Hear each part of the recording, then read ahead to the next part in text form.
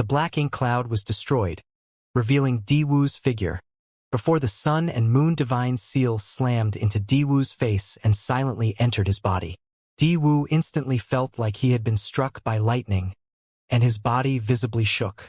When the profound space-time strength exploded, it was like a million tiny millstones began grinding inside him, causing his pseudo-royal lord aura to weaken at breakneck speed. At the same time, Diwu could feel his vitality rapidly draining away. The strange strength inside him felt like innumerable sharp daggers slicing into his 5 viscera and 6 organs. What is this divine ability? Diwu was absolutely terrified. The newly formed Sun and Moon Divine Seal wasn't as imposing or overbearing as the Sun and Moon Divine Wheel, but it was far more deadly. After all, the seal was the result of Xianxia's comprehension after balancing the Tao of time and Tao of space, so it was impossible for it not to have improved. The power of this new divine ability didn't disappoint Xianxia. Diwu's aura constantly weakening was the best evidence of its efficacy. At first, the ancestral land already had a trace of suppression on Diwu's strength, and after being bathed in rich purifying light, Diwu lost a huge amount of his strength, affecting his foundation. He was not a real royal lord, but a pseudo-royal lord that was created through the source fusion technique. Previously, at the no-return pass, the royal lord had been struck by a similar blast of purifying light, and although he was injured seriously and had 10% of his heritage wiped away, his foundation remained stable. It was a different case for Diwu because once his pseudo-royal lord foundation, which was already unstable, was affected, there was a huge possibility that he would fall back into the innate territory lord realm. He couldn't accept that, and the royal lord wouldn't forgive him if that happened. The Black Ink clan had paid an enormous price to create a pseudo-royal lord, which was why Diwu chose to escape in the end. Unfortunately, Xianxia had blocked his escape. Now that he was struck with the Sun and Moon Divine Seal, Diwu's already weakened pseudo-royal lord foundation finally reached the point of rupturing. At that moment, dense and viscous black ink strength began pouring out of his body, but it wasn't by his own doing. Instead, it was a sign of his inability to control his own strength. Diwu's expression became extremely pained.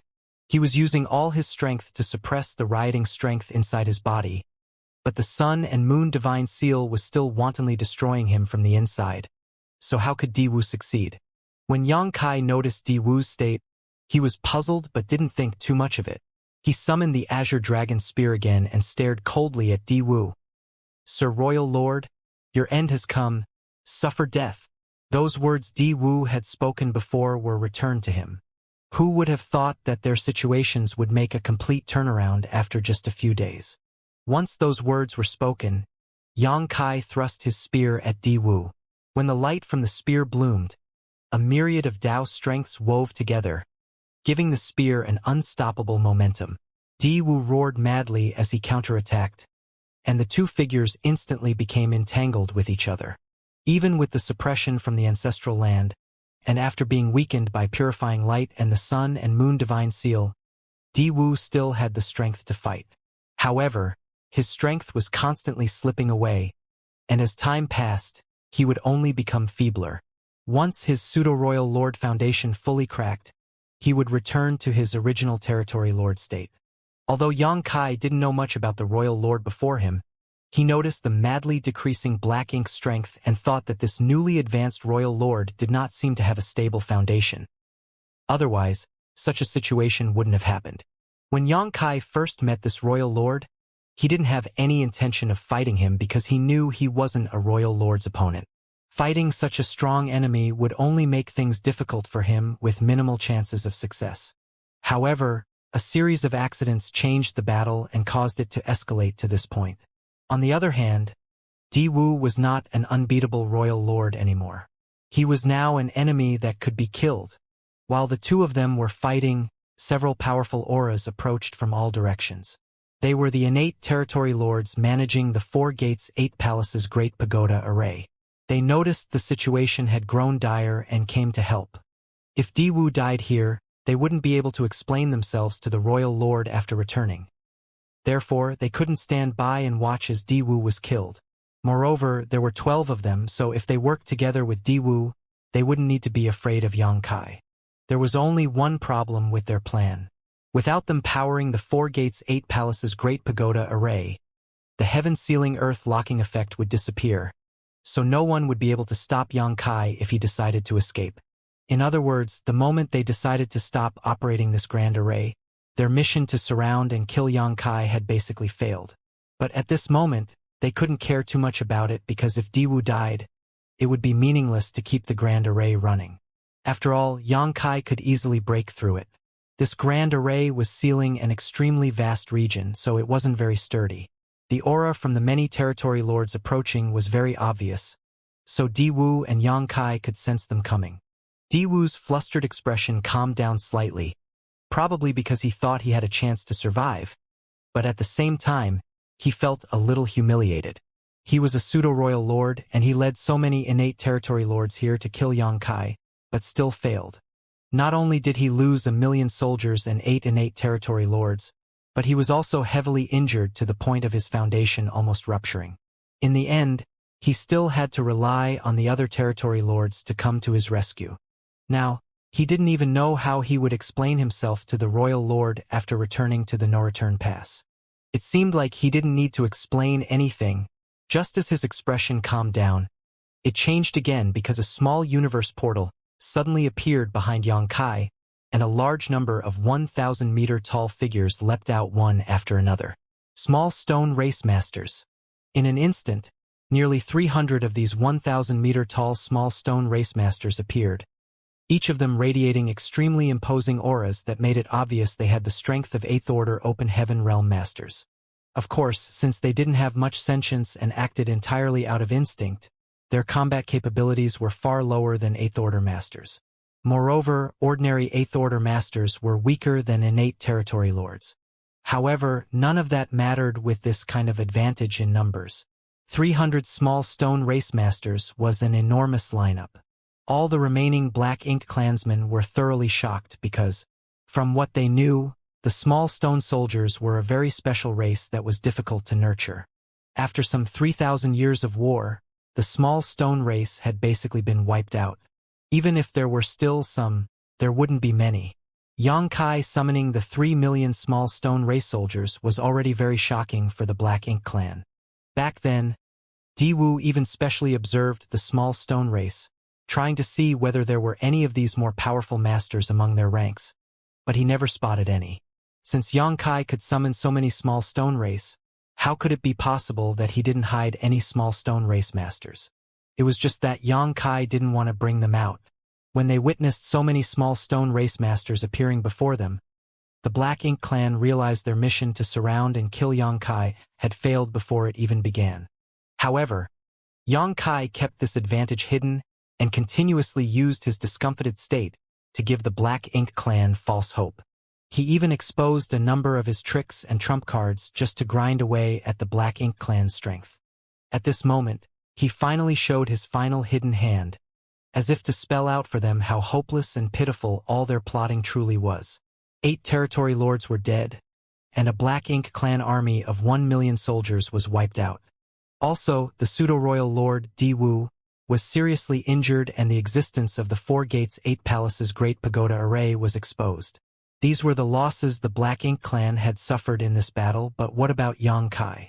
Some serious injuries? 3 million dead small stone race soldiers? Did any of that even matter? Diwu felt both aggrieved and angry at the same time.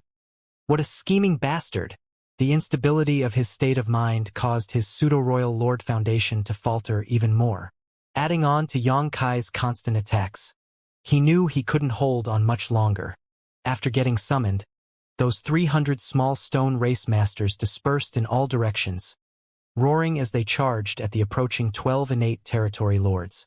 The territory lords were stunned at the same time and didn't know whether to continue forward or retreat.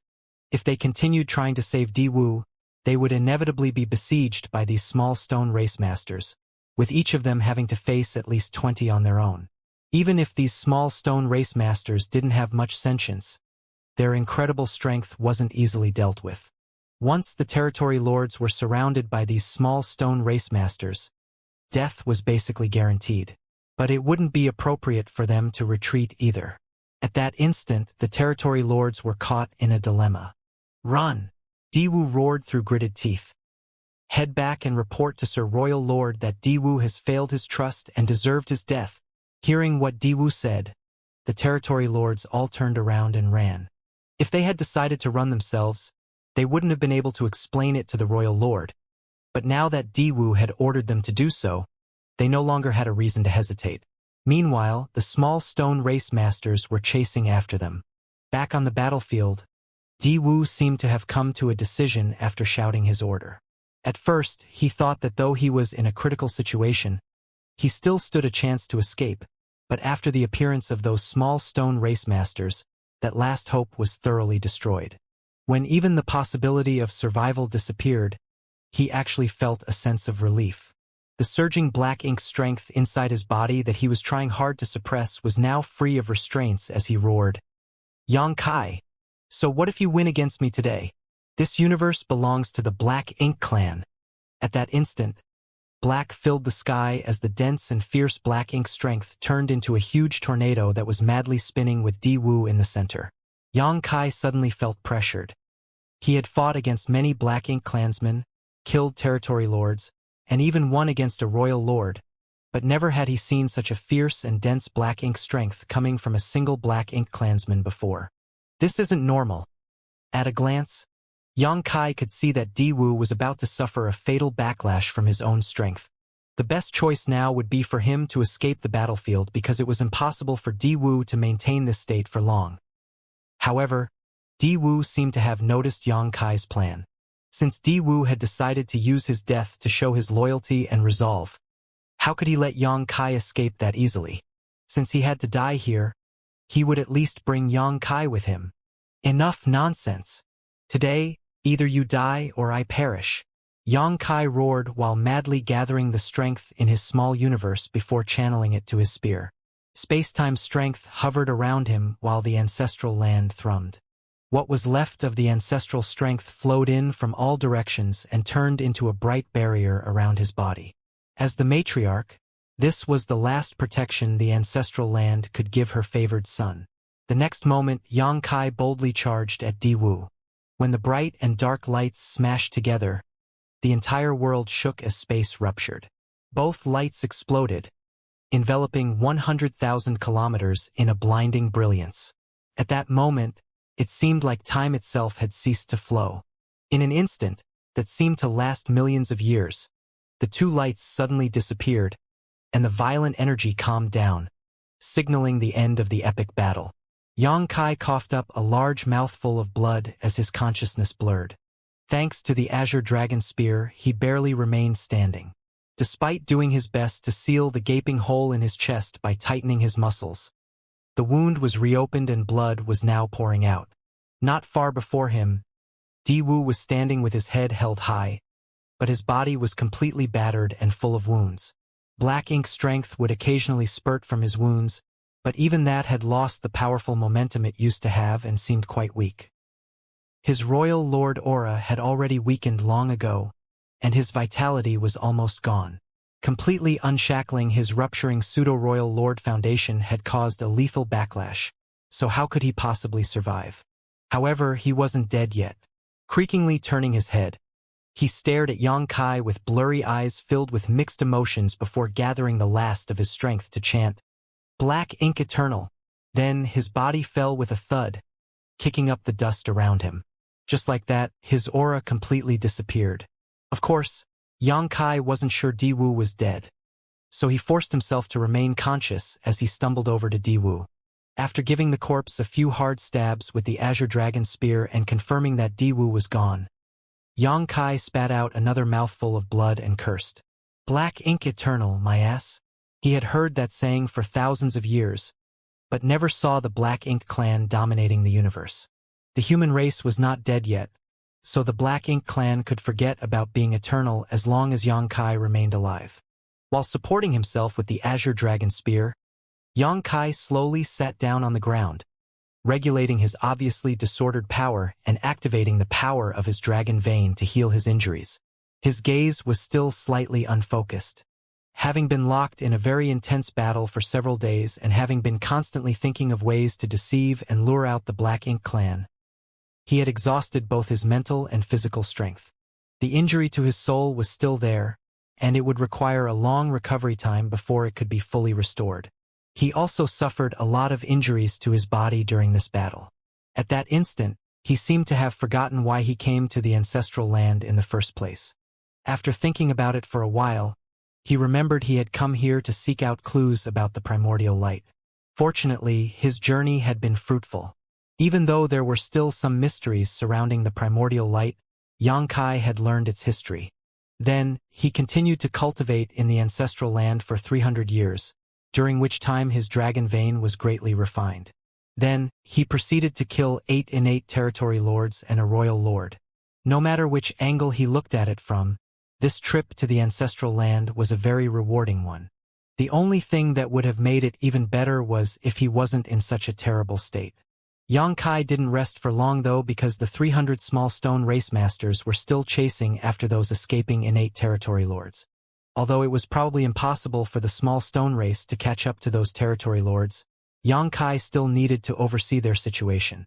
300 small stone race masters were a huge war asset, and if Xianxia didn't go retrieve them, given the small stone race's nature, they would most likely get lost or even destroy each other.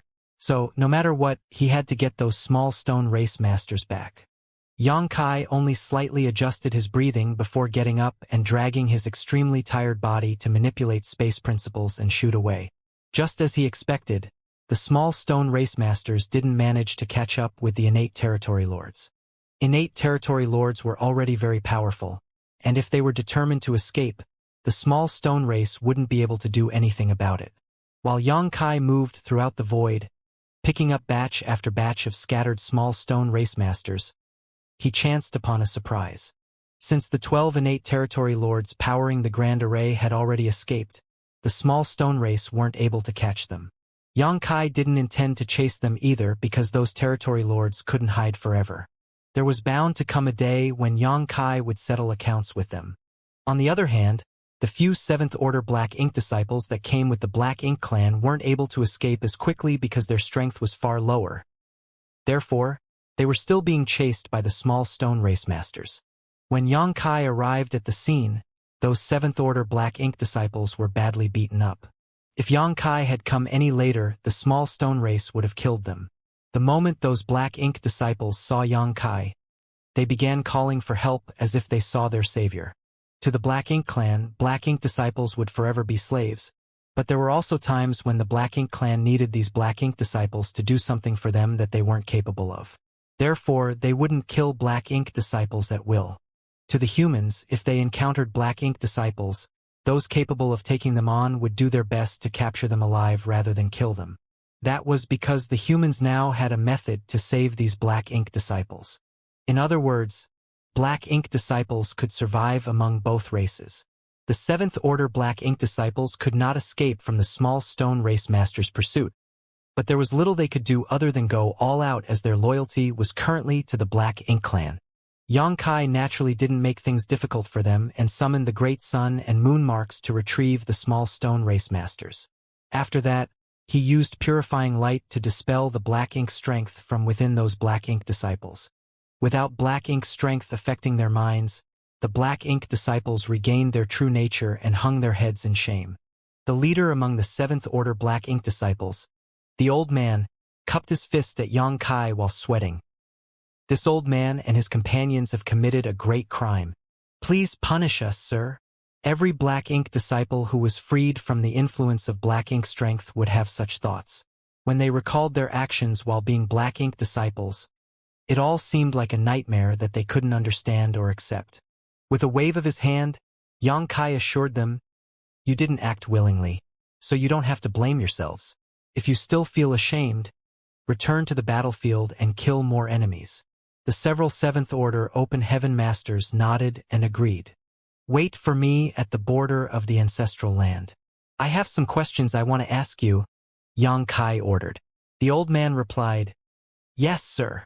After saying that, the 7th Order Masters shot towards the ancestral land while Xianxia continued searching for the small stone race masters. Yongkai spent more than 10 days scouring the entire shattered heaven, but still couldn't find all the small stone race masters he summoned. But in the end, he did a count and found that about 10 were missing. He had no idea whether the innate territory lords killed them or if they had simply gotten lost. That was a regretful discovery because each small stone race master was equivalent to an 8th order open heaven realm master. It was a pity to lose 10 of them. But Yongkai could do nothing about it because that was how the small stone race was. They had simple sentience and acted according to their instincts. Yongkai didn't have any other choice but to summon those small stone race masters before he could tame or refine them because he needed them to block the incoming innate territory lords.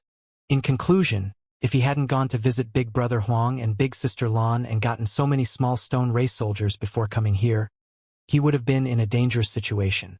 When Yongkai returned to the ancestral land, his face still looked pale and the throbbing pain in his soul was still evident. The several 7th Order Open Heaven Realm Masters were waiting for him and came over as soon as they sensed his return. Raising his hand, Yongkai skipped the formalities with them and got straight to the point. "Have you all been staying at the No-Return Pass?" The eldest 7th Order Master, the old man, nodded. "Yes. We all had some talent in the Tao of Spirit Arrays, so we were specially sent to the No-Return Pass after being corrupted. The Black Ink clan there seemed to be particularly interested in humans like us." After a short pause, the old man elaborated shamefully. "The heaven-sealing earth-locking 4 gates 8 palaces Great Pagoda Array was also created by us.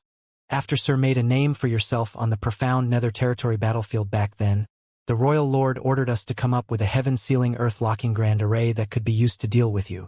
Previously, there were some Black Ink clansmen who reported to the Royal Lord that you were in the ancestral land and seemed to be immersed in cultivation. Therefore, the Royal Lord thought it was a good opportunity and ordered several innate territory lords to bring us here to set up the grand array." Yongkai nodded lightly. Even though he didn't get a chance to carefully investigate the so-called 4 gates 8 palaces Great Pagoda Array, he could sense that it had many rough patches. If it wasn't for Diwu pestering him, Yongkai was confident he could have broken the grand array and eliminated its heaven-sealing earth-locking effects in short order. More importantly, 12 innate territory lords were needed to power this grand array, which was another sign that this wasn't a high-end grand array. If that was the case, these 7th Order Open Heaven Realm Masters had limited attainments in the Tao of Spirit Arrays and might even have lower attainments than Yongkai himself. Although Yongkai never formally studied the Tao of Spirit Arrays, he had refined several Array Tao rivers in the Great Sea Celestial Phenomenon, so his small universe had quite a lot of Array Tao essence in it, which meant he wasn't without any foundation in this grand Tao. "How many royal lords are there in the Black Ink clan?" Yongkai asked. He wanted these 7th Order masters to stay behind because he wanted to ask about this matter. An unfamiliar royal lord had suddenly appeared in the Black Ink clan. Though Yongkai had killed that royal lord using all sorts of means, it was still a very difficult battle. After this fight, Yongkai would have to recuperate for at least 100 or 200 years to fully restore himself. Who knows whether the Black Ink clan still has more royal lords or not. The previously Black Ink disciples looked at each other before the old man replied with a frown. "I know what Sir is worried about, but according to our knowledge, the Black Ink clan has only ever had one royal lord." "Only one?" Yongkai was confused, but the 7th Order old man nodded and said firmly, "Only one." Yongkai frowned as he thought these 7th Order Open Heaven Masters had spent many years at the No-Return Pass, so they should know some of the Black Ink clan's details. But now it seemed like they weren't able to get their hands on the core secrets. However, even if the Black Ink clan had hidden a royal lord, the Black Ink disciples should have heard about it. On the other hand, the Black Ink clan also knew that once the Black Ink disciples got caught by the humans, the Black Ink strength inside them would be expelled. Then, those humans would regain their consciousness, so if they knew any confidential information about the Black Ink clan, that information would probably get exposed, so perhaps they were keeping better control over vital information than Yongkai first thought. "Actually, we're confused as well." While the old man spoke, he looked at Diwu's corpse on the far end. This Diwu, he used to be an innate territory lord, but he somehow became a royal lord. "Wait," Yongkai interrupted him. "You said this guy was an innate territory lord?" Nodding, the old man explained, "Yes. He was an innate territory lord, and one of the royal lord's confidants. The other Seventh Order masters nodded in agreement and confirmed Di Wu's identity as an innate territory lord. How is that possible? Yang Kai's eyes widened as he couldn't believe his ears. All innate territory lords were born from the primordial heaven's source grand restriction and were directly created by Mo. It was also common knowledge that innate territory lords could never advance to become royal lords. Although Yang Kai didn't know much about the mysteries of the creation force, he did know that each innate territory lord was born with more powerful strength than an ordinary territory lord. Mo must have used some kind of strange means to stimulate their full potential, completely exhausting it, causing them to be unable to gain more strength afterwards. No one knew where the news came from, but the humans believed it. In fact, it had been more than 3,000 years since the battle outside the primordial heaven's source grand restriction. Yet even with so many innate territory lords, there was never any news about one of them becoming a royal lord. But the matter they thought was impossible had happened now. Yang Kai felt his heart sink. It wouldn't be too concerning if this was a special case. But if the Black Ink clan did have some sort of way to make innate territory lords into royal lords, the situation between the two races would change drastically, with the humans being at a huge disadvantage. Also, he didn't believe the Seventh Order Open Heaven Realm Masters standing in front of him were lying because, as fellow humans, there was no need to joke about such things. Just as he was thinking about this matter, the Seventh Order old man added, "Sir, you don't have to worry too much about this. According to this old man's observations, while the Black Ink clan has a way of making innate territory lords into royal lords, it must not be easy to accomplish. There must be a huge price to pay." "Why would you say that?" Yang Kai was taken aback. The old man thought back on his memories before explaining. "About 300 years ago, I recall something strange happening at the no-return pass, but we weren't allowed to roam freely, so I couldn't go and investigate. Over about a month or so, a large number of innate territory lords entered one specific high-rank Black Ink nest, but never came back out. It was like they vanished from existence. Di Wu was the last one to enter that Black Ink nest. After that, we were ordered to come here together with 20 territory lords and arrange the heaven-sealing earth-locking array. However, 2 years later, Di Wu appeared here as a royal lord. Although these Seventh Order Open Heaven Realm Masters didn't know about the Black Ink clan source fusion technique, there was quite a commotion when the innate territory lords were performing this technique, so they naturally sensed something was happening. However, as Black Ink disciples, they had no right to pry. Otherwise, they would have known a lot more. When Yang Kai heard what the old man said, he frowned. It seemed like there was a sudden change in the Black Ink clan that the humans didn't know about. Or in other words, the Black Ink clan possessed some kind of technique unknown to the humans that they had never used before. In addition, this technique allowed an innate territory lord to become a royal lord. That was enough to make alarm bells ring in Yang Kai's head. There was only Di Wu this time, but if there had been another royal lord, Yang Kai might not have been able to win despite all his powerful trump cards. How many innate territory lords entered that high-rank Black Ink nest back then? Yang Kai asked. The old man replied, "At least a dozen." Another Seventh Order master interrupted them. "If I'm not mistaken, before Di Wu, there should have been 13. If we include Di Wu, it would make 14. Frowning, Yang Kai exclaimed, 14. Calming down, Yang Kai began thinking about the situation more carefully. After a long time, he spoke up. "If what you said is true, could the Black Ink clan have some sort of technique that is similar to a sacrificial ceremony? Using the high-rank Black Ink nest to gather the strength from many innate territory lords to create a royal lord." Even though Yang Kai's estimations weren't entirely correct, he wasn't far from the truth. Technically speaking, the source fusion technique and sacrificial ceremonies were still different. It was just that the more innate territory lords performing the source fusion technique inside a high-rank Black Ink nest, the greater the chances of success. The Seventh Order old man nodded. "That is what this old man thinks too." Then, Yang Kai suddenly realized something. No wonder. Before, he kept having the feeling that Di Wu's performance as a royal lord was underwhelming. Di Wu clearly had the raw power of a royal lord, but he wasn't able to utilize it smoothly, resulting in him only being able to display about 70% to 80% of his full strength. In the last moments of the battle, Di-Wu even suffered backlash from his own strength, which should have been impossible unless he used some kind of forbidden technique. Yang Kai originally thought that Di-Wu's condition was because he was a new royal lord and wasn't familiar with controlling his new strength. But what if the truth was like what he had just guessed? Di-Wu didn't become a royal lord through his own cultivation, but through some strange technique. He had suddenly gained a massive increase in strength, but that strength didn't belong to him, which was why he had difficulty using it. If that were true, the situation might not be as bad as Yang Kai feared.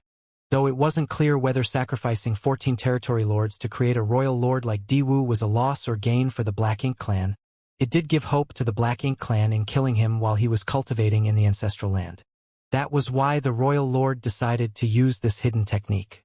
If the Black Ink clan could kill Yang Kai, that sacrifice would be worth it. Sending out 1 royal lord, 20 territory lords, a few Black Ink disciples, and a 1,000,000-soldier Black Ink clan army clearly showed how determined the Black Ink clan was. But how could they have expected that Yang Kai alone could force the Black Ink clan to abandon everything and flee? Also, even the new royal lord, Di-Wu, had also lost his life in the Divine Spirit ancestral land. The Black Ink clan had a lot of innate territory lords at the start of the war, but there wouldn't be many of them left now.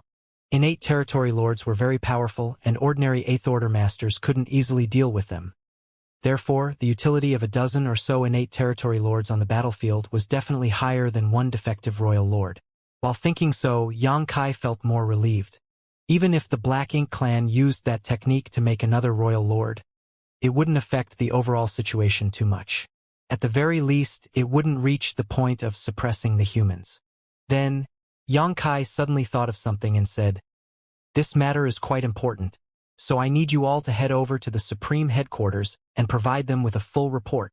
Even though this matter didn't change the overall situation much, the humans still had to take precautions. What if a few royal lords suddenly appeared on one of the battlefields? If that happened, the humans would definitely suffer a huge loss. Therefore, it was necessary to report this matter to the Supreme Headquarters as soon as possible. "We would be glad to do so." The 7th Order old man cupped his fist and moved to leave. "Wait. There's no hurry to leave." Yang Kai stopped them. "It's a long journey there, and there will be dangers along the way. Although the 2 races are still abiding by the peace agreement, there's no telling whether the Black Ink clan will make a move after this incident. If they do decide to break the treaty, there would be nothing restricting them.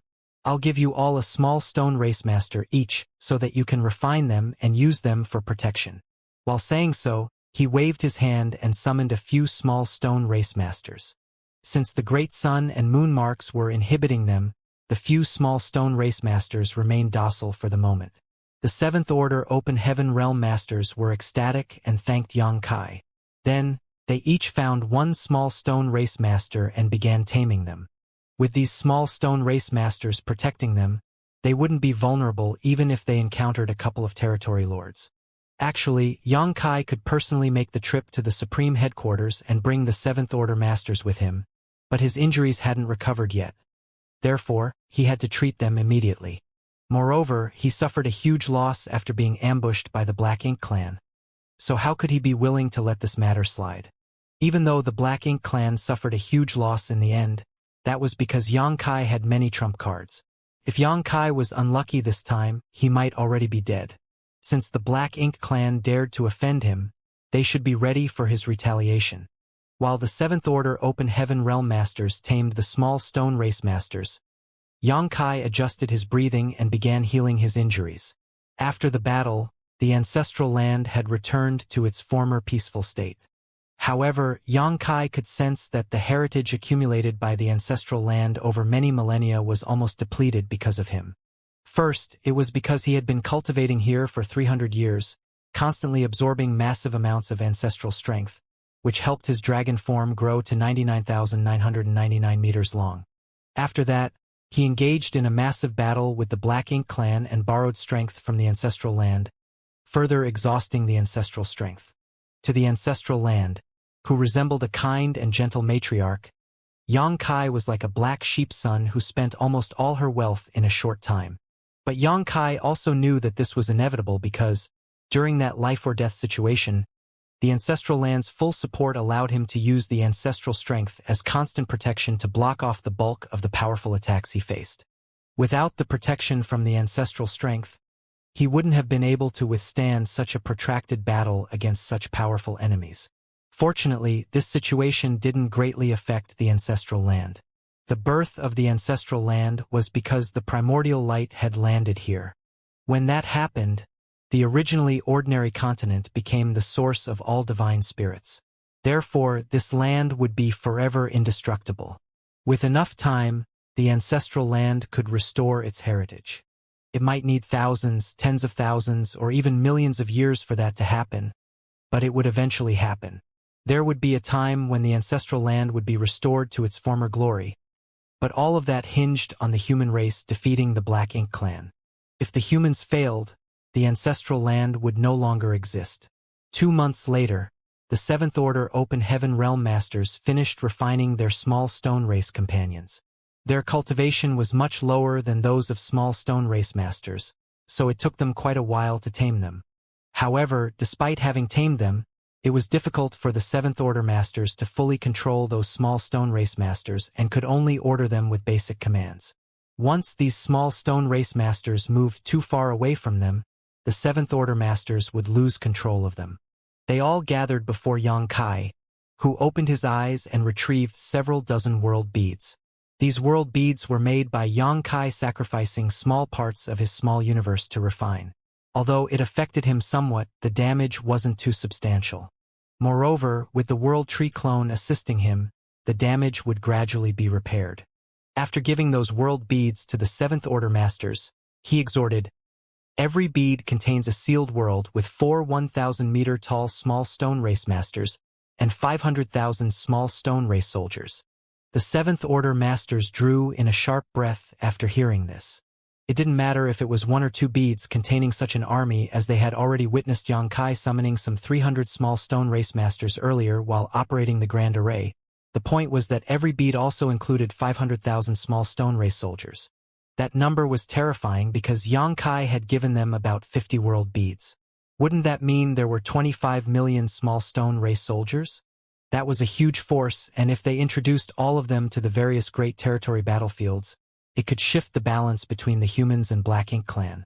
The Seventh Order Open Heaven Realm Masters solemnly received and carefully put away the several dozen world beads. Then, Xianxia told them, "If you encounter a Black Ink clan army, just use the small stone race soldiers to kill them. There's no need to worry about preserving them if it's going to cost you your lives." Even though the small stone race soldiers in the world beads weren't tamed, they still retained their basic instincts, so they would try to kill any Black Ink clansmen they encountered. With the protection from so many small stone race soldiers and masters, these Seventh Order Masters could safely return to human territory. After thanking Xianxia again, the Seventh Order Masters left. Xianxia watched until the Seventh Order Masters disappeared from his sight before withdrawing his attention and diving deep into the ancestral land to focus on healing his injuries. At the same time, in the No-Return Pass main hall, the Royal Lord was sitting on his throne of bones with a gloomy expression. Below him were 12 guilty-looking innate territory lords with their heads bowed.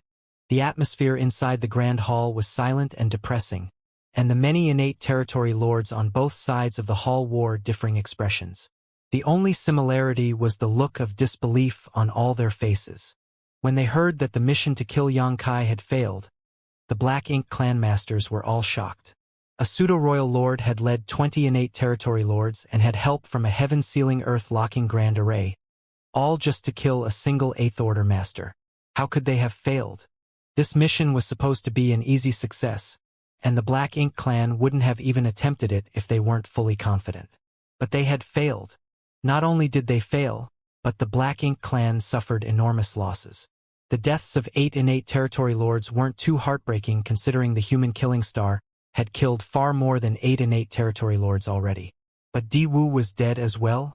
That was the first pseudo-royal lord the Black Ink clan had ever created through the source fusion technique. When the many innate territory lords heard this news, they were all terrified. Had Xianxia grown that much stronger? At that moment, the territory lords were worried as they wondered if even a pseudo-royal lord wasn't enough to deal with Xianxia anymore. If that was true, did it mean that the royal lord would have to take action personally for there to even be a chance at success? The depressing atmosphere was like an approaching storm, causing the territory lords to feel suffocated. Meanwhile, the silent glare from the royal lord on his throne made the few territory lords below feel like they were sitting on pins and needles. Wastes! All of you! The royal lord roared. Di-Wu! That stupid piece of shit! I trusted him so much. Yet he went and got himself killed by an eighth-order human. How could he be so useless? In the meantime, the territory lords maintained their silence because they didn't dare to interrupt while the royal lord was raging.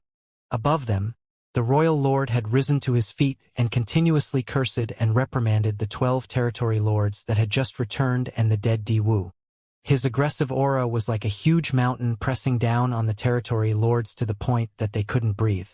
Only after a long tirade did the royal lord calm down and through gritted teeth snarl. Report every detail of what had happened to me, even though it pained him to suffer such a huge loss, and he hated Di-Wu for being useless. This incident had already happened. At the very least, he should know what went wrong during this plan and how Yang Kai, a mere eighth-order master, was able to kill a pseudo-royal lord. Immediately, the 12 territory lords began talking one after another as they told the royal lord what happened after Di-Wu arrived at the ancestral land. Of course, they skipped over the 300 years they were waiting for Yang Kai to come out because nothing worth mentioning happened during that time.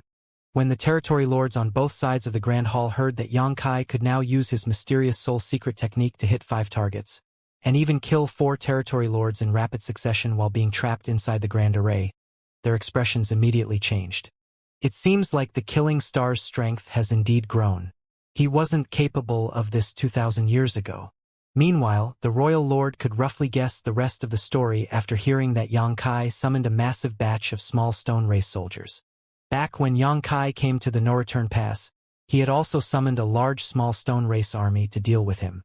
Di-Wu should also have known about this, but this was the first time the Black Ink clan learned that even after those small stone race soldiers died, they could still be used by Yang Kai. As a result, all the surviving Black Ink clansmen, including Di-Wu, were enveloped in an intense burst of purifying light that dramatically diminished their strength. The Black Ink clan fell into an irreversible disadvantage in the battle after that. After listening to the full story, the royal lord's expression was dark as a storm cloud, while the uninvolved territory lords felt slightly relieved. The territory lords thought that Yang Kai was now strong enough to kill a pseudo-royal lord. But now it seemed like the main reason Di-Wu failed was that Yang Kai had many coincidental advantages on his side, especially when it came to the battlefield. The divine spirit ancestral land could suppress the Black Ink clan's strength, and even offered its strength and protection to Yang Kai. Such a situation greatly reduced the difference in strength between the two sides. In addition, Yang Kai was a scheming fellow who used purifying light to weaken the Black Ink clan masters and deal a crippling blow to Di-Wu. Now it seemed like, though Yang Kai was strong, he still had obvious limits. For some unknown reason, this realization made the territory lords feel relieved. After the 12 territory lords finished reporting, they stood silently in their spot, not daring to speak. The royal lord sat back on his throne and swept his gaze across them before looking to the side. "Mo Na Yi, what do you think?" One territory lord stepped forward, and it just so happened to be someone Yang Kai knew. It was the innate territory lord who led the operation against Yang Kai back in the Acacia territory. Later, Yang Kai faced off against this same territory lord in profound nether territory. Mo Na Yi was undoubtedly the most strategic and insightful of all the territory lords, which was why the royal lord decided to still use him after the humiliating incident in Acacia territory. After Di-Wu became a pseudo-royal lord 300 years ago, the royal lord recalled Mo Na Yi from the front lines to serve as his right hand. First, Mo Na Yi bowed to the royal lord before speaking. "Sir Royal Lord, I think that what we must do now is prepare for Yang Kai's retaliation." The royal lord frowned. "You think that fellow would come to the no-return pass and try to raise chaos?" Mo Na Yi nodded heavily. "He definitely will. Although I haven't encountered him many times, everything I have observed and learned of him indicates that he is not one to simply suffer a loss. The Black Ink clan planned to deal with him in the divine spirit ancestral land while the agreement between our two races was still in effect. so he definitely won't let this matter slide. The human race needs to maintain this current situation, so he wouldn't openly break the agreement. On top of that, he knows that we will not just let him go around killing territory lords. In such a situation, his only real option to gain revenge is to attack the no-return pass. Slightly angered, the royal lord bellowed, "He dares!" He was personally overseeing the no-return pass. Even though it happened before, if Xianxia caused a scene here again, it would mean that Xianxia had disregarded him, a royal lord, completely. Nayi added, "He has always been a reckless risk-taker." The royal lord was silent because he had to agree that what Nayi said was justifiable. No matter what the Black Ink clan had done in the ancestral land, both races still needed to maintain the so-called agreement to ensure the overall situation. Since they needed to maintain the agreement, it was unlikely that Xianxia would go off and kill territory lords on the various battlefields lest he forced the Black Ink clan to launch an all-out retaliatory war. That was the last thing the humans wanted right now. On the other hand, the Black Ink clan also didn't want to break the agreement because if they did, many more innate territory lords would die in the coming days. Therefore, coming to the no-return pass to make a scene was Xianxia's only option. "When do you think he will come?" the royal lord asked. Nayi replied, "Within 200 years. On what basis?" Back in profound nether territory, Xianxia would make a move every 2 years to kill territory lords. I'm guessing that the reason he took that long in between attacks was he needed time to deal with the huge backlash of using his soul-injuring technique. Every time he used it, he would need a long period to recuperate. However, this time, in the ancestral land, Xianxia not only overused his soul technique, he also suffered numerous severe physical wounds. Although humans have an advantage when it comes to healing rate compared to our Black Ink clan, he must need at least 100 to 200 years to recuperate. After listening to the explanation, the royal lord nodded as his gloomy eyes showed appreciation. If all the innate territory lords had the same intelligence as Nayi, he wouldn't be so troubled. Unfortunately, most of the territory lords didn't have sharp minds, while the humans seemed to have plenty of cunning people. "Sir Royal Lord, please take the necessary precautions early. The humans might already have a new Ninth Order Master," Nayi added. Hearing that, the royal lord turned solemn. "Is this news reliable?" Nayi shook his head. "The humans have established extremely strict control over any such news, and only a few higher-ups would know whether a new Ninth Order Master has been born.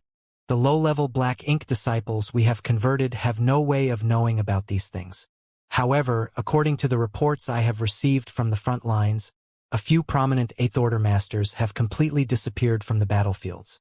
Without mentioning anyone else, Xianxia has been missing for nearly 1,000 years now. No one knows where he is, but if he has not shown up in so long, it must be because he's trying to break through to the Ninth Order.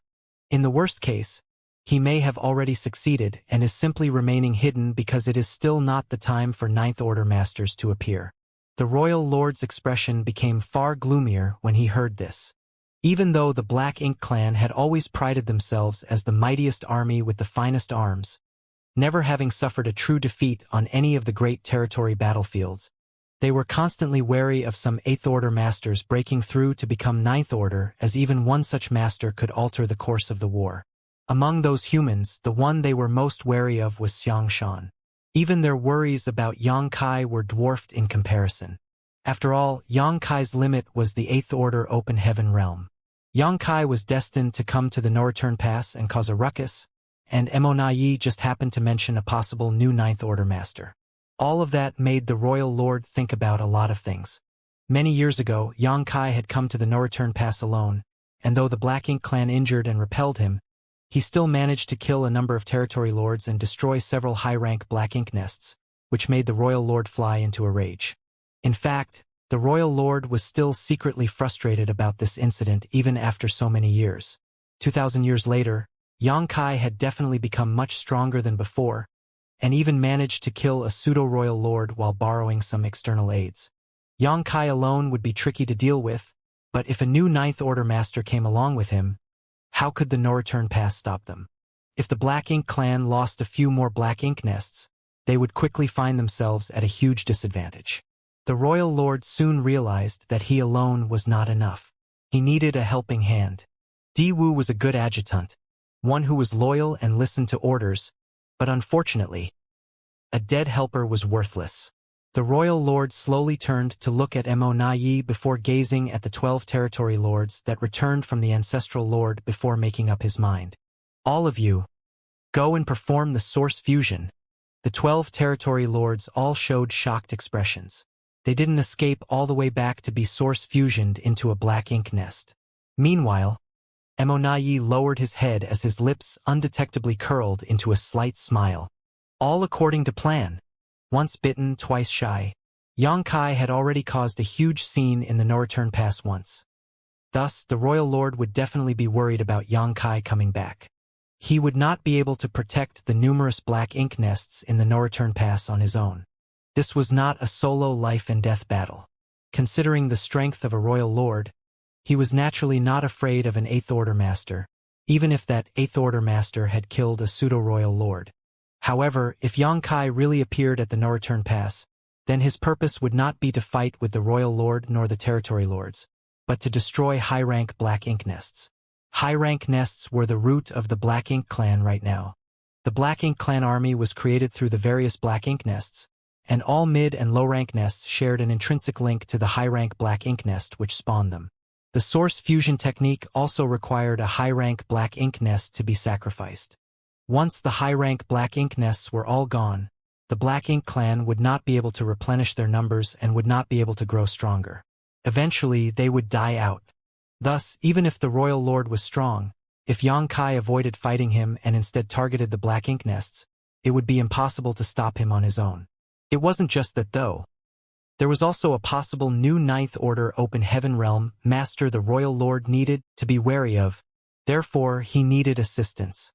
He could not count on the innate territory lords and could only hope for help from a pseudo-royal lord. However, in all these years, the Black Ink clan had only ever created a single pseudo-royal lord, Diwu, which innate territory lord did not aspire to become a pseudo-royal lord. In the anticipated final confrontation, the role innate territory lords could play would diminish significantly. Perhaps they would one day encounter a 9th Order open heaven realm master and be killed by them. Mo also wanted to become a pseudo-royal lord, but he was not one of the royal lord's favorites. How could he receive such benefits for no rhyme or reason? If he had such an opportunity, then it would have been him and not Diwu who was selected in the first place. Now he had an opportunity. The other territory lords were still shocked by Xianxia's terrifying powers, which highlighted Diwu's incompetence. They were all intimidated by the royal lord's anger.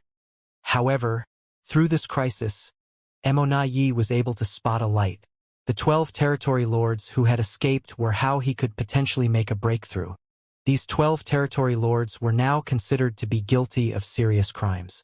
If nothing was done, they would probably be sent to the 6 great territory battlefields by the royal lord to fight against the 8th Order humans for an extended time as punishment for their crimes. However, this was not what Mo wanted to see. With just a few words, he was able to influence the royal lord's decision on the fate of these 12 territory lords. Throughout everything he had said, at no point did he mention any of his own ambitions. This spoke volumes of his intelligence. In contrast to Mo's exuberance, the 12 territory lords were extremely frightened. They did not flee from the ancestral land just to be sent to perform the source fusion technique. While they could become a pseudo-royal lord if they succeeded, their hopes of success depended on the number of sacrifices before them. No one could guarantee that they would be successful, just as Diwu never guaranteed his success. Diwu simply had better luck, and the accumulation from the source fusion technique was sufficient by the time it was his turn. However, the royal lord had already given the order, so they could not refuse. Don't say this king isn't giving you a chance. All of you enter the black ink nest together. Who succeeds or fails will depend on your own abilities, the royal lord said indifferently. The 12 territory lords all replied bitterly, yes.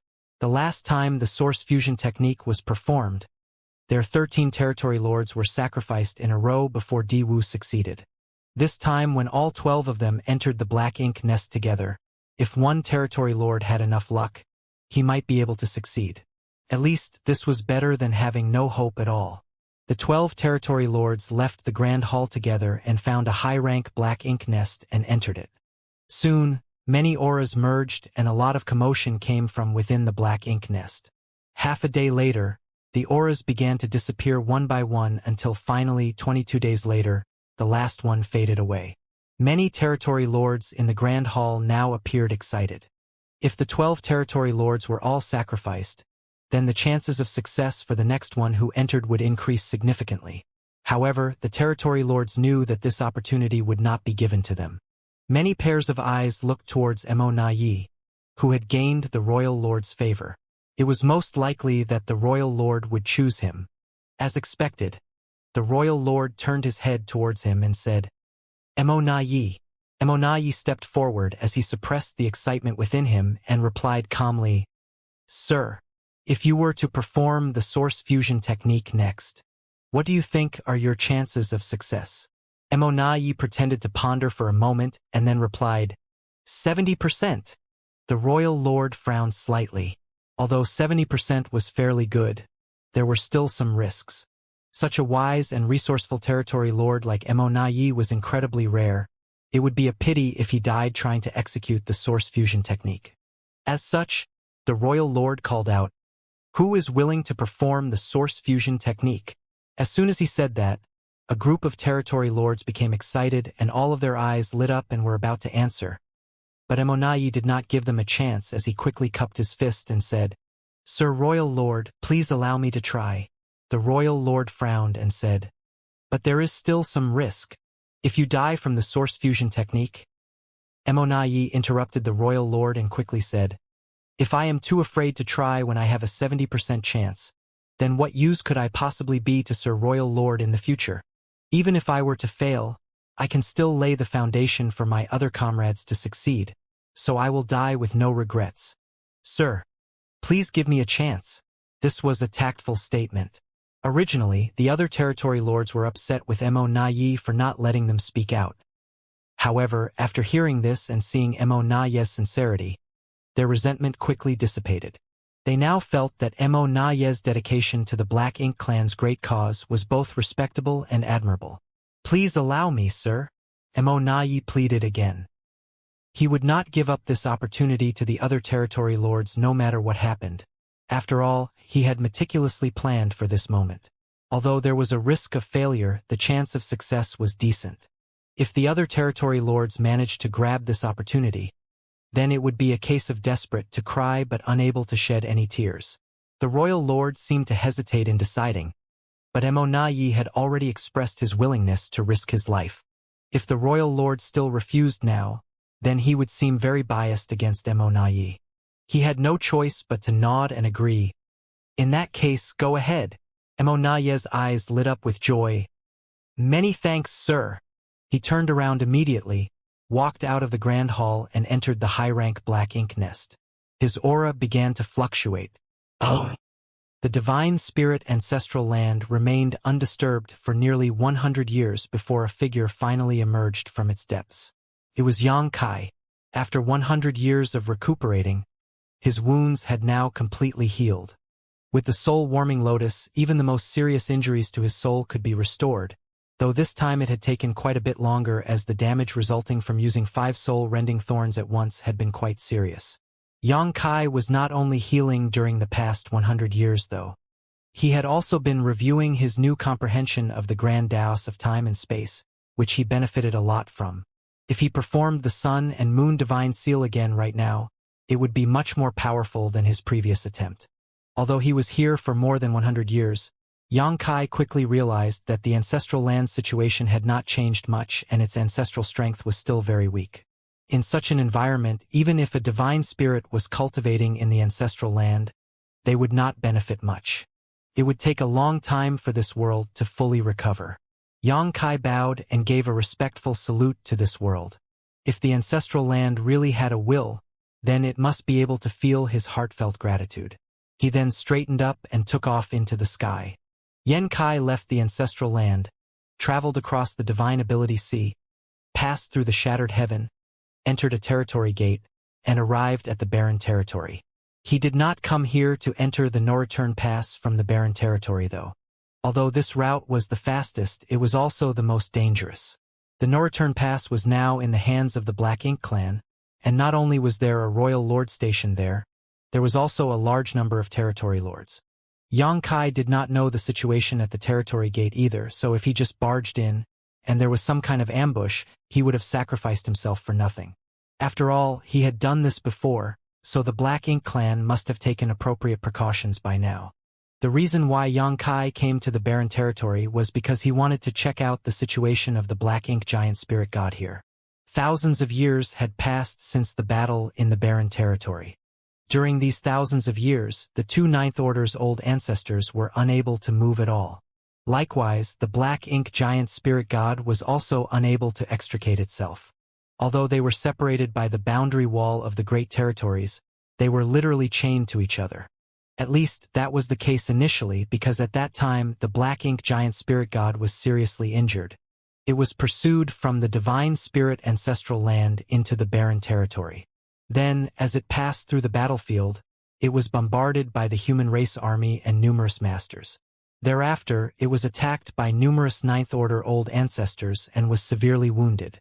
Old ancestors Xiaoxiao and Wu Qing found the opportunity to secure its arm through the territory wall between the barren territory and wind mist territory, but they were forced to remain in wind mist territory as a result. However, Xianxia now wondered if the Black Ink giant spirit god had restored itself after all these years.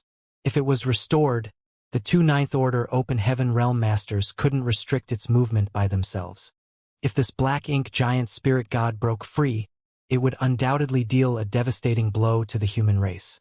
The human race was currently incapable of resisting a Black Ink giant spirit god. Xianxia was amazed by how quiet the barren territory was when he entered.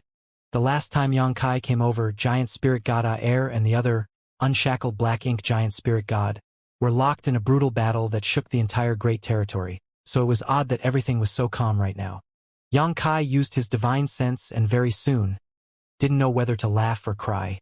He saw that, in a vast void, these two giant spirit gods, who had been fighting for thousands of years, were now entangled in a physical stalemate, one of them body-locking the other, while the other headlocked the first. There was no telling when they ended up in this grappling hold, but it was clear that both had fought viciously as there were wounds all over their bodies. There were even big chunks of their flesh drifting about, looking like asteroids in the void. This battle had been going on for thousands of years, its two combatants evenly matched. The only one who could stand up to a Black Ink giant spirit god was a true giant spirit god. From what Xianxia saw, these two giant spirit gods, who had been fighting for many years, would simply fight on for the rest of eternity if no external factors were introduced. Xianxia watched them silently for a while, but did not bother them. Then, he turned his attention to the other Black Ink giant spirit god. This Black Ink giant spirit god was seated and slightly hunched over. Its lofty figure obscured the large void with one of its arms poking through the boundary wall. This arm was being locked down on the wind mist territory side by the two Ninth Order's masters, rendering it immobile. Originally, it had many wounds caused by the human masters and the Dragon and Phoenix clan leaders during the barren territory battle. Black Ink's strength oozed like thick mucus from those wounds. However, after all these years, the wounds on its body had been healed significantly and were no longer such a gory sight. Its injuries were slowly recovering. Xianxia was astonished. All Black Ink clansmen, even royal lords, had to enter a Black Ink nest to recover from serious injuries, but it seemed the Black Ink giant spirit gods were exceptions to this rule. Although the speed of healing looked slow, it was indeed healing. Supreme Masters clearly could not be judged using common knowledge. When this Black Ink giant spirit god was being suppressed and sealed in the divine spirit ancestral land, its aura had been completely wiped away by the omnipresent ancestral strength. A few years after it resurrected, when Xianxia saw it next after he sent off Wu Kuang, this Black Ink giant spirit god's aura had clearly decreased again after suffering the final attacks of the top human and divine spirit masters. Now, however, there were no longer any severe injuries on its body and its aura was stronger. It was clear that this strange creation could heal itself. Seemingly sensing Xianxia's prying eyes, the Black Ink giant spirit god who had its eyes shut to recuperate, suddenly opened them and turned its head to look at him. Invisible oppression instantly weighed down heavily on Xianxia's shoulders, causing him to feel dwarfed by the giant. The cultivation of an 8th-order open heaven realm master was a far cry from that of a giant spirit god. This was not the first time Xianxia found himself in such a situation. When this black ink giant spirit god was revived in the divine spirit ancestral land, Xianxia had tried to outmaneuver it. He even tried to sink it into the void, but ultimately he was powerless to do anything to it. Xianxia steeled himself before he started organizing something in his small universe. In the distant void, the black ink giant spirit god seemed to snicker lightly before it stopped paying attention to him. To it, this insect was no more dangerous than a common fly. There was no need to pay any attention to it. What was an 8th-order master?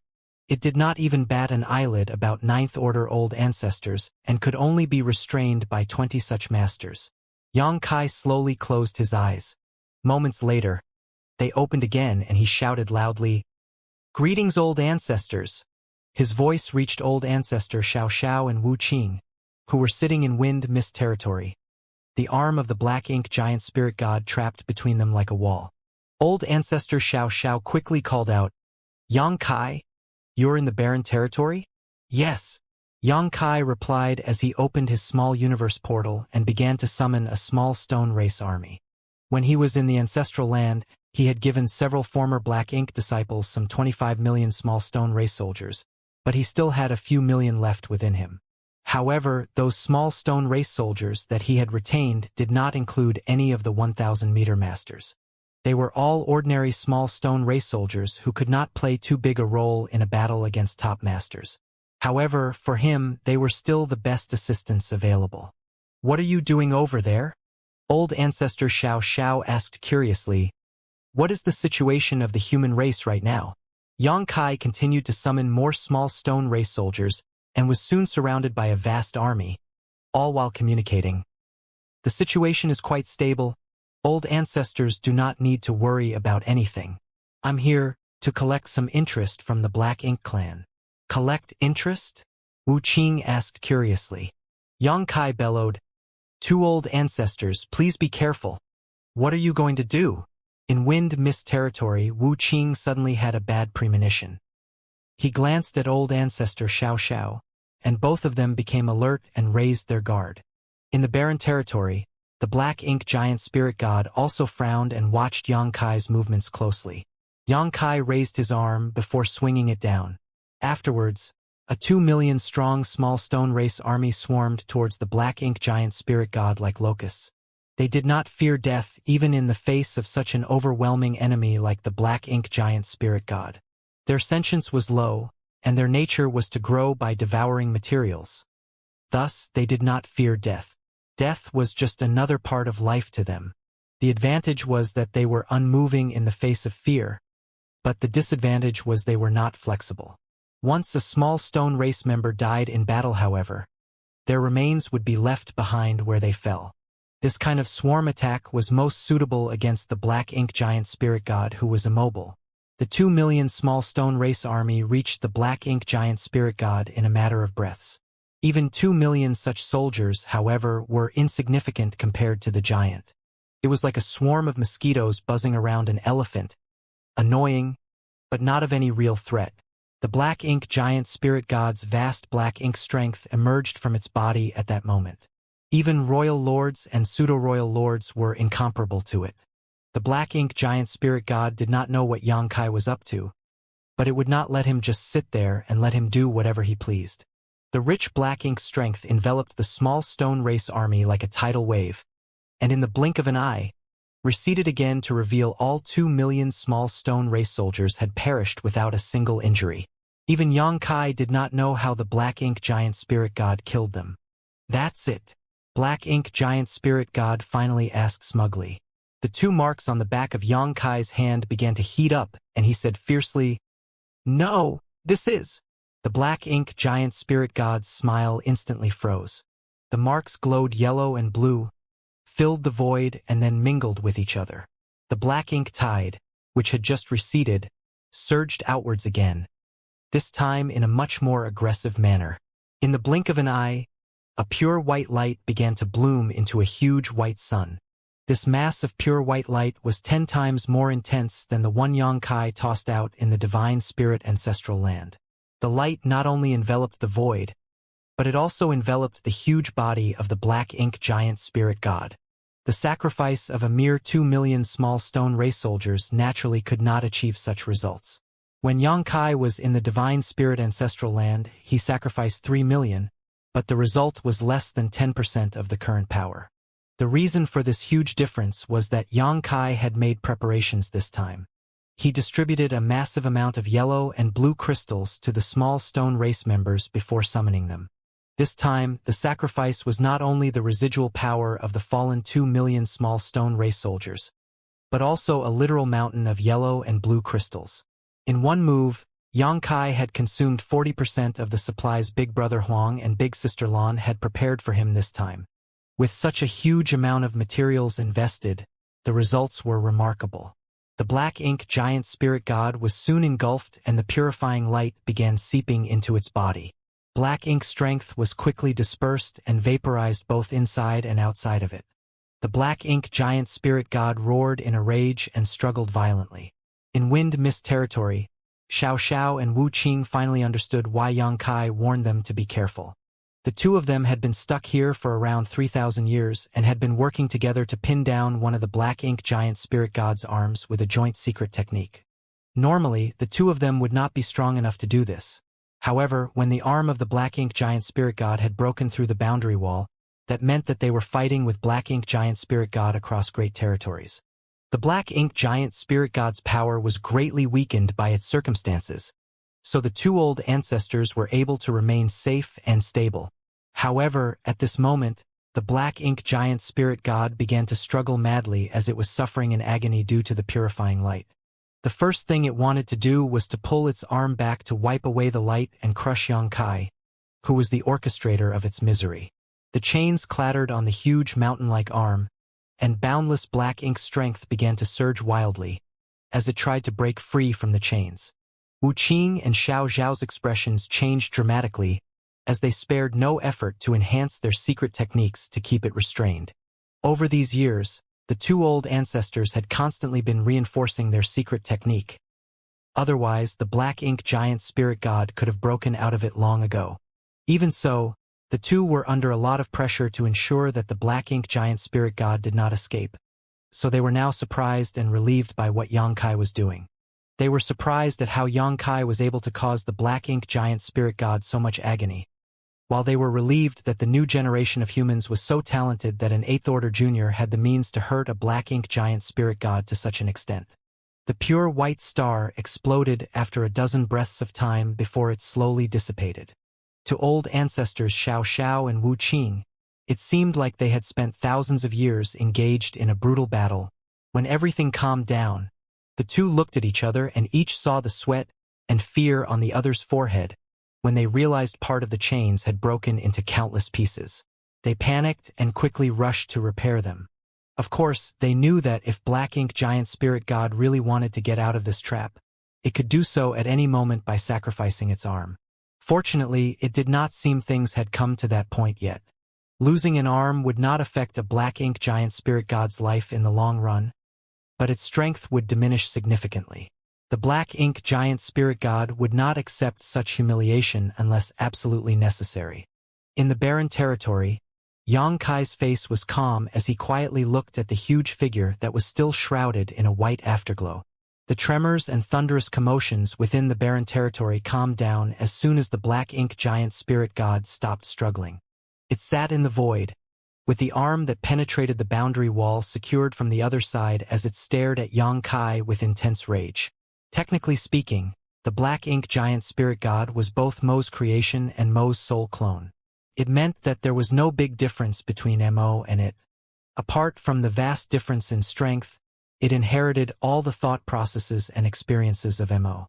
It was not easy to anger such an ancient supreme being, which has survived for millions of years, to such an extent. During the battle in the barren territory, it was attacked repeatedly by Ninth Order Open Heaven Realm Masters. Even the Dragon and Phoenix clan leaders had joined in on the assault. The wounds they caused were far more severe than what it was suffering just now. Later on, it was shackled in place by the two surviving Ninth Order old ancestors. But even then, it was not as angry with them as it was now. To it, all the resistance of the human race was just an appetizer before Mo's unification of everything was complete. Not only would it not be angry, it felt that it could have some fun along the way. However, what Xianxia did today really upset it. Not only did the pure and flawless white light reopen its wounds that took thousands of years to heal, but it also wiped away a large portion of its power. In a mere dozen breaths, Xianxia ruined thousands of years of cultivation. The pure white light had caused its heart to be filled with rage. "You worm! You have truly enraged the Supreme One," bellowed the black ink giant spirit god, causing the entire barren territory to reverberate. Xianxia taunted in response, "Come and kill me then." In wind mist territory, Xiao and Wuqing were immediately put on edge. There was nothing they could do if the black ink giant spirit god was willing to sacrifice its arm in order to get out of their restriction. Of course, the black ink giant spirit god's powers would be severely impacted if it lost an arm. However, even if the black ink giant spirit only had one arm, two Ninth Order masters were still no match for it. They were secretly praying that this damn brat would not provoke this monster again, because if it really got upset, the situation would only get worse. Though the black ink giant spirit god was furious, it had no intention of sacrificing its arm to get out of this trap. The two Ninth Order masters were relieved when it did not move its locked arm.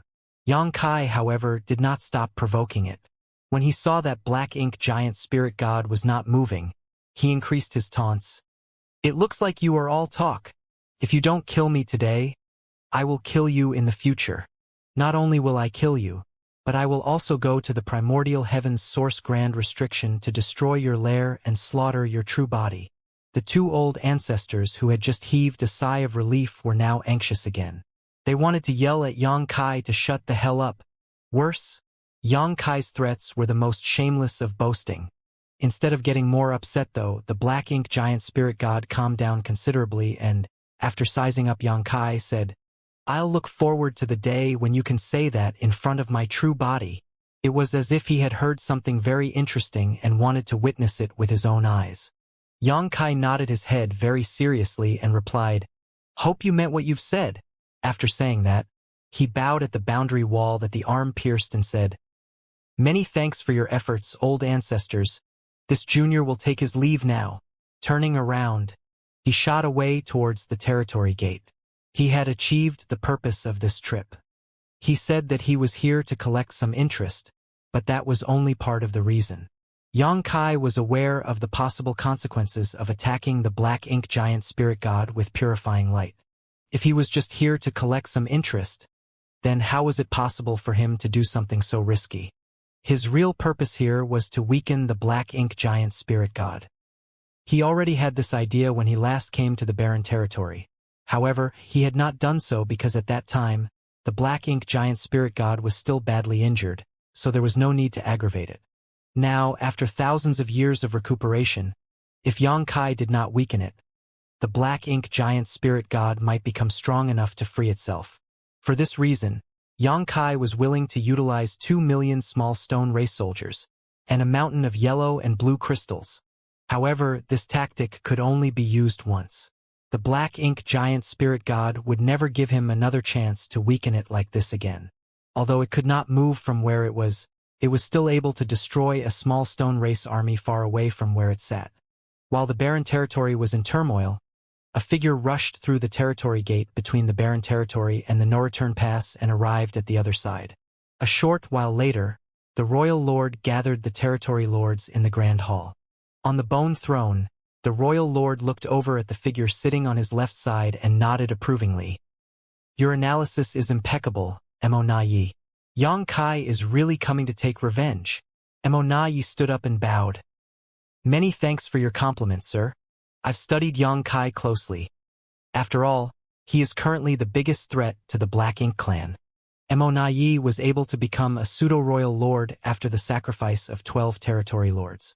He had been cultivating in retreat for the past 100 years or so and had now adapted to his new strength. However, His situation was essentially the same as that of Di Wu, who was killed by Yang Kai. Although he had the power and might of a royal lord, he could not control or restrain it very well. This was a drawback that was difficult to solve for pseudo-royal lords, as the power they obtained was gained through the source fusion technique and not from their own cultivation. Thus, it was naturally difficult to attain true mastery over it. Of course, even if Mo Na Yi was never able to overcome this problem, he was already extremely satisfied. He was an innate territory lord before, and would never have arrived at his current position without careful planning.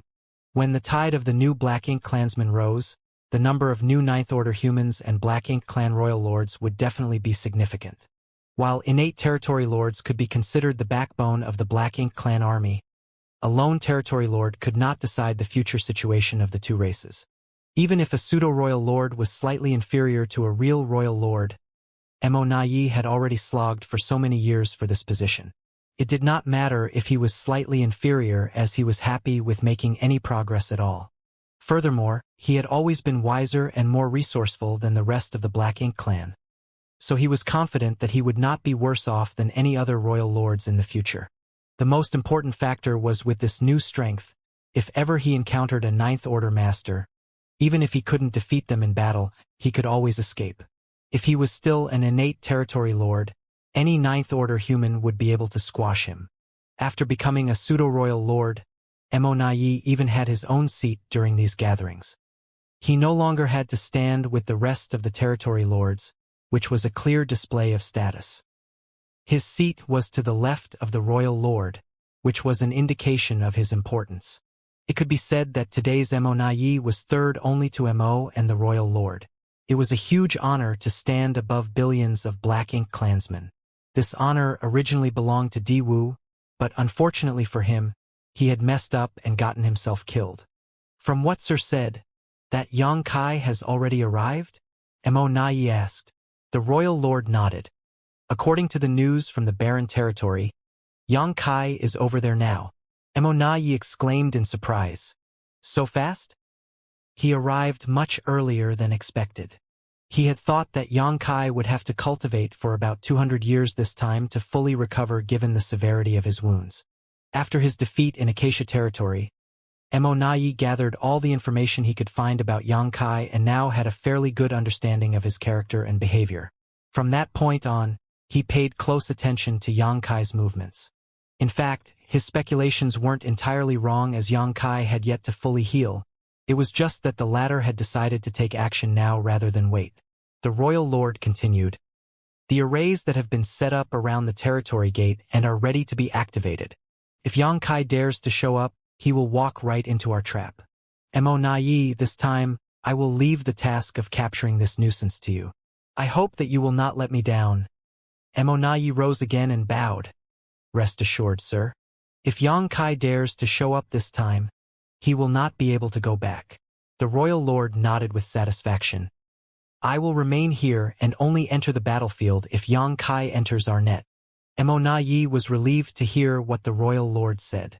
He was not eager to repeat Di Wu's mistakes, where he fell in the ancestral land along with 8 territory lords.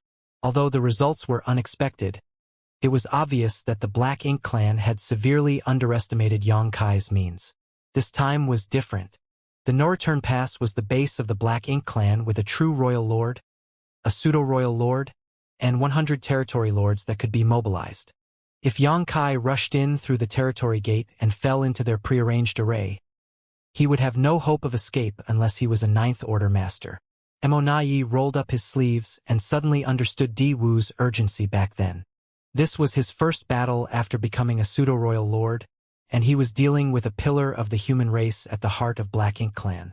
If he managed to capture Yang Kai, then his achievements would be unquestionable and his position in the royal lord's heart would be firmly established. At his command, 50 territory lords were deployed and lay in wait around the Black Ink nests near the territory gate. They waited for Yang Kai to show up, and then they would activate the heaven-sealing earth-locking array. Mo Na Yi would not be hiding nearby, but further away, inside a high-rank Black Ink nest, so he could use the undulating aura of the Black Ink nest to conceal his presence. A pseudo-royal lord could not fully utilize their power or control their aura. Thus, Mo Nai could only do this to avoid Yang Kai noticing him. The trap was set and now, they lay in wait for him to show up. They waited and waited, but there were no signs of Yang Kai. All was quiet at the territory gate. Even the Black Ink clan squads that were supposed to deliver supplies from the no-return pass to the 3,000 worlds were temporarily halted. Mo Nai waited patiently, but as time wore on, he grew more and more anxious. What is Yang Kai doing? With his speed, he should be able to arrive at the no-return pass within hours after entering the barren territory. After waiting for another month, Mo Nai could not stand it anymore. Thus, he sent a territory lord to the barren territory to find out what was happening. He was surprised to hear that Yang Kai was no longer in the barren territory. He struck and wounded a Black Ink giant spirit god, and then left. Mo Nai was stunned for a long while when it was reported that Yang Kai was nowhere to be found. If Yang Kai had not entered the no-return pass and was not in the barren territory, then where could he be? Could he have been wrong and Yang Kai had no intentions to come to the no-return pass to retaliate? Inside the Grand Hall, Mo Nai could feel a scrutinizing gaze coming from the bone throne, one which carried a slight hint of dissatisfaction. The dissatisfaction was not because Mo Nai's speculation was wrong, but because his speculation had caused the Royal Lord to be determined to create another pseudo-Royal Lord. 13 territory lords were sacrificed to create the first pseudo-Royal Lord, only to have Diwu die shortly after. 12 territory lords were sacrificed for the second pseudo-Royal Lord, Mo Nai. On top of these, the creation of each pseudo-Royal Lord resulted in the loss of a high-rank Black Ink nest. This kind of consumption had a significant impact on the very foundation of the Black Ink clan. The Black Ink clan had new acquired territory lords being born frequently on the various battlefields, so even if all the innate territory lords died, the Royal Lord would not feel too distressed. In fact, acquired territory lords were even more valuable now because they had a chance to become Royal Lords in the future. However, the high-rank Black Ink nests couldn't regenerate. The number of high-rank nests they brought out from the primordial heaven source grand restriction was the maximum number they would ever have. The loss of a high-rank Black Ink nest was permanent. Mo Nai knew that he had to remedy the situation to soothe the Royal Lord Sir's dissatisfaction with him. He quickly searched through his mind for clues and information about Yang Kai and soon said, "Sir, if Yang Kai has already left the barren territory, then perhaps his objective is not the no-return pass. He could be going after the other territory lords on the great territory battlefields, especially the 6 where our 2 races masters are fighting." Royal Lord looked sternly at Mo Nai and his dissatisfaction grew. This was the exact opposite of what Mo Nai said 100 years ago. At that time, he said with conviction that Yang Kai would not risk breaking the peace treaty between the 2 races by showing up on the primary battlefields. Thus, he would come to the no-return pass to retaliate. Now, 100 years later, he sang a different tune. "Sir, please send an order to warn all parties and instruct the territory lords to be careful in the coming days." Mo Nai said urgently. If Yang Kai really recklessly attacked the territory lords outside, there would be huge losses to the Black Ink clan. Mo Nai's head ached as he thought of the consequences. Yang Kai was too frightening and unpredictable. It reminded him once again of the incident at the Acacia territory. Until now, they still could not figure out how Yang Kai escaped with over 10,000 human refugees without even creating a sound. As Mo Nai considered that particular incident, however, he suddenly froze as if he just thought of something. Unfortunately, there seemed to be a layer of fog blocking his thoughts. Immediately, he sank into contemplation as his thoughts spun rapidly. At the same time, the Royal Lord had begun to pass down orders to instruct all territory lords of the great territories to be on alert for Yang Kai. Of course, the Royal Lord still felt some dissatisfaction towards Mo Nai, but this pseudo-Royal Lord had already been created and was destined to become his right-hand man in the future. Thus, the Royal Lord could not be too harsh on him.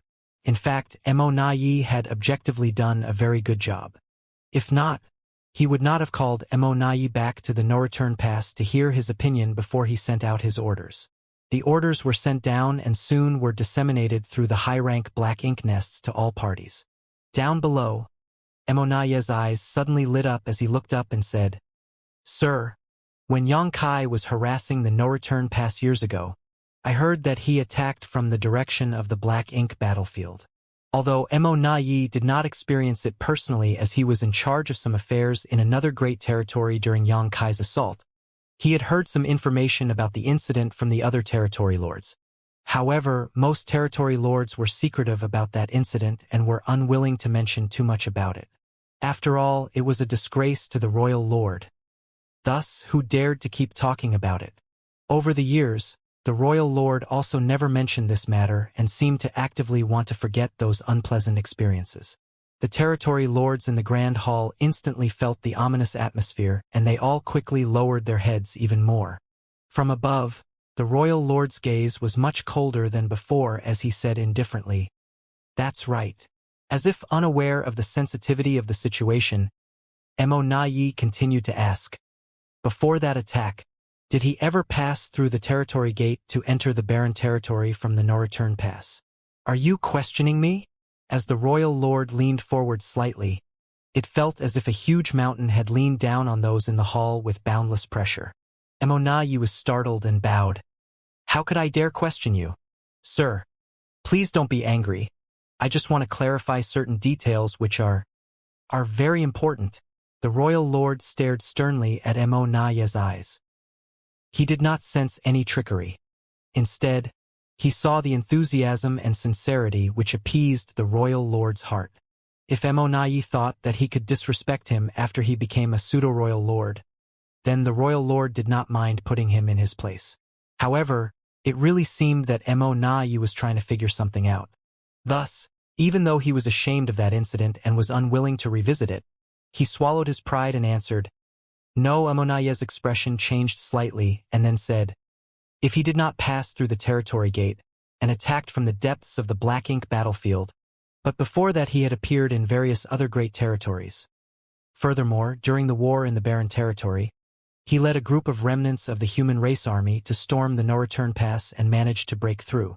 However, he returned alone to rescue that dragon clansman before escaping into the depths of the Black Ink battlefield.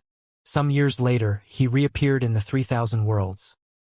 In one sentence, Mo Nai seemed to be explaining and also muttering to himself. The layer of fog in Mo Nai's mind quickly dissipated as he looked up and said eagerly, "Sir, Yang Kai must have discovered a passage from somewhere within the 3000 Worlds to the Black Ink battlefield other than the one here at the no-return pass." The royal lord raised his eyebrows and asked curiously, "How are you so certain?" Most of the territory lords were also confused, with only a few of them actively trying to figure it out for themselves. Mo Nai was flabbergasted. He had already made it so clear, so why was everyone here unable to figure it out? He suddenly began to worry about their intelligence. However, this was the sad reality of creations like the Black Ink clan, which were not regular living beings and had instead been spawned by Black Ink strength. Black Ink strength was unparalleled when it came to the ability to corrupt things, and the Black Ink clan could reproduce at speeds unmatched by other races. However, nothing was perfect. Perhaps creation through means not deemed natural by the heavenly way caused their intelligence to suffer. Mo Nai seemed to be a unique case in the whole Black Ink clan. At this moment, Mo Nai could only explain patiently, "Sir, Yang Kai did not pass through the territory gate connected to the barren territory back when he attacked the no-return pass, yet he launched that attack from the direction of Black Ink battlefield when he should be completely isolated from the 3000 Worlds. Doesn't that explain everything?" The royal lord pondered for a moment, and then responded, "You're right. You didn't notice this until now?" Mo Nai sighed in his heart. If he had known this information earlier, he would have deduced what Yang Kai was planning by now. "Where is this passage then?" the royal lord asked, then remembered something. Could it be in the Acacia territory? The last time Yang Kai disappeared was in Acacia territory. It would make sense if the second passage was in the Acacia territory. For a moment, the royal lord praised himself for his wisdom before frowning and rejecting this idea. If the passage was in Acacia territory, he could have entered the Black Ink battlefield from Acacia territory, but how could he return without being spotted?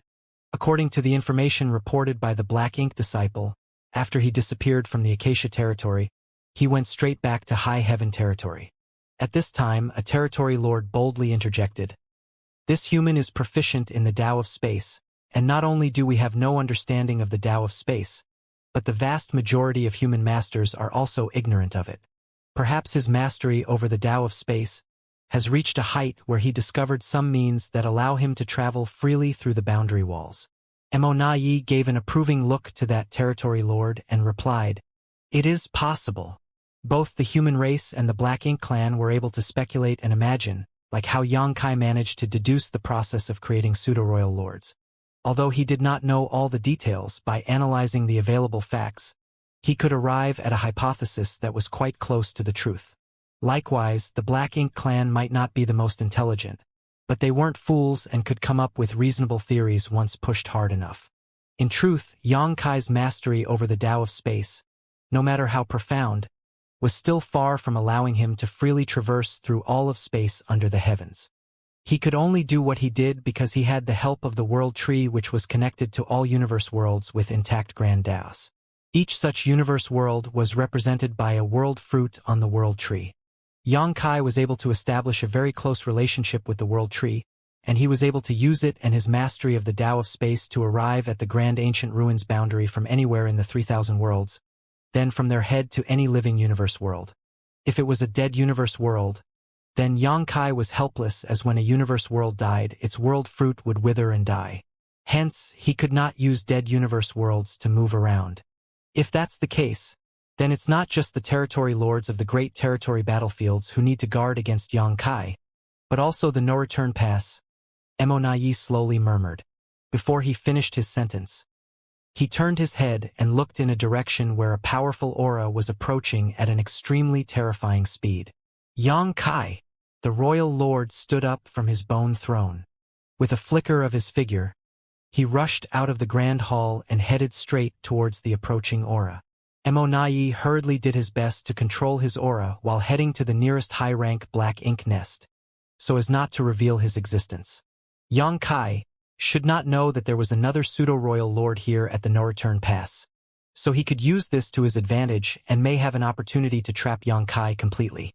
A few moments ago, Xianxia lurked in the void at a place 1,000,000 kilometers outside of the no-return pass, staring at it as a sense of unease in his heart grew stronger. The no-return pass was now in the hands of the Black Ink clan, so how could he just barge through the territory gate? It was different now compared to previous years. During the battle between the human race and the Black Ink clan in the barren territory, the corpse of the old ancestor of Azure Void Pass was distracting the royal lord's attention. The Black Ink clan never expected that Xianxia would return from the barren territory to rescue the captured Ji Lao San. The situation between the two races appeared stable, and the Black Ink clan's control over the no-return pass was far stronger than before. If there was an ambush against a human race master at the territory gate, then he would be walking right into it. Therefore, after he left the barren territory, he hid his tracks and passed through one great territory after another to reach the Black territory. Thereafter, he entered Black Ink battlefield silently from the Black territory. This was the only known other passageway connecting the 3,000 worlds and the Black Ink battlefield, and only Xianxia could pass through it. Every time he passed through it, he would block the way back and seal it up. Thus, the Black Ink clan should never be able to find out about the existence of this passageway. Even if the Black Ink clan investigated, after how much his mastery over the Tao of space had improved, they would never be able to discover the existence of this secret passageway. This passageway had helped Xianxia several times. He was currently somewhere within the Blue Sky Theater. Naturally, Xianxia could no longer see Blue Sky Pass, a structure that had stood for countless years. On the way, he encountered some Black Ink clan mining teams, but Xianxia did not pay any attention to them, and it only took him 2 to 3 months to reach the periphery of the no-return pass. Such speed was only possible because he was well-versed in the Tao of space. However, when he entered the Black Ink battlefield and started to head toward the no-return pass, Xianxia suddenly had an ominous feeling as if something bad was about to happen. The closer he got to no-return pass, the stronger the feeling became. When he arrived outside the no-return pass, the uneasiness had reached its peak. Now, looking at the huge Great Pass, it was like a beast that was ready to devour anyone foolish enough to approach. It was a warning, perhaps because his Tao of time had improved again, which enabled his perception of the potential future crisis to become sharper. Since there were great dangers ahead, the wisest thing to do was listen to his gut and retreat immediately. Even if he wanted to seek revenge on the Black Ink clan, the no-return pass was not the best choice. There were many territory lords in the great territory battlefields.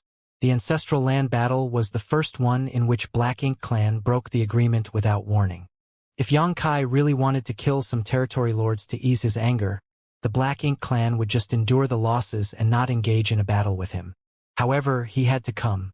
The Black Ink clan's ability to turn an innate territory lord into a royal lord had to be investigated no matter what. He would not worry about it if it was an exception. However, if it became a possibility, then the human race had to be careful in the future. So, without further delay, Xianxia rushed boldly toward the no-return pass. He considered hiding his aura, but since a royal lord was present here, there was no way he could effectively do that. Thus, instead of sneaking around and hiding his power, it was better to come openly and blatantly. Xianxia's speed is extremely fast. The moment his aura was exposed, he used instantaneous movement and dashed to the top of a high-rank black ink nest. He then fiercely smacked down on it. The huge black ink nest rumbled and disintegrated from top to bottom like a mountain of jade pillars. Although the black ink nest was the foundation of the Black Ink clan and could spawn countless Black Ink clan members, it was not strong enough to withstand an attack by a top 8th Order master like Xianxia. Even a random 3rd or 4th Order Open Heaven Realm master could destroy a black ink nest with a single blow. Xianxia had done this previously. At that time, he destroyed 6 high-rank black ink nests. It seemed that the Black Ink clan had learned from their mistakes. After he destroyed one, there were no more signs of high-rank black ink nests nearby. The high-rank black ink nests were now positioned far away from each other. Thus, even if Xianxia could destroy one of them, he would need time to destroy the second one. The moment the high-rank black ink nest was destroyed, a figure emerged from the ruins, but it was a territory lord. After feeling Xianxia's murderous intent, he turned his head and exclaimed, "Xianxia!" Xianxia's reputation was evident when he was immediately recognized by a random territory lord. The territory lord was terrified and had no intention of fighting with Xianxia. He turned around to run away, but the void suddenly froze and his vision dimmed. When he looked up, he saw a huge palm descending from the sky to slap his head down. The territory lord was using black ink strength like mad, but it was difficult for him to resist the terrifying power of this palm, and was directly slapped. Xianxia withdrew his hand. He was slightly stunned that this territory lord was far too weak. It soon dawned upon him that this was not an innate territory lord, but an acquired territory lord. He had been hiding in the black ink nest to cultivate but had suffered an untimely death. Killing the innate territory lord or the acquired territory lord did not make much difference to Xianxia. But if he had to choose, he would rather kill the acquired territory lord. This was not because the acquired territory lords were weaker and easier to kill, but because acquired territory lords had the potential to become royal lords. By killing more acquired territory lords, he could prevent them from ever becoming royal lords. Exterminating the black ink nests and killing the territory lords seemed to be tedious, but in fact it was extremely fast. However, at that moment he sensed a powerful aura.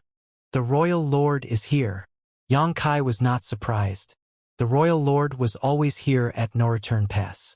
Since he came to cause trouble, it was natural that he came out. The moment he manipulated space principles, his chi fluctuated violently, and in a flash, the void was like a lake that had a boulder thrown into it. The void rippled and Xianxia's body swayed. Although the instantaneous movement was successful, his position was vastly different from where he was supposed to be. It was too late to reposition himself. The royal lord came from the depths of the No Return Pass with a terrifying power and appeared close to him in the blink of an eye. His voice thundered, "Die!" He raised his hand and brought his palm down at Xianxia. The power of this palm turned heaven and earth upside down. Although Diwu had the strength of a royal lord when he was at the ancestral land, the difference was immense. Xianxia hastily took up the azure dragon spear. With the subtle space-time strength lingering on the long spear, it managed to stab the royal lord a dozen times.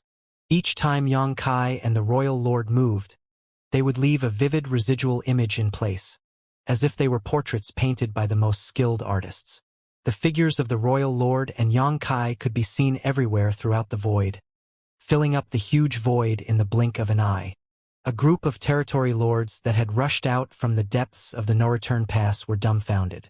They could not tell which of those figures was real and which were just residual images. However, they did not worry about those. Dozens of territory lords ran toward the battlefield. More than 10 territory lords tried to set up a formation to block heaven and earth. Those 7th-order Black Ink disciples who were good at Tao of Spirit arrays had developed the 4 Gates 8 Palaces Great Pagoda array. Though they were saved by Xianxia and had now returned to the human race's side with a large number of small stone race soldiers, they had still left behind arrays and formations that they made or shared with the Black Ink clan. Thus, although they were no longer present, the Black Ink clan could still set up the 4 Gates 8 Palaces Great Pagoda array. The remaining territory lords formed the 4 Gates or 5 Elements formation and were ready to go to the battlefield for support. When they arrived at the battlefield, a figure fell out of the sky. Its face was pale and a long spear lay next to its body. His chest was sunken, making him look quite miserable. It was Xianxia. Xianxia was satisfied with his face-to-face encounter with a royal lord, even though he was knocked away in just 3 breaths. Back then, when he was messing around at No Return Pass, he did not dare to fight with this royal lord because he would most likely fall and not be able to perform a space secret technique with his strength at that time. That would be playing with his life. Thus, when he faced the royal lord, he immediately ran. After 3,000 years, he met the royal lord again. Although he was still far from being a match for his enemy, they at least fought, which was much better than the last time. This was considered a positive development. It was difficult for a royal lord's strength to improve, but it was different for Xianxia. He had been an 8th Order master for around 3,000 years. Now, he was at the peak of the 8th Order Open Heaven realm and might have a chance to break through and become a 9th Order master. When he reached the 9th Order, he was confident that he would be able to kill such a royal lord with ease. Even so, there was still a long way to go. Behind Xianxia, Black Ink's strength was like a tidal wave. The royal lord's murderous intent was revealed, and he was in hot pursuit. Xianxia manipulated space principles and was about to leave with the instantaneous movement. However, since the last encounter with Xianxia, the royal lord seemed to have found a way to deal with Xianxia. Just like the royal lord who chased him out of the primordial heaven's source grand restriction. The way to deal with Xianxia was to use his own aura to destabilize the void around Xianxia while he was performing the instantaneous movement technique. In this way, although it could not interrupt him, it could cause the location of the teleportation to deviate. This was proven in the royal lord's previous attempt. As expected, when Xianxia used instantaneous movement again, the royal lord used his aura to destabilize the void, and the instantaneous movement did not meet Xianxia's expectations. Not only was the distance much shorter, but the position was not even close to 1,000 kilometers. However, Xianxia was still more than satisfied with this. He still remembered the time when he escaped from primordial heaven's source grand restriction. When the sheep-headed royal lord chased him, every aura blast would hurt him. Now, it was just his instantaneous movement that was affected. It was much better than getting hurt. One chased while one fled, quickly moving away from the no-return pass. It was a similar scene to the past, and this alarmed Xianxia.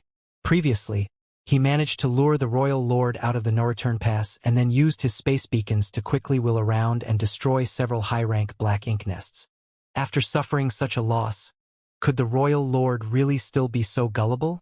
He was either overwhelmed by rage or the Black Ink clan had a backup plan. As the supposed only royal lord of the Black Ink clan, guarding the no-return pass was his biggest responsibility at the moment. How was it possible that he could let his rage control him to the point he forgot the bigger picture? The only logical conclusion was that the Black Ink clan had some way to guarantee the no-return pass's safety. The royal lord was confident that even if he was not here, the Black Ink clan would be able to deal with Xianxia's attack. That meant that there was at least one more royal lord hiding there, possibly more than one. Even though he had already guessed this, Xianxia had to follow his original plan. He had planned to draw out the hidden royal lord no matter the price he needed to pay. Xianxia kept using instantaneous movement, However, each time he was interfered with by the royal lord's aura, causing small wounds to gradually build up. Although his strength was far superior to last time, Xianxia could not keep this up forever. The two gradually moved further away from the no-return pass. The territory lords behind wanted to chase after them, but Immortality sent an order in time to stop them. Immortality sighed slightly as he looked in the direction the royal lord disappeared. He chastised himself for not understanding the situation sooner, so that he could discuss with the royal lord about countering Xianxia before he appeared. This situation was not what he had expected. If he had any say, Immortality would not have let the royal lord chase after Xianxia. If he could not kill Xianxia, then what good would it be to chase him away? As long as the no-return pass was properly set up, the Black Ink clan's numerous territory lords and 2 royal lords had a good chance of trapping Xianxia as soon as he showed up. As long as the territory lords were able to get into position in time and seal Xianxia off, then the 2 royal lords could join forces and slaughter him. Unfortunately, the royal lord did not give Immortality a chance to make proper arrangements and just rushed out as soon as he noticed Xianxia's aura. Now, it was difficult to ambush Xianxia since he was alerted to the situation. Now, Immortality could only do his best to respond accordingly. He gave his orders for the territory lords to set up the area. As for himself, he did all he could to restrain his aura. In the void, the royal lord chased Xianxia 1 billion kilometers from the no-return pass.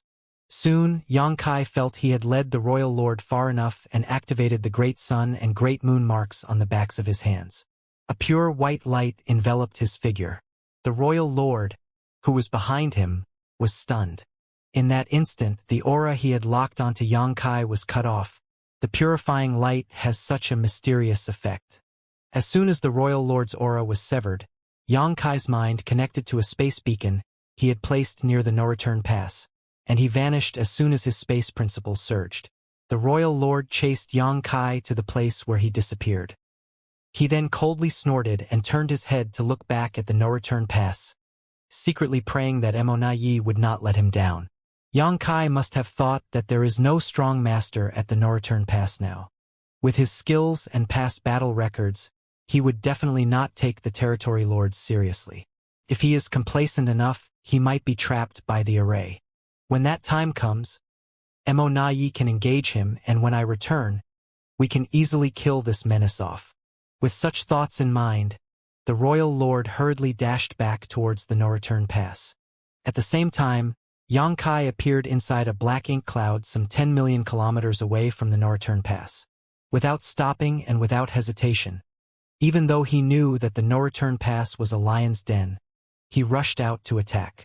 With his own aura surging openly, the territory lords guarding the no-return pass went on high alert as they awaited their greatest enemy. As his figure flickered forward, Xianxia pushed his time principles madly, trying to intuit where the future crisis might come from. He did not think that there would be much risk even if there was 1 or 2 royal lords hidden at the no-return pass. He could still run away if he was no match for them. The greatest danger was undoubtedly the heaven-sealing earth locking 4 gates 8 palaces great pagoda array. If he was trapped in such an array, the royal lord would pose a fatal threat to him. Thus, Xianxia had to look out for the locations where this array might appear. The array needed a certain number of territory lords in order to be activated, so in fact, he only needed to take note of the location of those territory lords. It was a pity that there were too many black ink nests around. Not only were there around 100 high-rank black ink nests, there also were thousands of mid-rank black ink nests. The aura of each of the black ink nest was so strong that Xianxia could not detect any territory lord hiding inside. The only thing he could use was the faint sense of crisis he felt, but unfortunately, he could not do anything about it. Thus, he could only use time principles to try to peer into his future. Soon, Xianxia closed in on the no-return pass, but instead of attacking, he began circling the perimeter. He could clearly sense the divine senses of numerous black ink clansmen probing him from the black ink nests below, which allowed him to determine which ones were occupied. Immortality did not intend to engage Xianxia as he hid in one of the high-rank black ink nests. He just sat like a rock while reigning in his aura. With the information transmitted through the black ink nests, He was able to monitor Xianxia's movements without actively searching for him. Naturally, he became alarmed by Xianxia's movements. Since Xianxia had already lured the royal lord away, this should have been his best opportunity to go on a rampage and create a huge mess. If Xianxia wanted to, with his current strength, destroying several high-rank black ink nests was entirely possible. If he did that though, the Black Ink clan would have a chance to trap him during the chaos. However, Xianxia did not do that. Instead, he kept circling the no-return pass. What keen instincts! Xianxia definitely did not reveal his presence. However, Xianxia's experience in the ancestral land must have made this killing star wary of the Black Ink clan. Perhaps, he could guess that there was still another royal lord lurking at the no-return pass. Xianxia was both excited and worried. He was excited because it was more to his liking to fight such an enemy. He felt such clashes were far more interesting than simple head-to-head battles. However, he was worried about this enemy being so difficult to handle. Even with all his arrangements, they might not be sufficient. Outside the no-return pass, Xianxia's eyes suddenly narrowed before retreating immediately. Before he arrived at the no-return pass, he already had a very strong ominous feeling. Now that he was here, that feeling spiked tremendously. This undoubtedly meant that he was in extreme danger. If he attacked the no-return pass from this direction, he might fall into the Black Ink clan's ambush. Is it a royal lord? Or is it the 4 gates, 8 palaces great pagoda array? Xianxia could not be certain. After silently calculating the time, Xianxia continued to circle the no-return pass without slowing down before coming to certain conclusions. 3 locations caused him to feel especially uneasy, indicating they were particularly dangerous. There were some aura fluctuations in those locations, but the differences were not that great. It now appeared that his mastery over the Tao of Time was quite useful in detecting future threats. He had just thought of trying this out and planned to practice it more frequently from now on. Time was running out as the royal lord whom he lured away should be back soon if he came back at full speed. After a brief hesitation, Xianxia decided on a direction and swooped down, summoning the azure dragon spear as a golden crow cawed. A great sun manifested at the tip of his spear before flying straight down towards a certain black ink nest. Inside this particular black ink nest, an innate territory lord was scared to death when he saw this. He had never met Xianxia head-on, so this was the first time he was feeling such a terrifying presence. Although he had heard of the horrifying reputation of this killing star, it was only today that he realized just how powerful he was. He swore and cursed at Xianxia, thinking there were more than 100 high-rank black ink nests at the no-return pass distributed over a vast area. Yet this killing star just had to target the one he was hiding in. It was a better than 100 to 1 chance, yet he was that unlucky one. In the face of Xianxia's attack though, he could not even escape. He had to do whatever he could to protect the high-rank black ink nest. If he dared to run now, then he would definitely be the first one to perform the source fusion technique the next time. With a roar, the territory lord rushed out of the black ink nest and headed straight for the great sun with a defiant look on his face. In the face of death, this territory lord managed to summon his courage. At the moment the aura of one of the hidden territory lords was revealed, many nearby territory lords linked their auras to form a battle formation and shot towards Xianxia. In the black ink nest where Xianxia was hiding, he could not help but sigh and had no choice but to lunge out. Xianxia knew that danger was waiting for him at the no-return pass, and yet he still came. Even though Xianxia knew he would not be able to trap Xianxia if he showed himself right now, the moment the enemy attacked, he could not hide any longer. It would be difficult for the territory lords to stop Xianxia from destroying the black ink nests, so if Xianxia did not move, the damage would surely be catastrophic. Sometimes, even a powerful master like a royal lord was helpless. Xianxia surged his royal lord might towards Xianxia, hoping to frighten him off. Unfortunately, rather than looking frightened, Xianxia actually appeared relieved when he perceived the aura of a royal lord. One of his primary objectives for this trip had now been achieved. There was more than one royal lord at the no-return pass. In addition to the one lured out by him, there was another one lurking in the shadows. Xianxia even felt that this royal lord's aura was somewhat familiar. It was as if they had met somewhere previously. Xianxia did not have time to ponder over the issue as he poured even more strength into the great sun as he thrust his spear towards the territory lord. The huge black ink cloud instantly disintegrated as if the powerful innate territory lord was struck by lightning. He spurted black blood and flew out even faster than he emerged, his body completely charred. He was severely wounded in just one blow. He had heard about Xianxia's ability to kill his fellow territory lords in just 3 moves, but believed all that was hearsay and rumors. Now that he was on the receiving end of this killing star, he realized just how powerless he was. How could such a master be born among the human race? The only thing the territory lord was glad about at this moment was that Xianxia did not cast his soul secret technique. Otherwise he was certain he would already be dead. The shockwave from the clash soon hit the high-rank black ink nest below, causing all the black ink clan's nerves to tense up. However, the impact was not too powerful, and the black ink nest remained unharmed. Nearby territory lords who had formed a 4 symbols formation rushed towards Xianxia while the royal lord's aura was also approaching rapidly. He would be in grave danger if he was to engage 4 territory lords and a royal lord. Furthermore, the moment he attacked the black ink nest, he sensed that more than 10 territory lords were flying over from all directions, each holding an array banner in their hands. From the way they positioned themselves, it was obvious that they were going to set up the heaven-sealing earth-locking array. The Black Ink clan's response was truly swift, as if they had rehearsed it countless times. No matter which direction Xianxia attacked from, he would be vulnerable to this trap. Xianxia knew that this was no time to dwell on the territory lords who had formed a battle formation. He had no way to deal with them quickly unless he activated the soul-rending thorns. However, that would only damage his soul and force him to withdraw for an extended time. It would be suicidal if he lost control again, like what happened back in the ancestral land. Thus, he made a quick decision and thrust his spear fiercely at the black ink nest below before immediately surging space principles to leave using instantaneous movement. The 4 territory lords who had formed the battle formation had already sprinted to the fight, but Xianxia still disappeared right before their eyes. Immortality also stopped in place and stared in disbelief. The territory lords who were holding up the array banners were still getting into position as they had yet to notice Xianxia had already escaped. Only the territory lord who was wounded by Xianxia's golden crow casts the sun roared angrily.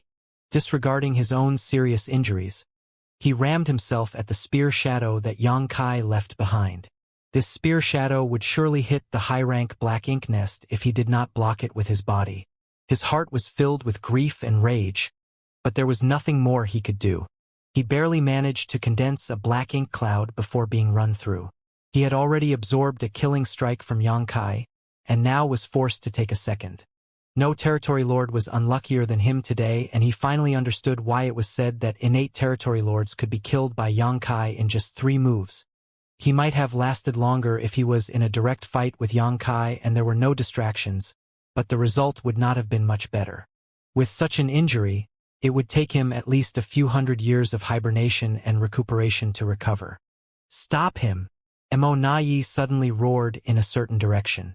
Though Xianxia disappeared using instantaneous movement, he did not move too far away.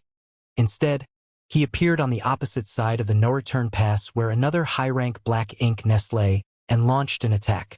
There were also territory lords guarding these nests, so when they heard Immortal's order and felt Xianxia's aura, they did not hesitate, rushing out from their hiding place as their auras quickly linked together.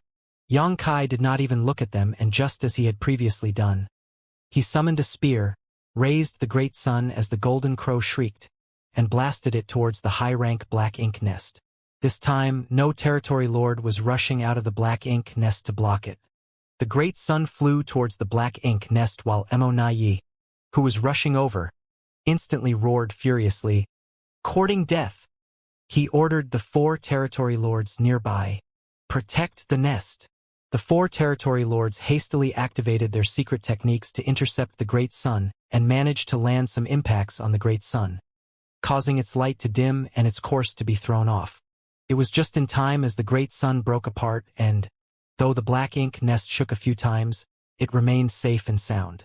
All from the black ink clansmen heaved a sigh of relief as Immortality dashed towards Xianxia as fast as he could. The 4 territory lords in formation had not reached Xianxia and were trying to pin him down. They did not need to hold him for too long. Just a few breaths would be enough for Immortality to arrive. Xianxia would naturally not give them this opportunity and used space principles to disappear again, only to appear at a different location. A great sun rose into the sky as the golden crow reappeared. All the territory lords suddenly felt exhausted while Immortality felt overwhelmed. Facing such an unpredictable opponent, they found they could not restrict his movements and trap him regardless of how many experts they had. All the territory lords were basically like puppets that Xianxia could manipulate at will. When Xianxia went east, all of them headed east. When Xianxia went west, all of them went west. Furthermore, Xianxia was so strong that the territory lords had to form a 4 symbols formation before they even dared to take him on. Time and time again, Xianxia flickered around the no-return pass, summoning one great sun after another and causing huge explosions wherever he went. Each time he tried to destroy a black ink nest, though, his attack would be intercepted or disrupted by the nearby territory lords. This could not be helped as there were just too many territory lords in the no-return pass. No matter which direction he went, there were always territory lords to block him. Immortality also played a big role by coordinating them. However, Xianxia's purpose had already been achieved. These multiple attempts to destroy high-rank black ink nests were not just about trying to cause damage but were also to check if there were other royal lords hidden here. The answer was no.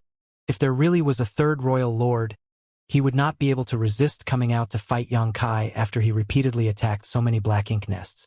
If there was another royal lord, when supplemented by the many territory lords, they would have a far better chance to take him down. Thus, Xianxia's previous assumptions about the Black Ink clan's creation of royal lords were not too far off. The Black Ink clan indeed had some means to create royal lords, but the price to pay was far too great. So, under normal circumstances, they would refrain from doing this unless absolutely necessary.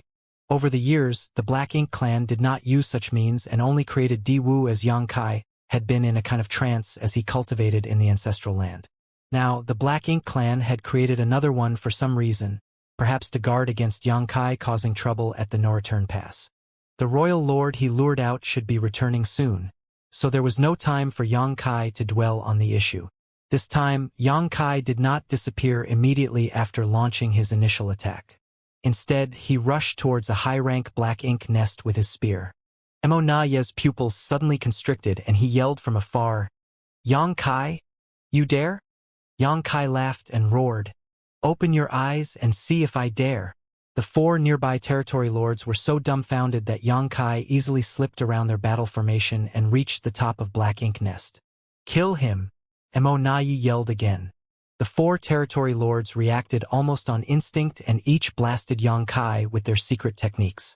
The void was violently shaken by the intense power and the majestic black ink nest disintegrated from the subsequent explosion. The faces of the Black Ink clansmen turned pale as they looked at the crumbling black ink nest in disbelief. Immortality raged furiously until his eyes were bloodshot and he used a special technique to boost his speed. Xianxia stood amid the collapsing black ink nest as blood trickled from the corner of his lips. He was injured by the 4 territory lords' attacks. Before he could steady himself, though, a beam of black ink strength furiously shot at him from afar. Xianxia's body was now covered with fine dragon scales, so he did not panic in the face of this terrifying attack. Drawing world force from his small universe to protect himself, he thrust out his spear. The explosion and shock waves spread out. Xianxia rode the shock waves out as his fine dragon scales bristled in a golden light, though they quickly dimmed and he spat out a mouthful of golden blood. His defense was barely able to absorb the royal lord's angry blow. Xianxia was lucky that his dragon form had become far more powerful than before and was just a step away from becoming a divine dragon. His physique was far more resistant to such attacks than previously. The aura of the royal lord who had been lured away by Xianxia appeared in the distance at that moment and was approaching rapidly. Just in time. While risking serious injury, Xianxia wanted to send a message to the Black Ink clan that one royal lord alone was insufficient to stop him from destroying the black ink nests here. Xianxia surged his space principles and used instantaneous movement but did not go too far. He moved just 1 million kilometers out before he turned around to look towards the no-return pass. The territory lords were about to chase, but Emonayi raised his hand and warned, "Don't pursue him!" The territory lords actually heaved a sigh of relief and settled down. When the royal lord returned, he sensed Yang Kai's aura from afar, but did not move towards him as he knew doing so was futile. He looked around to assess the situation at the no-return pass, and his mood instantly became very gloomy. 2 high-rank black ink nests were destroyed. A black ink nest was destroyed even though Emonayi was here at the no-return pass. He was very upset about this. He expected to see Emonayi and the territory lords besieging Yang Kai when he returned, but it turned out to only be wishful thinking. Sensing the royal lord's displeasure, Emonayi could only bow and apologize for what had happened. The royal lord did not say a word, as although he was very angry, he still understood Emonayi had done his best. Facing an enemy like Yang Kai, even he was not certain he could have done better under the circumstances. Emonayi and the royal lord communicated with each other for a while at the no-return pass. Yang Kai only saw the royal lord looking troubled and occasionally looking at him and nodding slightly. No one knew what they were discussing. With the royal lord's permission, Emonayi turned around and headed outside the no-return pass. It seemed he wanted to have a good talk with Yang Kai. Although the Black Ink clan had 2 royal lords here, they had still suffered a loss. Though their losses were significant, their overall combat strength had not weakened considerably. In such an environment, it was unfortunate for them that the no-return pass was targeted by a human master like Yang Kai. Yang Kai did not leave the no-return pass immediately. Instead, he gave the Black Ink clan a chance to talk to him. Yang Kai stood in the void calmly. Even though he had been injured from the battle, he had no intention of running away. He had the confidence to stand there. He would have fled long ago if he was facing a royal lord 3,000 years ago. Emonayi did not go too far, coming to a stop at the periphery of the no-return pass. He meant to show his goodwill that he was not going to attack Yang Kai. Nonetheless, he was on guard against any surprise attack the other party might launch on the no-return pass, however unlikely the possibility. Looking at each other, Emonayi cupped his fist and said politely, "Sir Yang Kai, we meet again." Emonayi. Yang Kai greeted him and narrowed his eyes slightly. Yang Kai felt that familiar aura and then recognized who he was. Yang Kai had dealt with this Black Ink clansman several times previously. Among all the information that the human race had on the Black Ink clan, Emonayi was one of the individuals that they most focused on. Not only because he was among the strongest of the innate territory lords, but also because he seemed far more intelligent than the others. Every time he was sent to a great territory battlefield to act as commander, he showed incredible aptitude in positioning troops and launching attacks. He was responsible for severe human losses. He was also the Black Ink clan's primary negotiator during the peace talks between the 2 races. Yang Kai did not expect to see him at the no-return pass, and certainly not as a pseudo-royal lord. Based on the encounter they just had, Yang Kai knew that Emonayi was difficult to handle, not only due to his strength but also due to his tactical and strategic acumen. It was clearly Emonayi who organized the territory lords in advance at the no-return pass, a major factor in disrupting his efforts to destroy Black Ink nests. Yang Kai judged that he was dealing with an intelligent and dangerous opponent. Emonayi smiled and respectfully, "It's an honor that Sir Yang remembers my name." It was as if the previous battle had never happened and they were old friends catching up. He's even adept at politics and diplomacy, Yang Kai thought and frowned. In response, Yang Kai scoffed and said, "I hope you will feel honored when I kill you one day." Emonayi laughed and said, "Sir Yang really has a great sense of humor. It is well known that you have no hope of becoming a 9th order while I, Emonayi, have already become a royal lord. Sir Yang Kai, how do you intend to kill me?" This was true. Although he could not do anything to Yang Kai, the opposite was also true. He used to be afraid of Yang Kai when he was an innate territory lord, but now he no longer was, and that feeling was only reinforced after he witnessed Yang Kai scurry around and avoid him during their battle instead of engaging him directly. This was also the reason why Emonayi went to great lengths to become a pseudo-royal lord. If he was still just an innate territory lord, he would not have the courage or capital to stand and talk to Xianxia, as there would always be a risk of being killed when he spoke directly to this killing star. Wasn't Diwu a royal lord? Xianxia said with a sneer. Immonayi was instantly dumbfounded when he realized that he had forgotten all about this point and cursed Diwu in his heart for being such a fool and bringing shame to the Black Ink clan. Immonayi became impatient with their exchange and fumed that he had to continue talking with Xianxia. This was not something that the Black Ink clan was good at. The human race had always been better at verbal sparring and outwitting the Black Ink clan. Finally, Immonayi lost his patience and shouted, "Sir Yang, you came to the no-return pass to kill our territory lords and destroy our Black Ink nests, even when we still have an agreement between our races. You have violated the terms of the agreement, and yet your excellency is so blatant about it. Don't you think that you have gone too far?" Xianxia almost laughed. He did not expect Immonayi to lose his cool from just a little prodding. "So what?" Xianxia raised his chin and said arrogantly, "You cannot stop this king from sweeping through the great territory battlefields and killing all of your territory lords. You dare!" The real royal lord of the Black Ink clan roared furiously from the no-return pass. "Just wait and see." As Xianxia said that, he turned around and the void started to ripple around him as he surged his space principles. "Don't leave, Sir Yang. Listen to what I have to say first," Immonayi shouted at the top of his lungs. Xianxia turned his head to look at him and said coldly, "What?" Immonayi cupped his fist respectfully, signaling him to wait a moment. He then turned to bow towards the no-return pass and communicated with the royal lord to calm him down.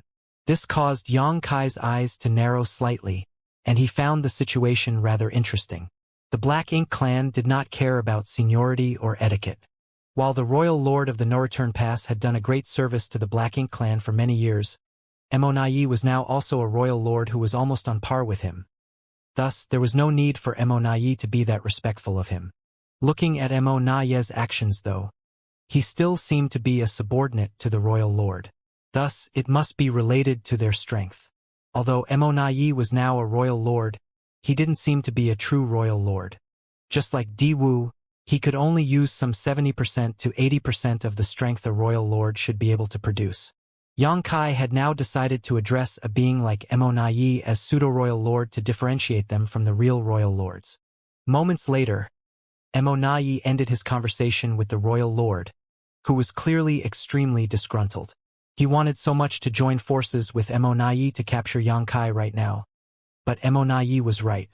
Without the heaven-sealing earth-locking array set up, the chances of them capturing Xianxia were basically zero, even if they combined forces. Worse, as soon as they completely fell out with Xianxia here, he would no longer have to restrain his actions, which was not what the Black Ink clan wanted. The reason they had to negotiate peace with the human race on a large scale was because the territory lords were all at serious risk of being killed by Xianxia.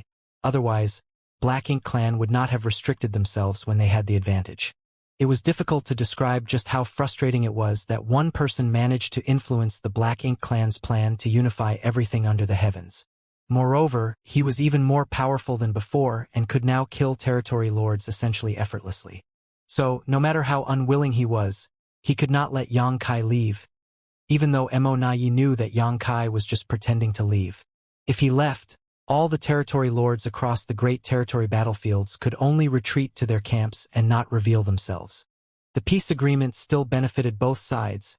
The evidence was how many masters both races had accumulated over the past 3,000 years. "Sorry to keep you waiting, Sir Yang."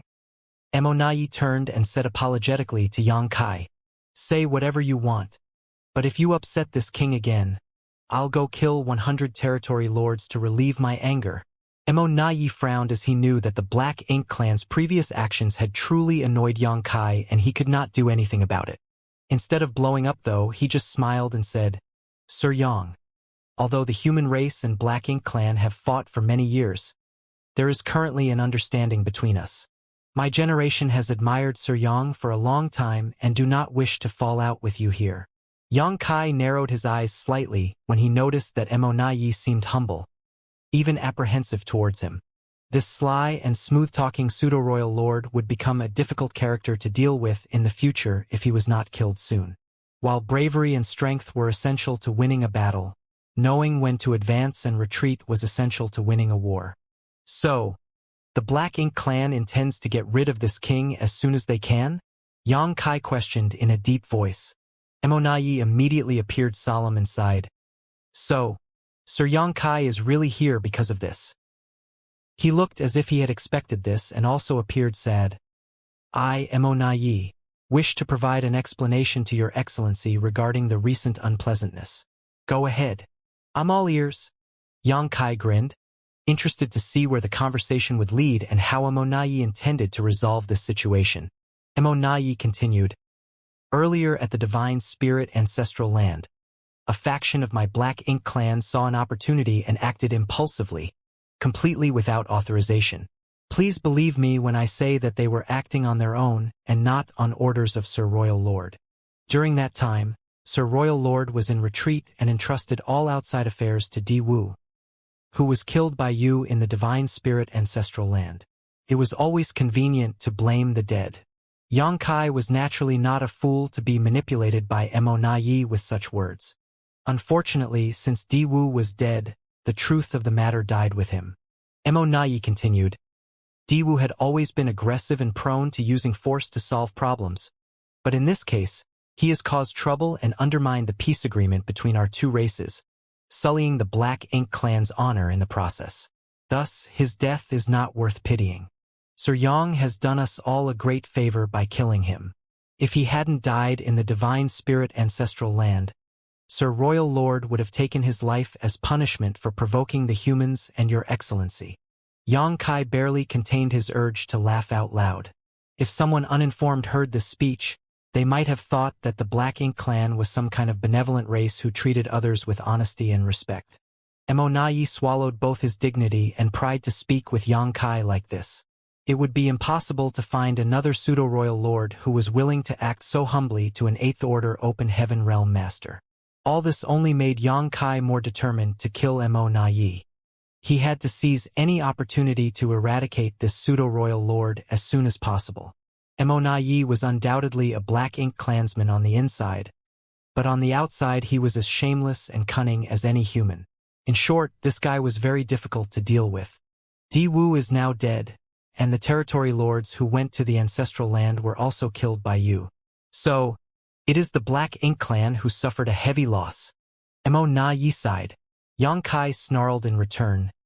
Why shouldn't I have killed Di Wu and those 8 territory lords?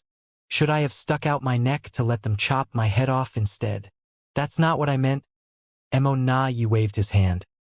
I just want to say that their death isn't worth us fighting over. I just hope that their death can also calm your anger and allow this matter to rest. What do you say? What do I say?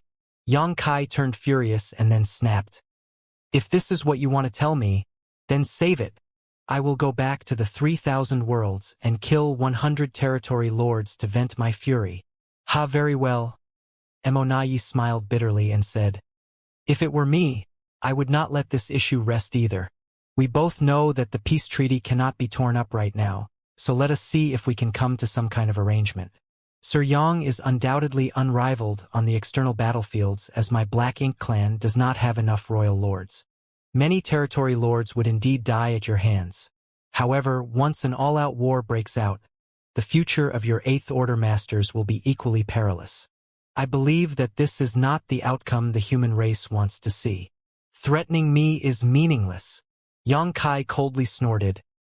If a war is what you want, then that is what you will get. We'll see whether your territory lords or our Eighth Order masters are wiped out first. Regardless of the outcome, I know I won't be the one to die. Emonayi was dumbfounded. Indeed, with Yang Kai's methods, no matter what kind of war broke out, the chance of being killed was minute, unless the Black Ink clan created a few more pseudo-royal lords to corner him.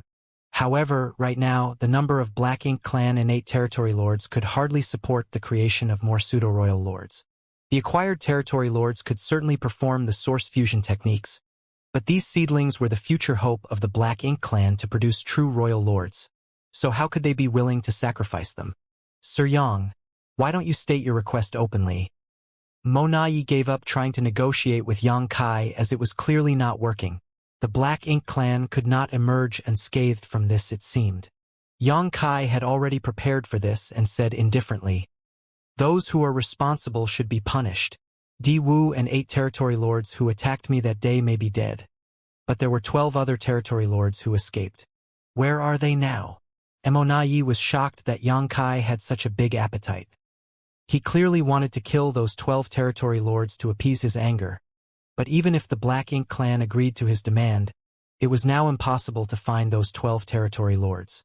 "Sir Yang Kai, if you want those 12 territory lords' heads, I'm afraid you'll be disappointed," Emonayi sighed.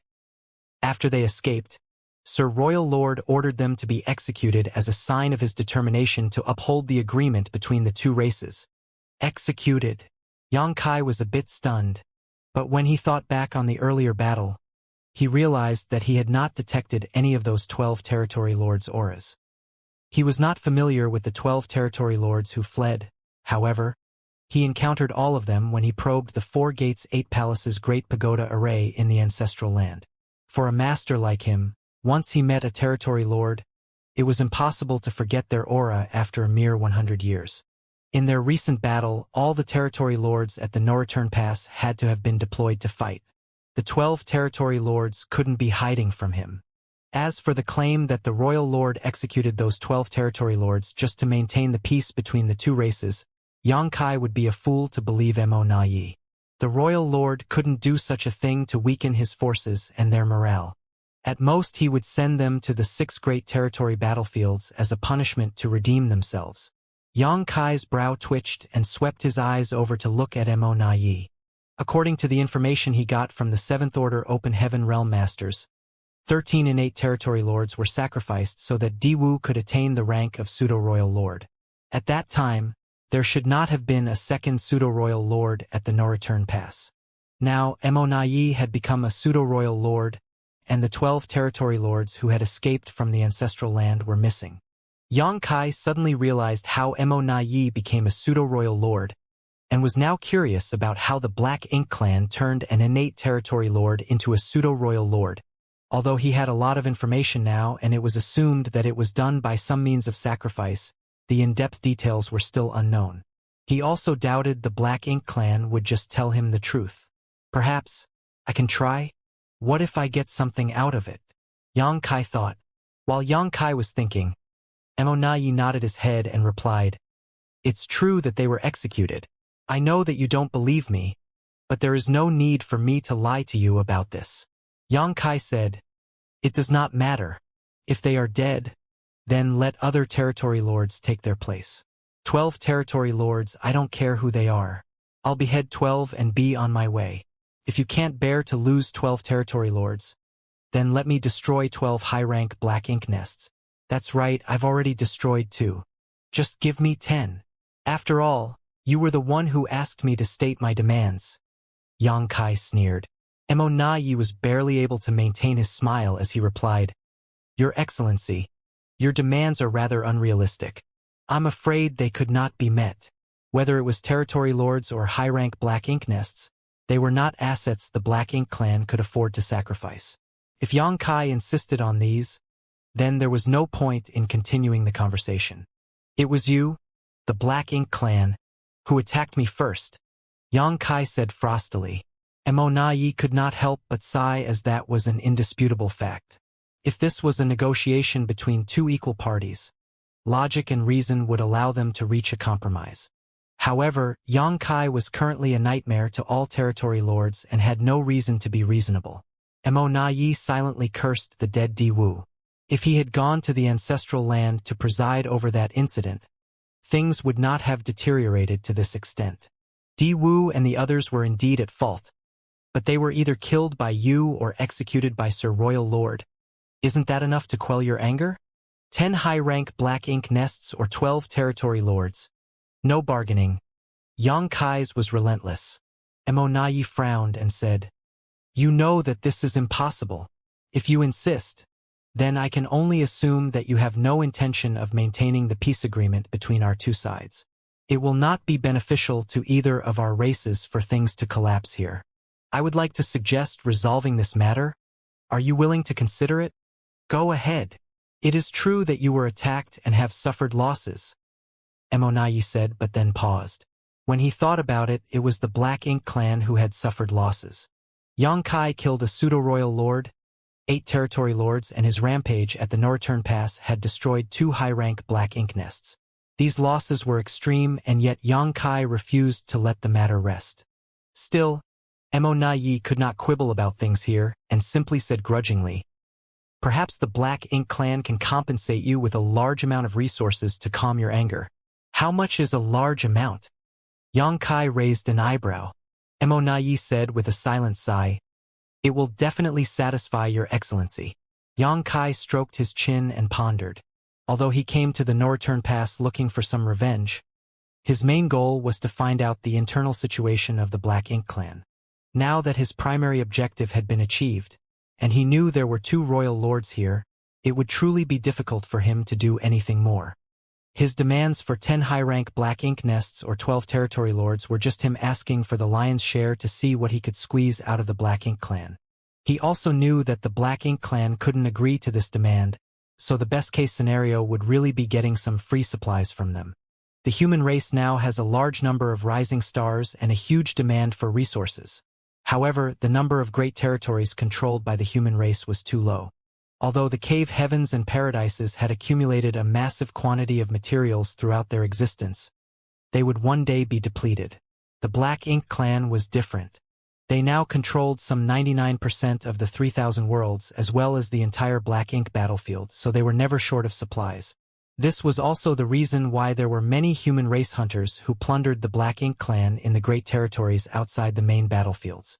So, Emonayi's proposal to use resources to solve this situation was acceptable. However, Xianxia couldn't dismiss this incident so easily. From the battle at the ancestral land, it was clear that the Black Ink clan wanted to kill him.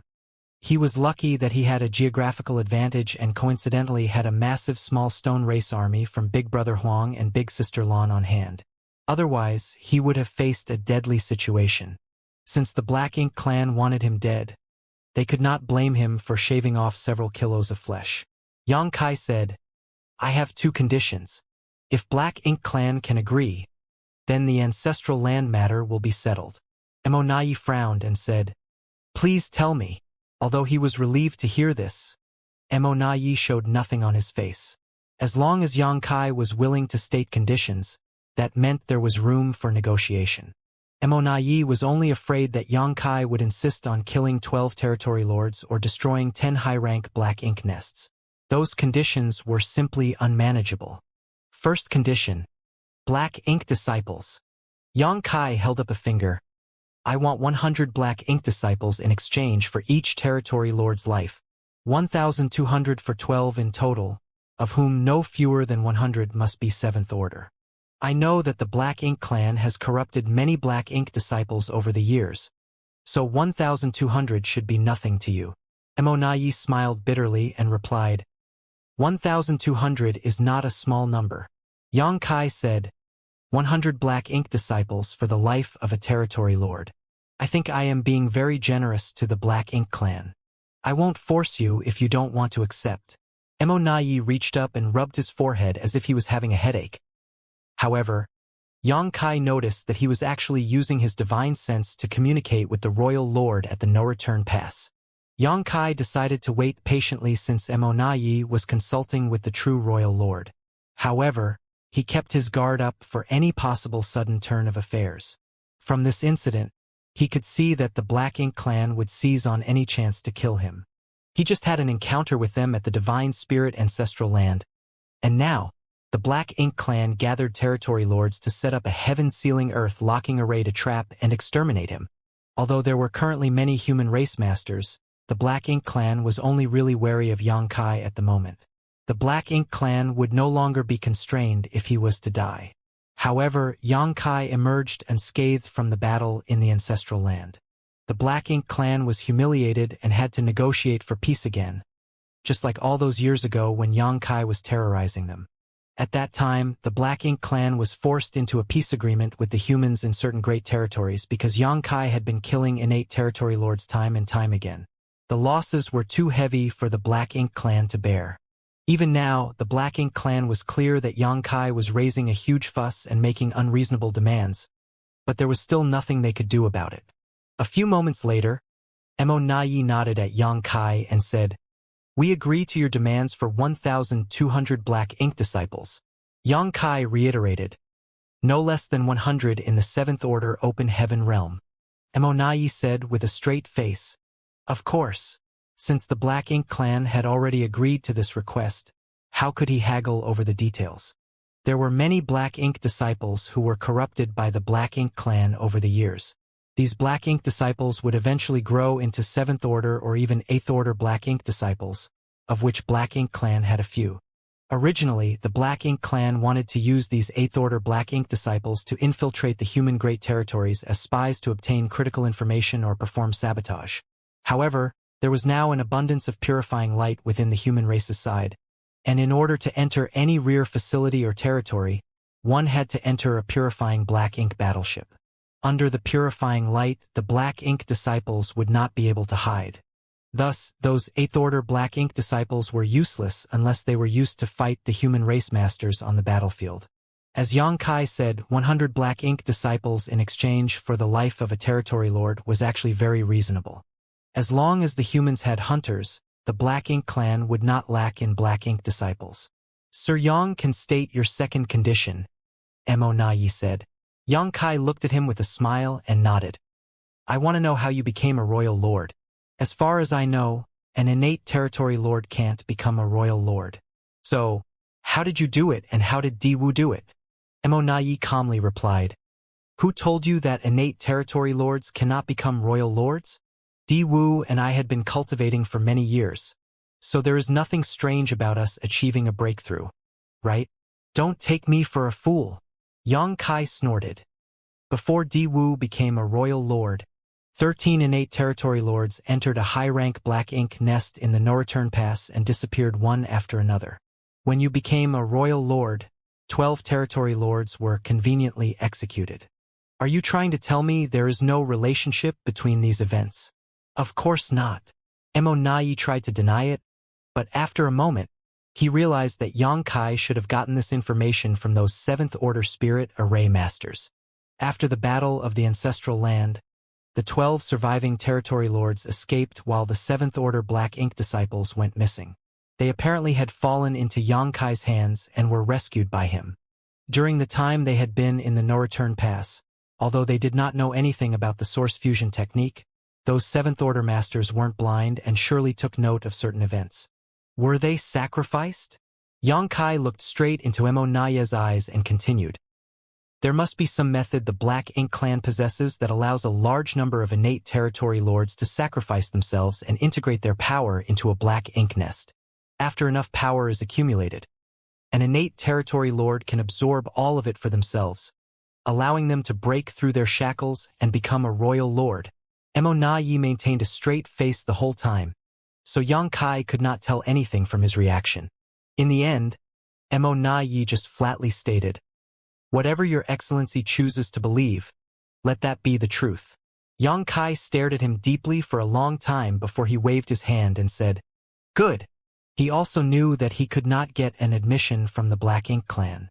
Even if the Black Ink clan did tell him some story, would he believe it? Whatever the Black Ink clan said still had to be verified, so there was no point in pushing the issue. Without dwelling on the matter, Xianxia said, "Let's talk about the resources?" Nayi was exhausted from having to deal with Xianxia all day, so he quickly cupped his fist and said, "We need time to prepare the resources and gather the Black Ink disciples. Please wait for a while. Once they are ready, we will deliver them to you. Humans are truly disgusting and difficult to deal with," fumed Nayi internally. Nayi deeply appreciated how difficult it was to communicate with Xianxia. He was glad that he did not argue with Xianxia about the specifics of the supplies, or he might want him to list out all the materials in detail. He was just relieved that the negotiations were finally over. Xianxia nodded lightly and tossed a communication bead to him and said, "Take your time to prepare. Send me a message when they are ready and I will come." Nayi took the communication bead, but when he looked up, Xianxia had already disappeared. He did not seem to worry that the Black Ink clan would renege on the agreement and did not even give a time limit. Xianxia figured he did not need to give a deadline, for if the Black Ink clan dared to renege, the territory lords in the Great Territory battlefields would be in imminent danger.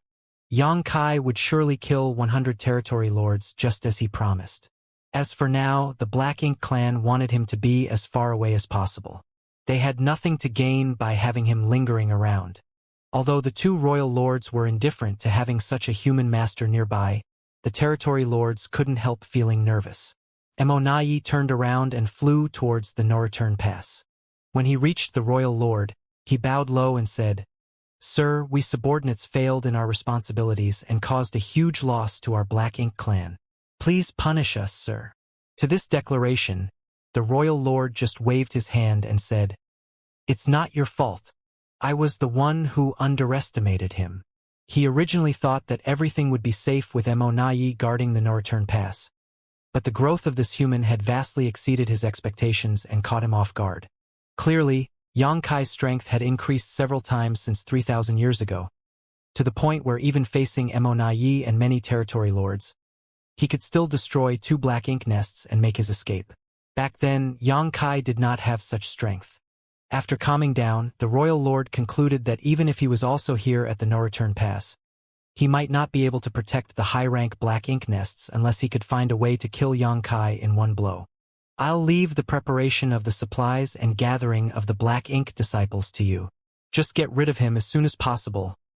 The royal lord glanced at the depths of the void with obvious disgust, as if Xianxia was a dirty beggar who kept clinging on to him, refusing to let go. "Yes," Immortality replied respectfully. As orders were passed down through the Black Ink nests, teams with supplies and Black Ink disciples from the various great territories began to converge at the no-return pass. Some 50 million kilometers away from the no-return pass, Xianxia retracted his aura while hiding inside a small universe fragment while he began adjusting his breathing and healing his wounds. Fortunately, he did not sustain any serious injuries this time, so it did not take much time to recover. Xianxia had not received any contact from Immortality, but he was not in a hurry. He just silently studied the grand Taos of time and space. With the recent refinement of his dragon vein, his attainments in the Tao of time had grown to the same level of mastery as his Tao of space. Xianxia's understanding of the space-time strength was also much clearer and more intuitive than before. Even so, he still had a long way to go. At least, in his own assessment of the grand Tao mastery, whether it was the Tao of time or the Tao of space, he had yet to reach the highest level, shocking history and dazzling the present. Xianxia had a feeling that if his 2 grand Taos reached the highest level one day, his space-time strength would experience a dramatic change. Additionally, it was just about time for him to make a trip to the Primordial Heaven's Source Grand Restriction. Wuxia agreed to guard the Primordial Heaven's Source Grand Restriction, while Xianxia promised to check in on him after 3,000 years. It was about time. Wuxia made a bold statement that 3,000 years would be enough for him to become a 9th Order Master. Xianxia did not know if he succeeded, but still Wuxia was the reincarnation of Shi, the original creator of the heaven-devouring battle law, and the possessor of the flawless purifying golden lotus. As long as there was enough power for him to devour, Wuxia would grow at a speed that no one could match. Inside the Primordial Heaven's Source Grand Restriction was the true body of Mo, whose Black Ink strength was immense. To cultivate the heaven-devouring battle law, Wuxia was practically devouring Black Ink strength without any limit. Guarding the Primordial Heaven's Source Grand Restriction might have been a chore for others, even for the original Tsang and his compatriots, but it was actually a joy for Wuxia.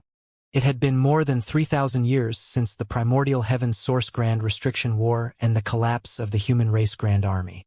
Mo was struck by Mu's secret technique at the last moment and fell into a deep sleep, with no one knowing when it would wake up. Once it woke up, it would be disastrous if the human race still did not have the means to deal with it. Xianxia felt a sense of powerlessness. The cultivation of the 8th Order Open Heaven realm was still too weak in front of the rising tide of the universe. He hoped that he would not be disappointed with the 3 selves source reconstitution art that Wuxia had given him. 3 months later, Xianxia, who was meditating, suddenly felt something and took out the communication bead. When he infused his divine sense to look into it, it was Mo who had sent a message that informed him that the supplies and 1,200 black ink disciples were ready for him. They were now waiting for Xianxia to return to the no-return pass to settle the grudge over the ancestral land ambush. It seemed that the Black Ink clan had not been dragging their feet since he left that day. Xianxia would not go to the no-return pass so easily, though. That was the Black Ink clan's stronghold, with countless Black Ink clansmen gathered there. If he fell into the heaven-sealing earth-locking Saray again, then Xianxia would be in great trouble. Thus, he pondered a little and then sent a message. At the no-return pass, Mo gripped the communication bead and was dumbfounded when he looked at it. "What?" The royal lord stood up and asked in a deep voice. Mo shook his head and said, "This human is very cautious. He doesn't want to come to the no-return pass to receive the supplies, so he specified another location." "Just as expected," the royal lord coldly snorted. "Go on then. Do not miss this opportunity." Mo was surprised by the royal lord's persistence to kill Xianxia.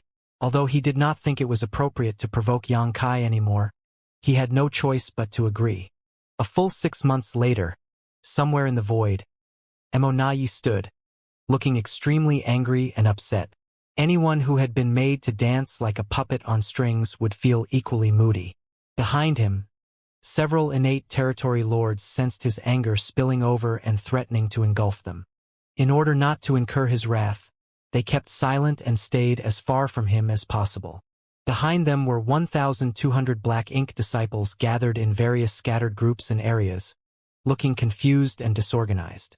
It had been half a year since Mo set off from the no-return pass with the 1,200 Black Ink disciples and the supplies he had prepared.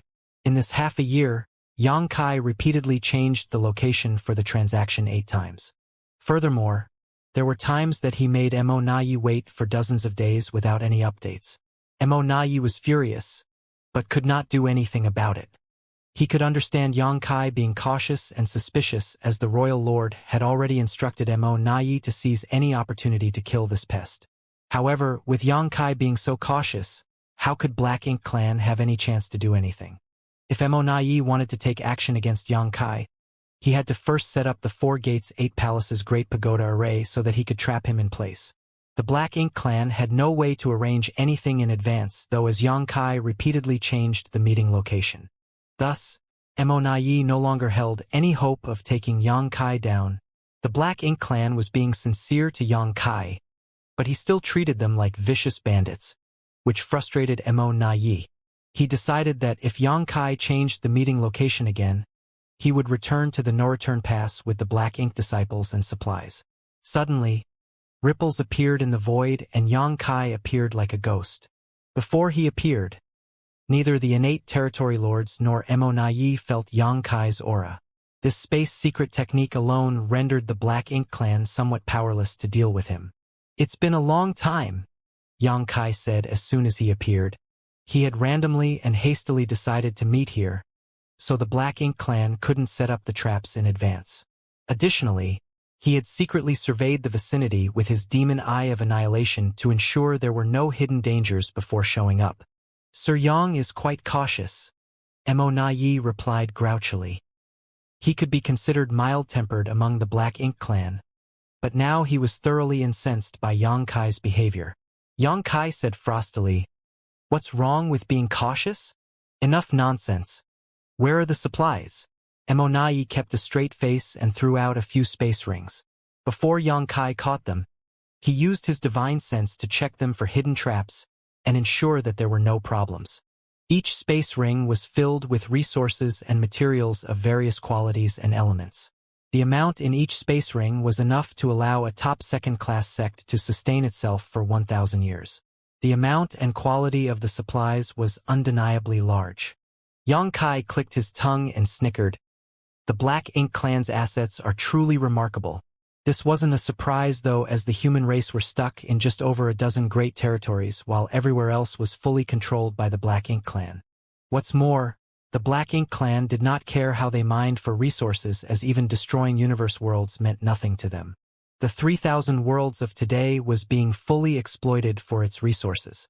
After mining whatever they could, the Black Ink clan simply allowed the various universe worlds to crumble into universe fragments.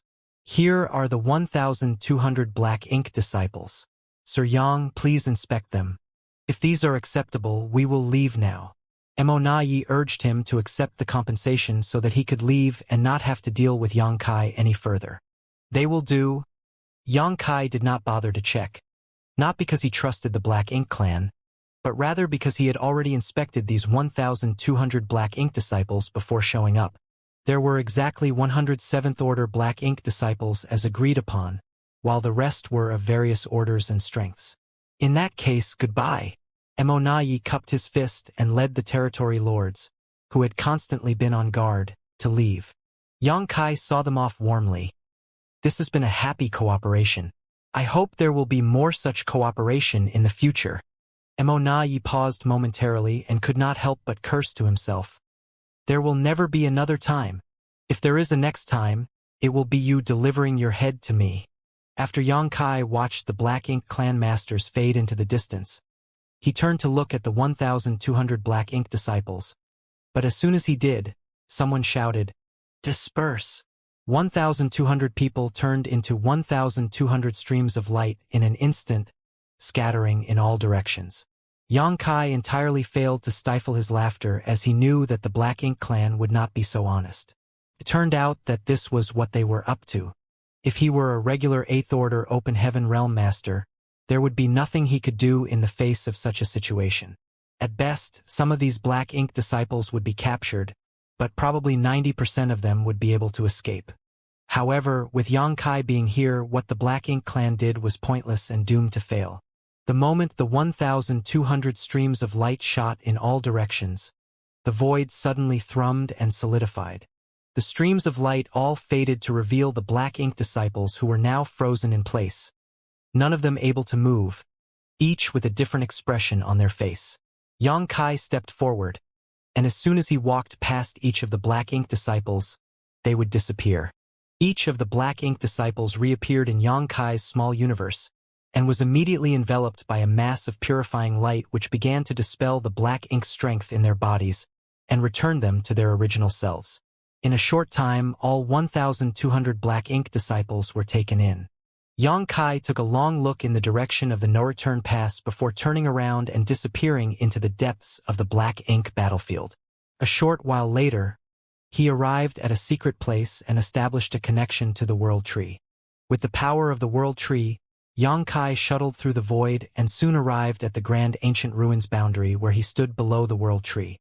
The old tree still had the same old look, with almost all the world fruits still on the tree being the ones corresponding to the universe worlds that Yang Kai had refined and saved at the beginning of the invasion.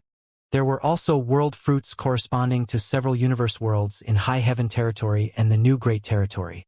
As for the other world fruits, they had all fallen off. On some of the branches of the old tree, there was a trace of black chi. "Thank you, old tree."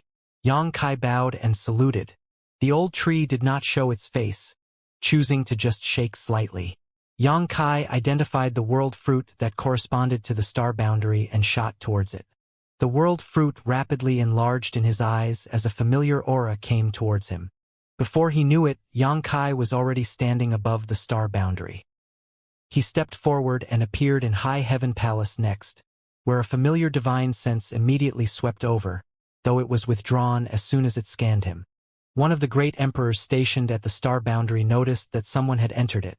However, once they identified that it was Yang Kai, they knew that he was not here to cause trouble. This time, it appeared to be Ice Feather Great Emperor who was stationed at the star boundary. Yang Kai did not have many interactions with this great emperor and thus was not too familiar with him. Yang Kai's divine sense swept over the spirit peak where his parents lived, and found that the old couple were happily teaching some young disciples. With the Black Ink clan invading the 3,000 worlds, no one could avoid joining the war effort. In fact, Yang Kai's parents had applied to join the army several times. However, High Heaven Palace always refused to allow them to go, claiming that they could contribute most by teaching the next generation of disciples. Naturally, no one, save for Yang Kai's parents themselves, raised any complaints about this. Yang Kai had made many invaluable contributions to the war over the years. In fact, if not for Xianxia, the human race might have lost long ago. His wives, adopted son, and little sister were all fighting on the front lines as well. Since his parents were not that strong, and there was a high probability of something happening to them if they went to the battlefield, the higher-ups all tacitly agreed to keep them out of the fighting. After all, how could they explain to Xianxia if something happened to them? Also, who would dare to say anything if his parents remained in the star boundary? Without bothering his parents, Xianxia called Hua Qingxi and asked about the situation in the star boundary. He also asked about the new great territory, the Myriad Monsters world. He learned that everything was fine here at the star boundary and the Myriad Monsters world was also doing well. The World Tree clone was showing its power, and after thousands of years of nurturing, many rising stars from the Myriad Monsters world had directly broken through to the 5th, 6th, and even 7th order Open Heaven Realm Masters. A Monster King had been recognized by the Myriad Monsters world's will and been named the first Great Emperor with the title Thunder Shadow.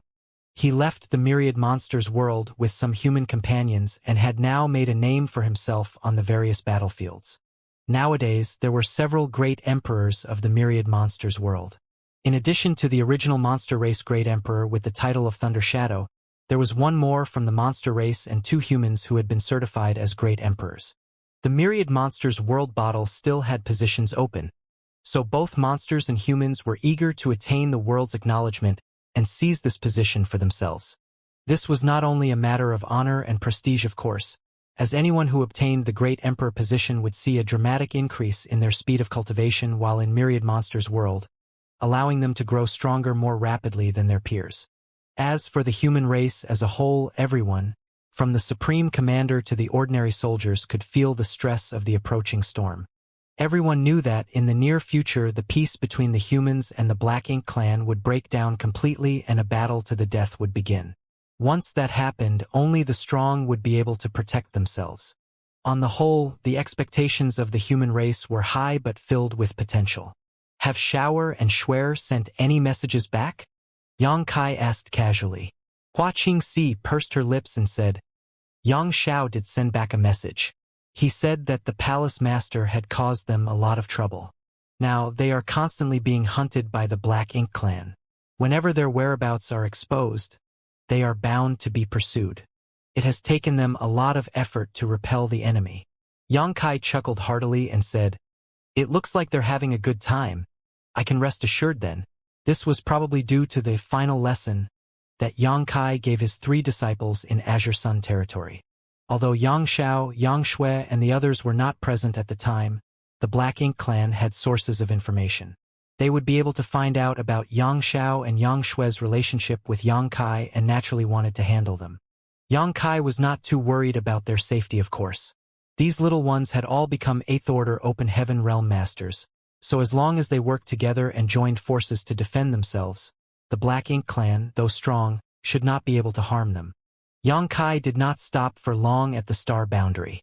He exchanged a few words with Hua Qingxi and released a group of disciples who were ready to reach the Open Heaven realm from the Void Dao Temple, leaving them under her care.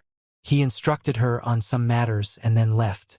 After passing through the territory gate, he arrived at the neighboring Great Territory, which was numbered but remained unnamed. Any great territory that was only represented as a number on the universe chart was ranked as an extremely low-grade great territory. It meant that it did not have any notable great force overseeing it. A great territory such as this usually had few universe worlds and sparse resources. Generally speaking, such a great territory was isolated from the rest of the world. High Heaven territory was like this in the past. In the whole High Heaven territory, there were only 2 habitable universe worlds. One was the star boundary and the other was the demon realm. The strongest masters were the great emperors and demon saints. There were no Open Heaven realm masters here. However, since the rise of the star boundary as an Open Heaven realm cradle, High Heaven territory made a name for itself. The neighboring great territory was not so fortunate, but it was the place where the supreme headquarters of the human race was located. Although the great territory was previously unknown and even deserted, it was now vital to the human race. Not only because it was the great territory that led directly to the star boundary, but also because it connected to more than 10 great territory battlefields. Just as the barren territory was the last barrier to the 3,000 worlds, this unnamed great territory was also the last bulwark for the human race today. If the Black Ink clan breached this place, they would be able to push straight into the heart of human territory. When that happened, the human race would have no choice but to completely fall back to High Heaven territory and the new Great Territory. With the Supreme Headquarters located here, this Great Territory was extremely bustling. No matter which battlefield the soldiers headed to or retreated from, they would transit through this place to rest and repair their equipment. Armies would be assembled here and be dispatched by the Supreme Headquarters as reinforcements to the Great Territory battlefields on a regular basis. Looking from afar, there were many human race soldiers coming and going in the void, and the glimmer of light from their bodies was as bright as stars. Xianxia suppressed his aura and rushed to the universe fragment where the Supreme Headquarters was located. Without informing anyone, he flew straight to the main hall. Inside the main hall, Mi Jingluan was busy pointing at a territory map, and a few 7th Order Open Heaven Realm Masters who were in charge of transmitting orders nodded as they took careful notes. Xianxia took a look and found the territory map was of Twin Poles territory. Noticing Xianxia's arrival, Mi Jingluan looked up and gave him a light nod, signaling him to wait for a moment. Xianxia made himself at home, found a seat, poured himself a cup of tea, and leisurely sipped it. After a little more than half an hour, the 7th Order Masters were sent away. Mi Jingluan stood in place in contemplation for several moments before rubbing his forehead. He then walked over to Xianxia, sat down, and pushed an empty teacup towards him.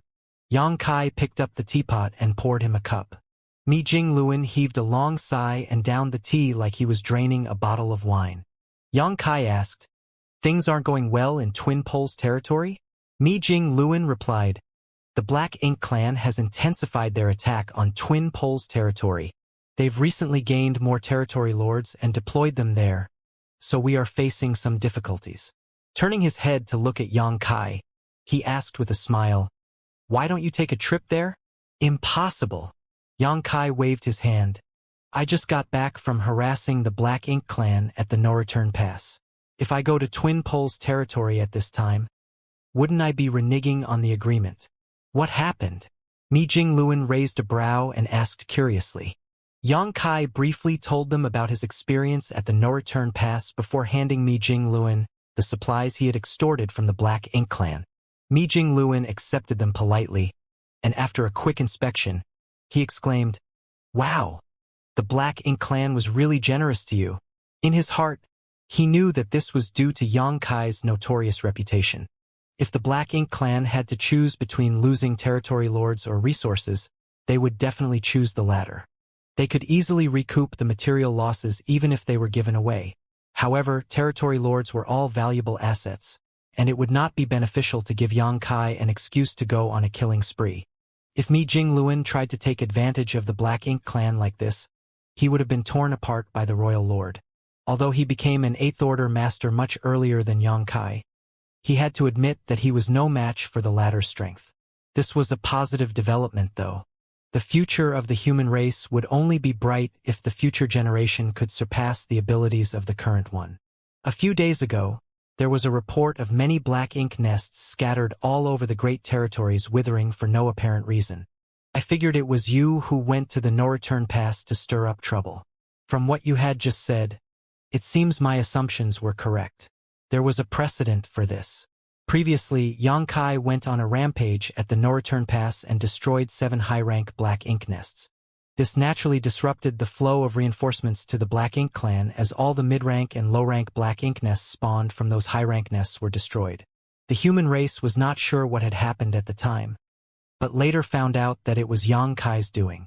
So, when a similar event happened, it was easy for Mi Jingluan to make a guess.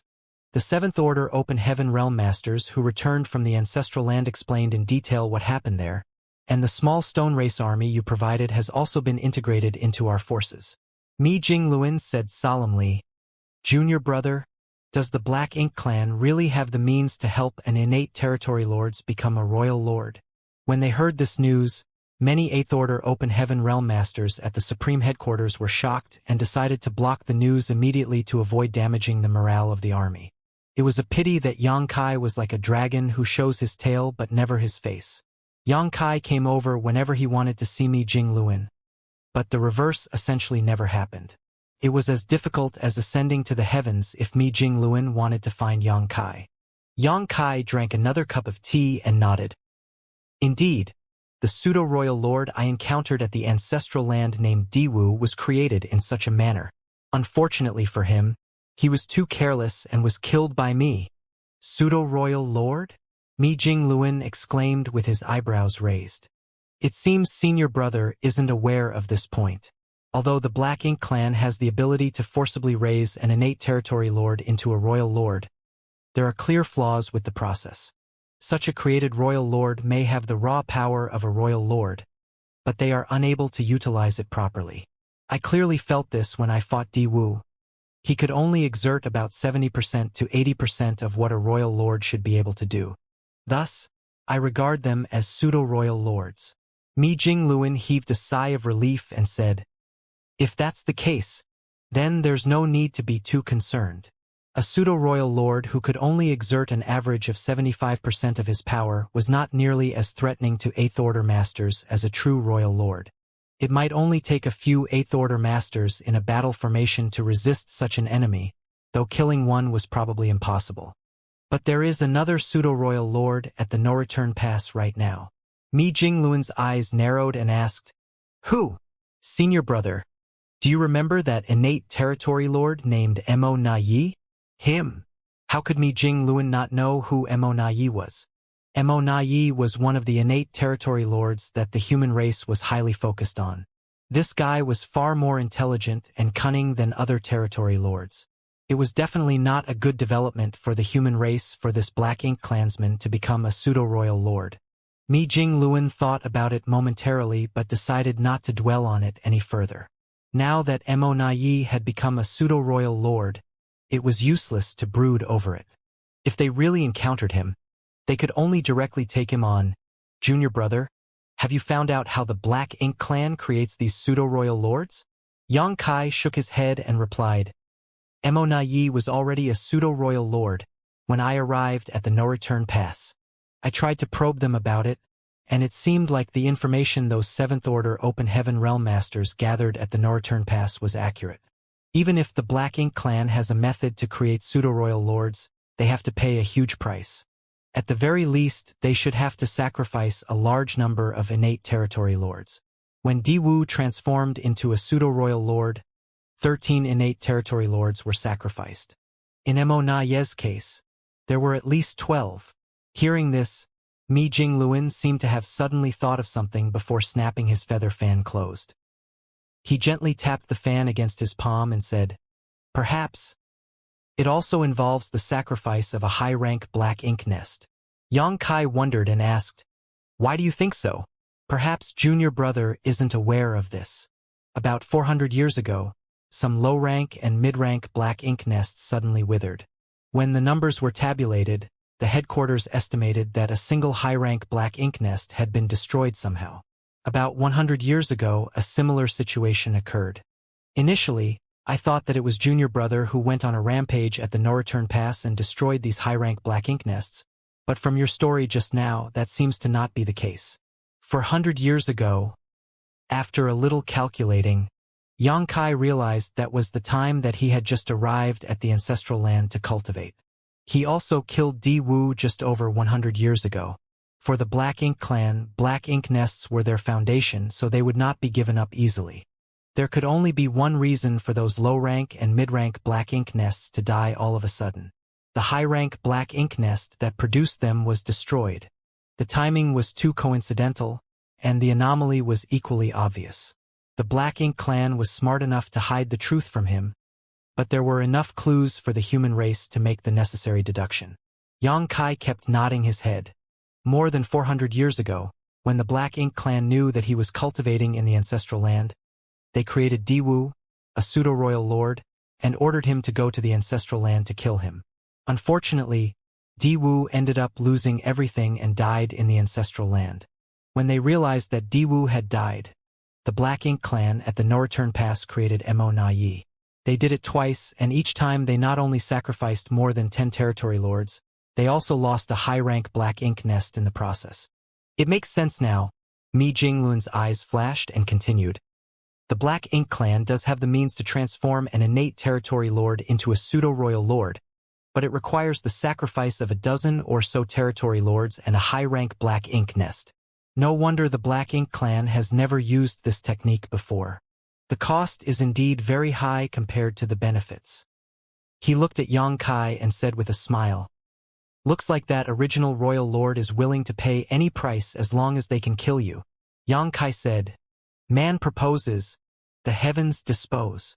If he did not have an army of small stone race with him when he went to the ancestral land, there was a good chance that Diwu would have succeeded. The good thing was that this matter was considered resolved in his favor. The Black Ink clan tried to kill Yang Kai, but he managed to overcome that calamity and gained significant compensation for it. All of this was because the two races still needed to maintain the status quo.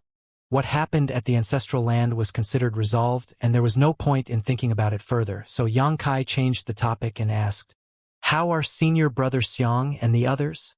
Xiangshan had stopped appearing in public and focused on cultivating to break through to the Ninth Order.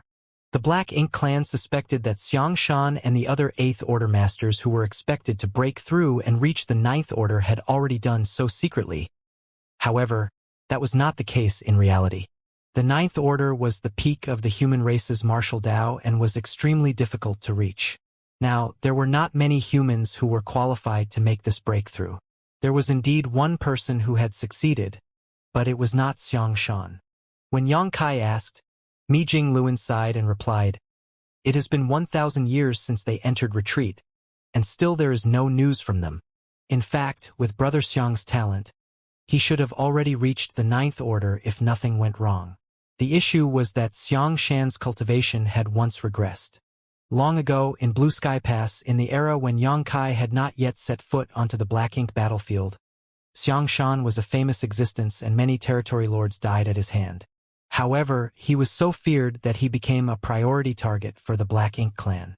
They specifically targeted him and trapped him in a bitter battle where he became corrupted heavily by Black Ink strength, forcing him to sacrifice a large portion of his small universe to preserve himself. Afterwards, he took a profound in-spirit fruit to repair his damaged small universe. However, the drop in one's cultivation was not something that was automatically made up for. For the many years that Yang Kai was stationed at Blue Sky Pass, he had never seen Xiangshan because the latter was in secluded retreat. It was not until the leaders of the human race decided to form the Great Evolution Army to recover Great Evolution Pass that Xiangshan returned to the limelight. What Mi Jingluan meant was that if that incident had not occurred all those years ago, Xiangshan would already be a Ninth Order master. The cave heavens and paradises were filled with talented people, but throughout history, few could match the reputation of Xiangshan.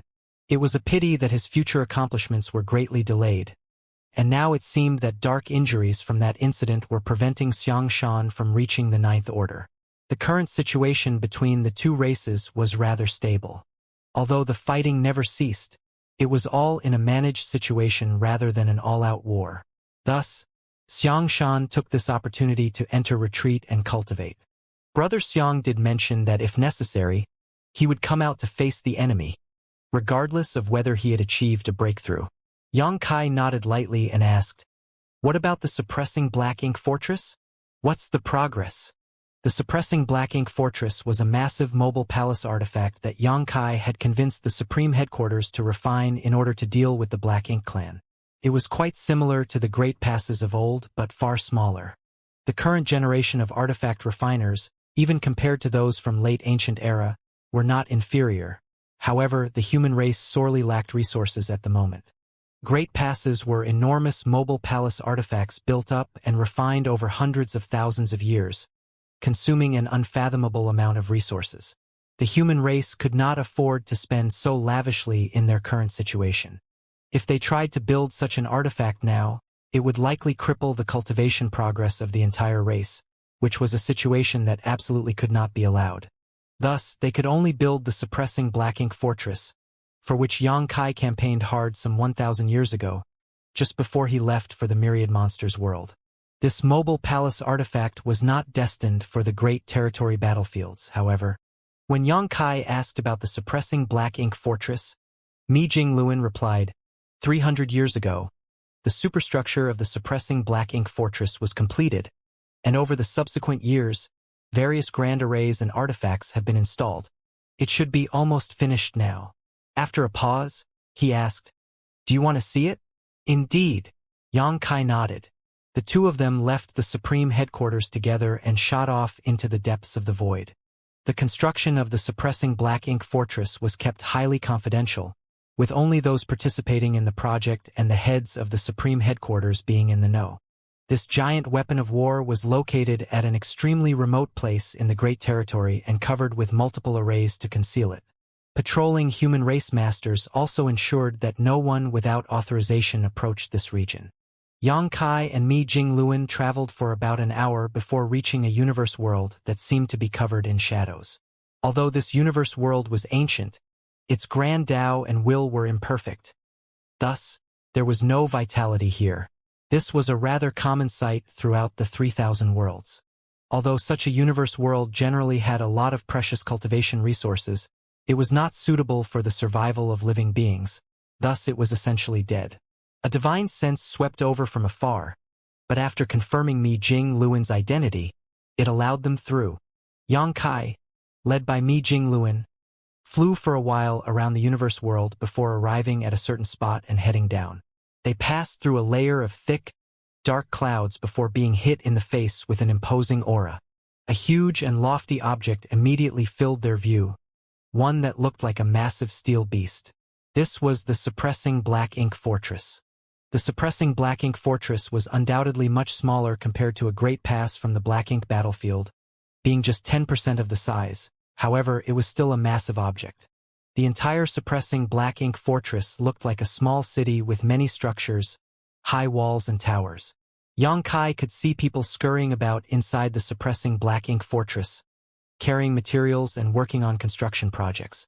There were huge artifacts mounted atop of the city walls, and at a glance one could tell how extraordinary they were. There were also traces of numerous grand arrays, but none of them were currently active, so it was impossible to assess their might. The human race seemed to be in decline as it only held a dozen or so great territories because of the Black Ink clan. However, no matter how bad things were, they still had a profound heritage. When the Grand Army was defeated in the war outside the Primordial Heaven's Source Grand Restriction, the humans were forced to retreat to the No-Return Pass, and then to the Barren Territory. The death of countless soldiers was certainly heartbreaking, but the loss of a great pass inherited since the end of the late ancient era was also a massive strategic setback for the human race. While many great passes were destroyed, others remained mostly intact at the No-Return Pass. Many wanted to take the great passes away with them, but they were too massive even for a ninth-order old ancestor to fit into their small universe. Thus, they had no choice but to abandon them. Presently, those great passes outside the No-Return Pass had become platforms for Black Ink nests. If the human race could defeat the Black Ink clan and retake the No-Return Pass, there was still hope to regain those great passes. The two landed on the suppressing Black Ink fortress and were immediately greeted by someone. Yang Kai was dumbfounded and exclaimed, "Grandmaster Donghua!" It was Donghua and Ping who Yang Kai had met at Blue Sky Pass. He was an artifact refining great grandmaster from Divine Cauldron Cave Heaven, and also the one who built the first purifying Black Ink battleship together with Yang Kai and a number of array masters. However, since Yang Kai left Blue Sky Pass, they had not seen each other again, mainly because Donghua and Ping was in charge of artifact refining while Yang Kai's job was to kill the enemy. They fought on different battlefields, so it was natural for them not to meet each other. Yang Kai. Donghua and Ping also recognized Yang Kai immediately and reached out his hand to slap his shoulder as he happily declared, "I should call you Junior Brother Yang now." Yang Kai returned the greeting, "Senior Brother Donghua." He was happy to see him. Although Yang Kai had met many people on the Black Ink battlefield, few survived until today. Donghua and Ping was also a bit emotional. When he first met Yang Kai, the latter was just an unknown sixth-order brat. He was only valued by Blue Sky Pass leaders at the time because he brought purifying light to the human race.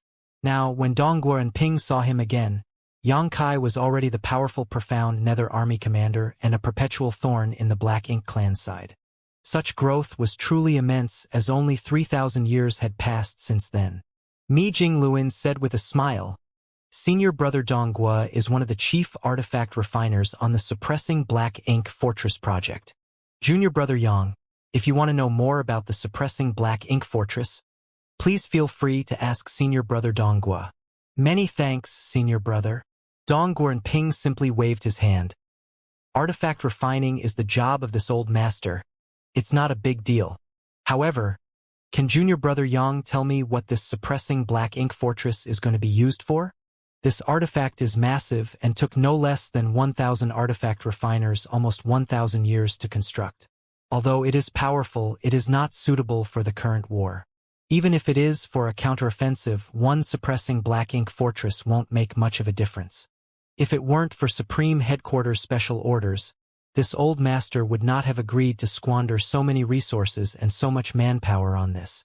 The amount of resources poured into the thing could have benefited the Great Army in many other ways. It was clear that Donghua and Ping had strong opinions about the Suppressing Black Ink Fortress. As he said, this thing was not very useful for the situation the human race was currently in. Unless more Suppressing Black Ink Fortresses were built, they could not be used to attack the enemy. This was certainly a very sharp weapon of war. However, its disadvantages were also very obvious. It took far too many resources and too much time to build just one, so if it did not achieve its intended purpose, then it was all just a huge waste of time and money. Didn't Senior Brother Mi explain the situation? Xianxia was stunned. Mi Jingluan said in return, "It's better that fewer people know about this matter."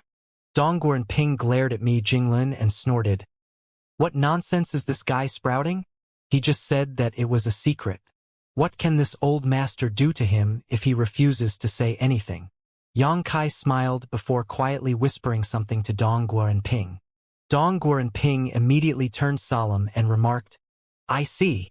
He had his suspicions considering the situation. However, Xianxia just confirmed his guesses. He was a veteran from Blue Sky Pass who had experienced thousands of years of war on the Black Ink battlefield. If the Suppressing Black Ink Fortress was used in that place, it was indeed the perfect tool for the job. "What are the chances of that happening?" Donghua Ping asked. Xianxia replied, "It's bound to happen. It's just a matter of time." Donghua Ping replied, "Fortunately, this old master did not cut corners when I built the Suppressing Black Ink Fortress. Otherwise, it would have been a big mistake." Xianxia laughed and said, "Senior Brother, please take us to look around." Donghua Ping was immediately reinvigorated. Although he had some reservations about building the Suppressing Black Ink Fortress, it was also the greatest masterpiece of his life. Now that he had succeeded in building it, he naturally wanted to show it off to others. It was pointless for him to brag about it to the builders. Thus, when Mi Jingluan and Xianxia came, he finally had an audience to lead around and introduce all the wondrous features of his creation. When the Supreme Headquarters gave the order 1,000 years ago, Donghua Ping led several artifact refining great grandmasters and brought over 1,000 artifact refiners to this place to work. Those artifact refiners had put their all into the Suppressing Black Ink Fortress, and it represented their proudest achievement. Divine Cauldron Cave Heaven contributed a huge amount of resources to create this artifact. Although each Cave Heaven and Paradise contributed a lot to this project, Divine Cauldron Cave Heaven were the experts at artifact refining and thus contributed the most. Presently, the Suppressing Black Ink Fortress had various grand arrays, artifacts, and even some architectural uniqueness, making it essentially a mobile city. All of this was influenced by Donghua Ping, so he was intimately familiar with all aspects of the Suppressing Black Ink Fortress, making his introductions detailed and descriptive. Xianxia soon began to appreciate the might of the Suppressing Black Ink Fortress. He was very satisfied with what he was hearing. Although the Suppressing Black Ink Fortress was only 10% the size of a Great Pass, its armaments and capabilities were basically on par with one. They paused for explanations and then resumed along the route. When the three of them arrived near a section of the city wall, Donghua Ping pointed to a huge artifact mounted up ahead. The shape of the artifact looked like a crouching tiger with an elongated neck gazing forward. There were several artifact refiners nearby who were busy working on it. Dongguo and Ping pointed at the artifact and said proudly, "This is a Tiger Roar Cannon, the main offensive artifact of the suppressing black ink fortress. Over all 4 walls, there are a total of 1,200 of these. They were specially designed for the suppressing black ink fortress." Mi Jingluan looked at it for a while and asked, "How powerful is it?" Dongguo and Ping stroked his beard and smiled. When tested, 3 sixth-order masters working together were able to unleash a strike equivalent to a 7th-order open heaven realm master's full strength. If 3 7th-order masters worked together, the power unleashed would be similar to an 8th-order open heaven realm master's attack. Mi Jingluan raised an eyebrow and remarked, "Impressive. But creating such an artifact must have been expensive, right?" Dongguo and Ping replied with a solemn nod. "Didn't Supreme Headquarters say not to skimp on the cost? Creating a single Tiger Roar cannon consumes resources equivalent to building a standard warship." Mi Jingluan winced at the thought of the cost. With 1,200 Tiger Roar cannons, it was like having 1,200 standard warships, and that was just for the main armaments of the suppressing black ink fortress. There were other various supplementary artifacts, as well as the grand arrays within the fortress, which also required a lot of resources. The entire suppressing black ink fortress was practically a weapon of war built from several generations of stockpiled wealth. It was fortunate that Xianxia went to the no-return pass to pick a fight with the Black Ink clan and managed to get them to compensate him with so many materials. At least, that could help to replenish a good portion of the stock used in the production of the suppressing black ink fortress. Otherwise, the human race would have to tighten their belts for a few years just to get by. However, this was something Xianxia had specially requested. Although the cost was immense, it was worth the expenditure as long as it could produce the desired effect. As the two spoke, Xianxia had already walked toward the Tiger Roar cannon, which had several artifact refiners busy working on it. One of them became upset when he noticed someone approaching without permission and stood up abruptly with the intention to reprimand him, but was immediately stunned. Xianxia smiled at him and said, "Senior Brother Su." The other person smiled and exclaimed, "Junior Brother Yang? Haven't seen you in years, Senior Brother Su. You still have the same noble bearing as before." Xianxia glanced at the chubby figure in front of him while comparing it to the one in his memories. In fact, there were no significant changes to Fatty Suzhen except for the traces of aging after all these years. Furthermore, Suzhen was already an 8th-order Open Heaven Realm Master. Dongguo and Ping walked forward and asked curiously, "Junior Brother Yang, you know my martial nephew?" Although they were both in the 8th Order, since they were born and raised in Divine Cauldron Cave Heaven, Dongguo and Ping was still Suzhen's senior, and thus of a higher rank compared to a rising star like Suzhen. Furthermore, while they were cultivators in the same realm and from the same sect, there was still some difference in their strength and achievements.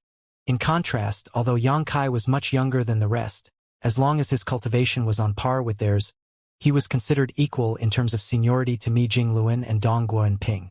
"Of course, I know him. I was drawn into the grand ancient ruins boundary with Senior Brother Su. We went through a lot of hardships together," Xianxia explained. Dongguo and Ping suddenly understood. Over the past 10,000 years, the grand ancient ruins boundary only appeared once. Suzhen coincidentally got dragged into it, and apparently so did Xianxia. Therefore, it was normal that they knew each other from the incident. Sometime later, Xianxia and Suzhen also met in the Blood Monster Cave Heaven. However, after Xianxia went to the Black Ink battlefield, there was no longer any news of him. Suzhen naturally heard about Xianxia's exploits when the Black Ink clan invaded the 3,000 worlds. It was a pity that they could not meet until today. To construct the suppressing Black Ink fortress, Divine Cauldron Cave Heaven had deployed 30% of their sex artifact refiners, which was why Fatty Suzhen was here. After some pleasantries, Suzhen cupped his fist and said, "Martial Uncle is here just in time. This Tiger Roar cannon has some problems linking together with the Grand Array. No matter how we tried, we just can't get it to work smoothly. Perhaps Martial Uncle can figure out the problem." Dongguo and Ping, who never backed down from a challenge, stepped forward and said, "Let me take a look." He approached the Tiger Roar cannon, carefully investigated and quickly found the crux of the problem. He did not personally resolve it though, and instead carefully instructed Suzhen and the others and let them do it. This was also a kind of on-the-spot education. The few artifact refiners soon became busy working on the cannon and forgot all about Yang Kai and Mi Jingluan who were standing beside them.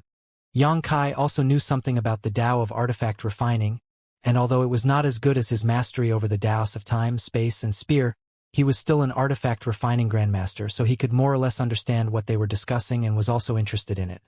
On the contrary, Mi Jingluan, who knew nothing about the subject, stood by the side, bored to tears. Upon realizing this, Yang Kai said, "Senior brother Mi, we have basically finished with the tour of the suppressing black ink fortress, but I would like to remain here and see the rest of the artifacts and spirit arrays. You should go on ahead first." Mi Jingluan nodded and said, "Good. I will make the rest of the arrangements at the Supreme Headquarters." Yang Kai made his requests without holding back. "I estimate it will take a minimum of 5,000 and up to 8,000 soldiers to fully mobilize the power of the suppressing black ink fortress. I will have to trouble Senior Brother Mi to prepare them as soon as possible. Additionally, please send the divine spirits that I brought back from the Grand Ancient Ruins boundary over here. Although they have been obedient over the years, the agreement I made with them was only for 3,000 years and will soon be up. It will be difficult for me to extend the pact, but there just so happens to be someone over on that side who can handle them." Mi Jingluan immediately understood and replied with a smile, "That's right, under that person's watchful eye. These divine spirits have no choice but to behave obediently. Naturally, the suppressing black ink fortress needs a divine spirit with great sun and moon marks to be able to create purifying light to protect against the encroachment of black ink strength. I'll make sure everything is prepared appropriately." Mi Jingluan quickly left and went back to the Supreme Headquarters to organize the troops while Yang Kai stayed. Once the suppressing black ink fortress was ready for action, Yang Kai would be responsible for sending it to that place. Dongguan Ping was still instructing Su Zhan and the others to solve the problem of the Tiger Roar cannon, when Yang Kai heard a soft voice in his ear. He was surprised and decided to follow the voice, leaving the suppressing black ink fortress and heading towards a mountain valley some 3,000 kilometers to the west. He approached it, and was stunned by what he saw within it. The entire surrounding land was barren and silent, but this mountain valley was full of vitality, with an abundance of fragrant flowers and vegetation. However, under careful observation and inspection, he realized that all the greenery was nothing but an illusion. This was obviously an extremely profound manifestation of power. He then noticed a delicate figure sitting quietly in the middle of the sea of flowers. As Yang Kai waded through the sea of flowers, the flowers were disturbed, detached from their stems, and flew away from the branches. The flowers turned into yellow, red, and green butterflies dancing among other flowers. At that moment, the world was colorful and beautiful. Yang Kai was captivated by this beauty, even stretching out his hand and allowing a butterfly to land gently on his fingertips while flapping its wings. A few moments later, he approached the figure, bowed, and greeted, "Old Ancestor." This was the only human who had advanced to become a ninth-order Old Ancestor since the invasion of the 3,000 worlds. Only a select few of the upper ranks knew about this. Yang Kai was curious about where she was after she had reached the ninth order, and it was only when he heard her voice that he realized that she had been here the whole time, guarding the suppressing black ink fortress. The Supreme Headquarters must have arranged for this newly promoted Ninth Order Master to secretly guard the suppressing black ink fortress to ensure that absolutely nothing happened to it. Luo Ting he smiled slightly, reached out her hand, and spoke gently, "No need for formalities. In fact, I owe everything that I have to you."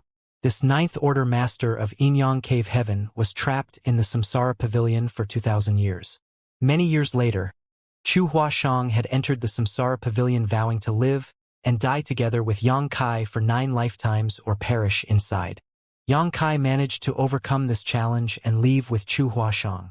It was through that opportunity that Luo Ting he was also able to leave the Samsara Pavilion.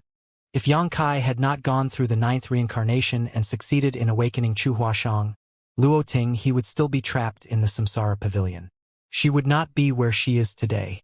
Old ancestor is too kind. What happened that day was pure coincidence, Yang Kai said respectfully. Back then, he had no idea Luoting he was trapped in the Samsara pavilion. All he did was break Chu Hua Shang's heart seal and awaken her memories. It was pure coincidence that he managed to get Luoting he out as well. Coincidence or not, I still owe you a favor, Luoting he insisted. Yang Kai could not say anything else. Luoting he tilted her head and smiled as she said, I've been thinking about how to repay you for that. I originally thought of giving you some benefits after I reached the 9th order. However, your cultivation speed is so fast that the benefits I can give you now related to that are far too limited. Luoting he would not be in such a tight spot if Yang Kai was only in the 6th or 7th order. All she needed to do was to give him some gifts and give him some pointers for his cultivation, which would not be difficult. However, Yang Kai's cultivation had been increasing rapidly over the years, leading to him reach the peak of the 8th order. In terms of strength as an 8th order master, Yang Kai was definitely the strongest. Even Xianxia was incomparable to him. This made it difficult for Luoting he to figure out what she could give him in return. Since she successfully advanced to the 9th order and was stationed here to guard the suppressing Black Ink Fortress, she had been thinking long and hard about this. I pondered a lot on this.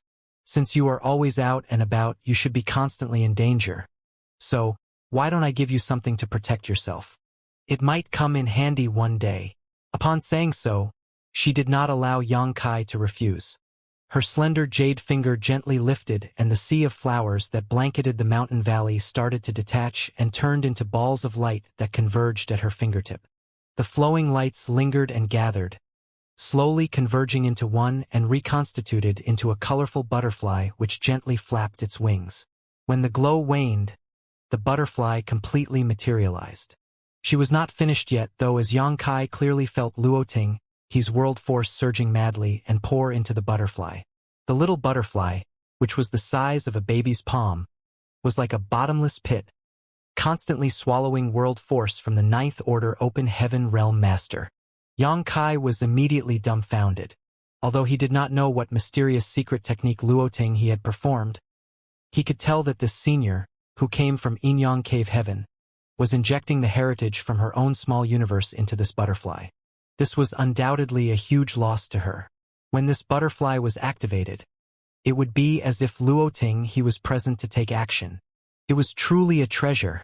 Just as Luoting he said, Yang Kai traveled around regularly as he no longer needed to cultivate in retreat.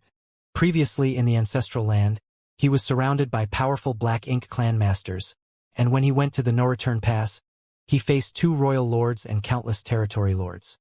He really did encounter a lot of danger, so such a defensive treasure could be a life-saving token in certain critical moments. Setting other incidents aside, if he had this butterfly when he was at the ancestral land, would Di Wu have even been a threat to him? With the infusion of a 9th order open heaven realm master's small universe heritage, the secret technique butterfly became increasingly dynamic, as if it really came alive and was ready to fly. Luoting he soon began to look fatigued. It was only after half an hour that Luoting he exhaled a long breath and severed the connection between her small universe and the secret technique butterfly. With a flick of her fingertip, the butterfly flew towards Yang Kai. Yang Kai opened his palm and the butterfly landed on it. The gorgeous light then dissipated and turned into a butterfly-shaped crystal. If you encounter a dangerous situation that you can't get out of, activating this will certainly help. It contains my full power, but remember that it can only last for 30 breaths. Luoting he warned. Although the butterfly felt light, Yang Kai's heart was heavy. He estimated that to create this secret technique butterfly, Luoting he had sacrificed at least 500 years of hard cultivation. In other words, several centuries of effort had been used up to create this butterfly, which only lasted 30 breaths of time.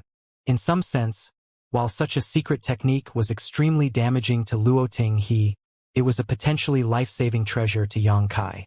Yang Kai put the secret technique butterfly away, bowed, and solemnly said, "Many thanks for old ancestors' generosity." Luoting he smiled lightly and said, "You are now a pillar of the human race. We cannot afford any mistakes with your life. After a pause, she continued, You have been out and about a lot, and understand far more than others about the situation between the two races today. Tell me, if the two sides were to go to war today, what are the chances of the human race winning? Yang Kai pondered for a moment and said, The odds of our victory are actually quite high, but we cannot just focus on the immediate crisis. It was not that the human race did not dare to fight back against Black Ink Clan in an all-out war today, but rather that they needed to not be short-sighted.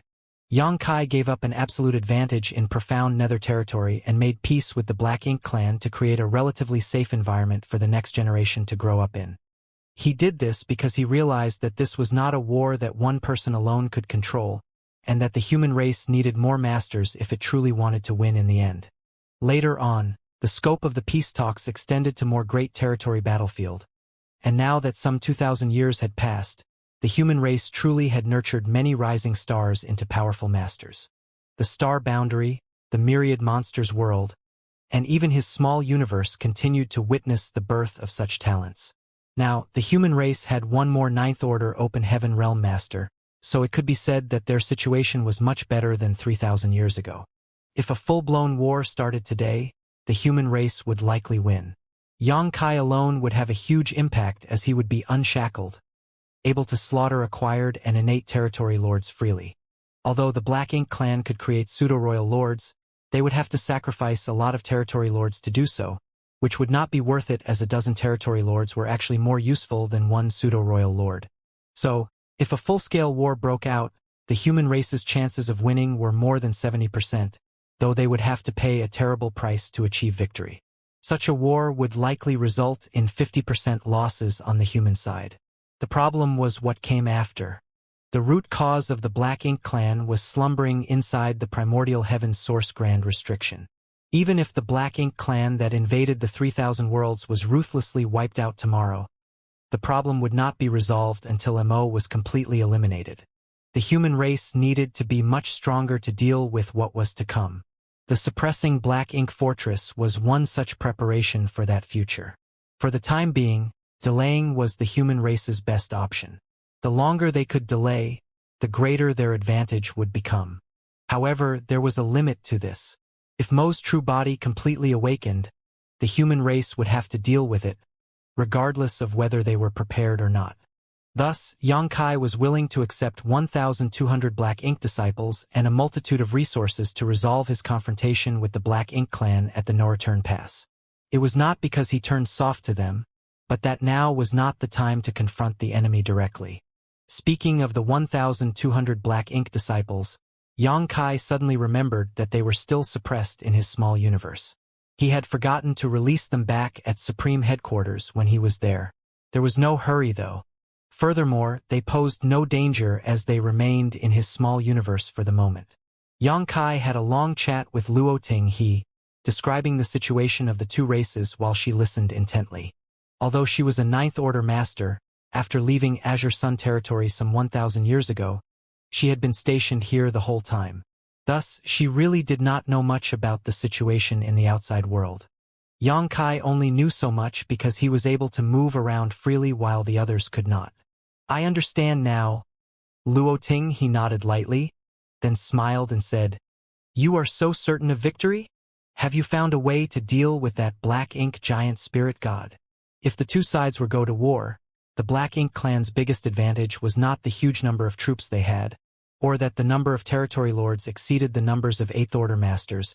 It was the Black Ink giant spirit god who was pinned down by the two veteran Ninth Order Open Heaven Realm Masters in the barren territory. That was the true existence that could single-handedly tip the balance of power between the two sides. The Black Ink Clan now had two Black Ink giant spirit gods. One was held in check by Aer, so they did not need to worry too much about it. Those two had been fighting each other for several thousands of years, and neither side had gained any kind of advantage. It was the Black Ink giant spirit god that had once been subdued by the divine spirits in the ancestral land that they had to worry about. Once it freed itself from the old ancestors' restraint, it would be an absolute disaster for the human race. Before, while it was seriously injured, it was locked in place by the two Ninth Order Masters using their secret techniques. However, after so many years had passed, Most of its injuries should have been healed by now. Nevertheless, that alone would not be enough of a reason for Xianxia to personally go to the barren territory to torment it. If the Black Ink clan was in a life-or-death struggle, the Black Ink giant spirit god would not stand idly by. In that situation, it would likely sacrifice its arm to fight back. If it broke free, then it would be difficult for the human race to counter it. However, from what Luo Ting he had heard so far, Xianxia did not seem concerned about it, so he obviously had a way to deal with it. Xianxia failed to stifle his laughter and said, "Old ancestor is truly sharp." While Luo Ting he mentioned this, she did not ask any more questions about it. Xianxia left after some more small talk, and Luo Ting he continued to meditate to make up for the heritage that she had just used up. Instead of returning to the suppressing Black Ink fortress, Xianxia flew directly up into the void, where he opened up his small universe and released the 1,200 Black Ink disciples he had received from the no-return pass. The Black Ink strength in their bodies had already been purged by purifying light, and they were now ashamed to face Xianxia. If Xianxia had not got them back from the Black Ink clan, they would still be working for the enemy. Xianxia was not surprised by this and did not say much to them. He only gave them instructions and then provided them in the direction of the Supreme Headquarters. The 1,200 saluted in unison, turned into a stream of light, and disappeared. The Supreme Headquarters spent months mobilizing the necessary troops. It was not an easy task to gather so many Open Heaven Realm Masters. They could not draw too many from any single battlefield. Otherwise, it may affect the situation on the front lines. They also needed to balance the personnel appropriately, which was no easy task. Before the arrival of the soldiers, a group of divine spirits came to Xianxia to report. They were the divine spirits that he brought out from the Grand Ancient Ruins boundary. Since Xianxia killed Tao Wu in profound nether territory, these divine spirits had been performing much better on the battlefield because they were afraid of Xianxia's ferocious methods. Tao Wu, who was comparable to an 8th Order Open Heaven Realm Master at the time, was beheaded by Xianxia without being able to resist. None of the divine spirits wanted to be the next Tao Wu, so over the years, whatever the humans requested, they would do their best to complete. The divine spirits all stood in a field near to the suppressing Black Ink fortress, but when Xianxia looked out at them, he suddenly felt rather saddened. Xianxia brought just over 100 divine spirits from the Grand Ancient Ruins boundary. However, there were only about 60 of them standing in front of him today. A 40% casualty rate over 3,000 years of fierce battles was by no means small. Each of the divine spirits was more powerful than the average human race master in the same equivalent order, so one could imagine how perilous the war had been. Although there were not many of them, these divine spirits had already constituted an extremely powerful force, as many were comparable to an 8th Order Open Heaven Realm Master. Their ancestors were imprisoned for various reasons in the Grand Ancient Ruins boundary by the Old Tree. In the special environment of the Grand Ancient Ruins boundary, it was difficult for their bloodline to grow as powerful as it could be, even if their bloodline was pure. For example, Zhu Jiuyin, who Xianxia brought out of the Grand Ancient Ruins boundary all those years ago, was as strong, if not stronger, than any 8th Order human master, but due to the suppression in the Grand Ancient Ruins boundary, she had only been able to exert the strength of a low-rank Open Heaven Realm Master while trapped there. It was not until she left the Grand Ancient Ruins boundary that she began to restore her true strength in the Void Land. These dozens of divine spirits had left the Grand Ancient Ruins boundary for almost 3,000 years and had already adapted naturally to the world principles of the outside world.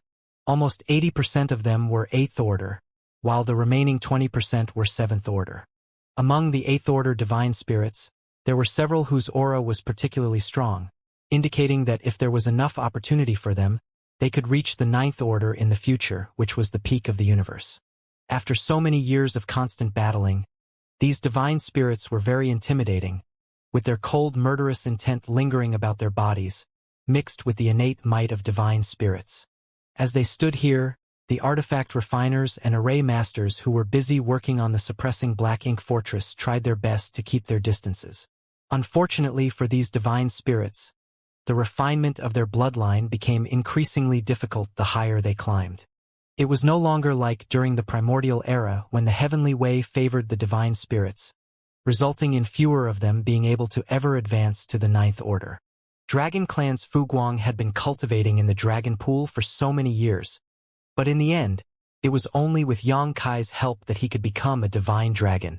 As for the Phoenix Clan, none of them had risen to the divine rank since the fall of the previous Phoenix Clan leader during the Barren Territory War. The refinement of one's bloodline was not just a matter of dedication and effort, but also highly dependent on personal inheritance. No matter how long one lived, if their inheritance was insufficient, it would be useless. Yang Kai glanced at all the divine spirits and suddenly cupped his fist and bowed appreciatively. Many thanks for all your hard work and sacrifice. The solemn atmosphere suddenly eased, and a divine spirit smiled and said, "This is our duty, sir."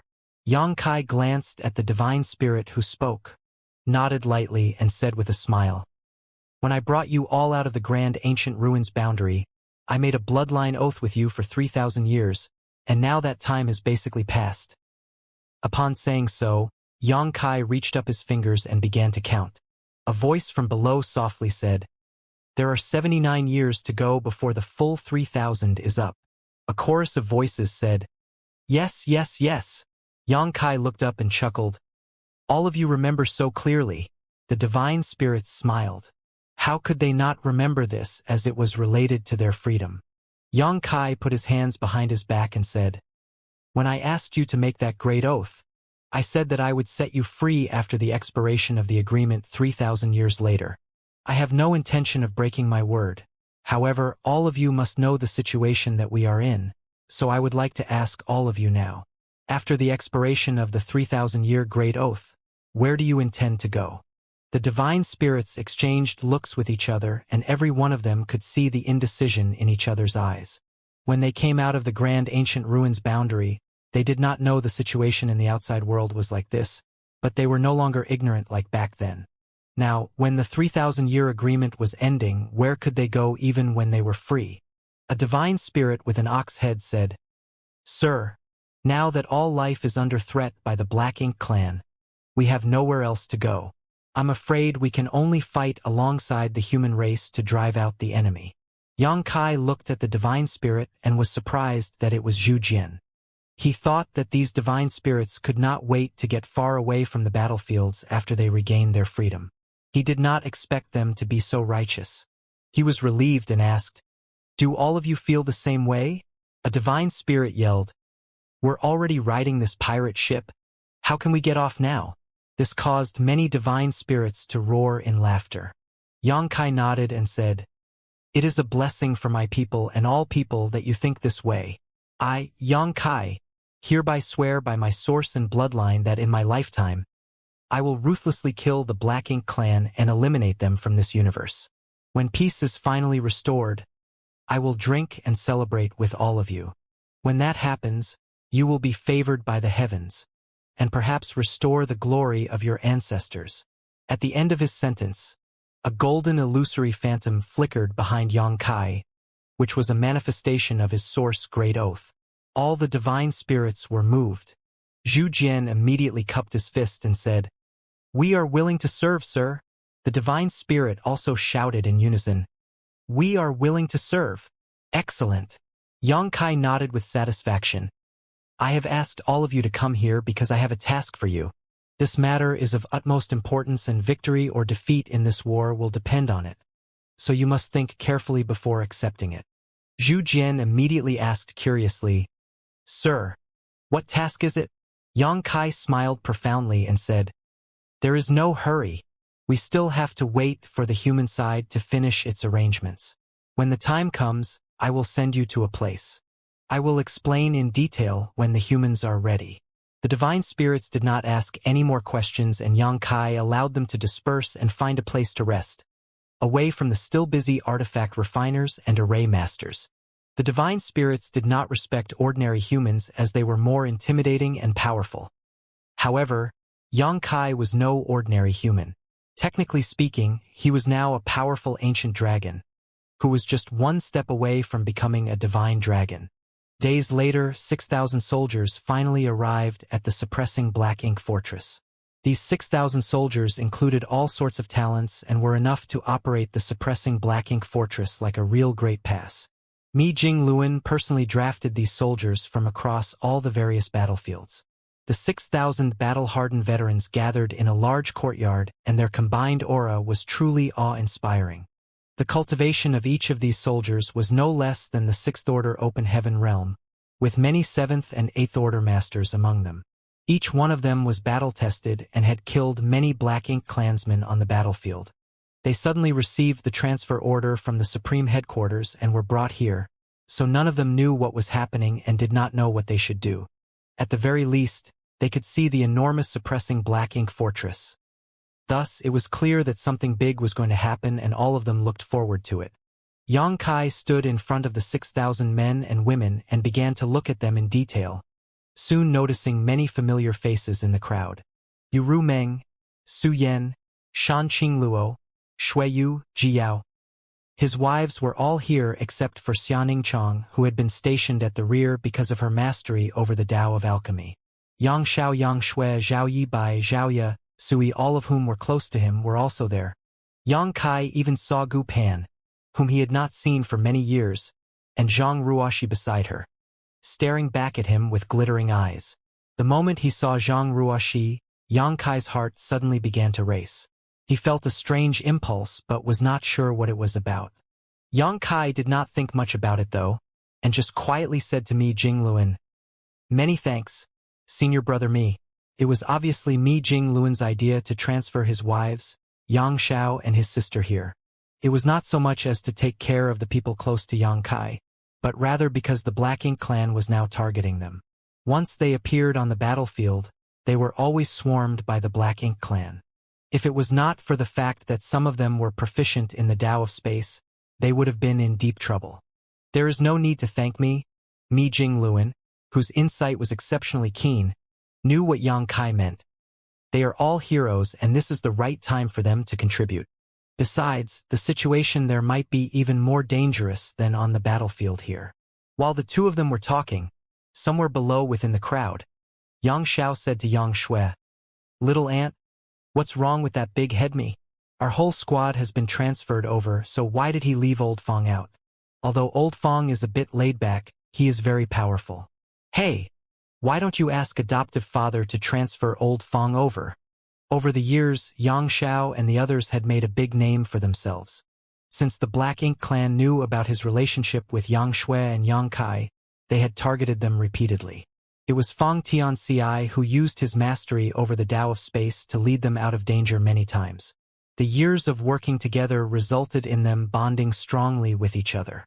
Yang Xiao had high regards for Fong Tianxia, but unfortunately, for reasons unknown, Mi Jingluan had transferred all of them here except for Fong Tianxia. They did not know why Big Head Mi had seemingly singled out Old Fong. But Yang Xiao was not happy about it. Now, he was encouraging Yang Shui to go to Yang Kai to file an official complaint.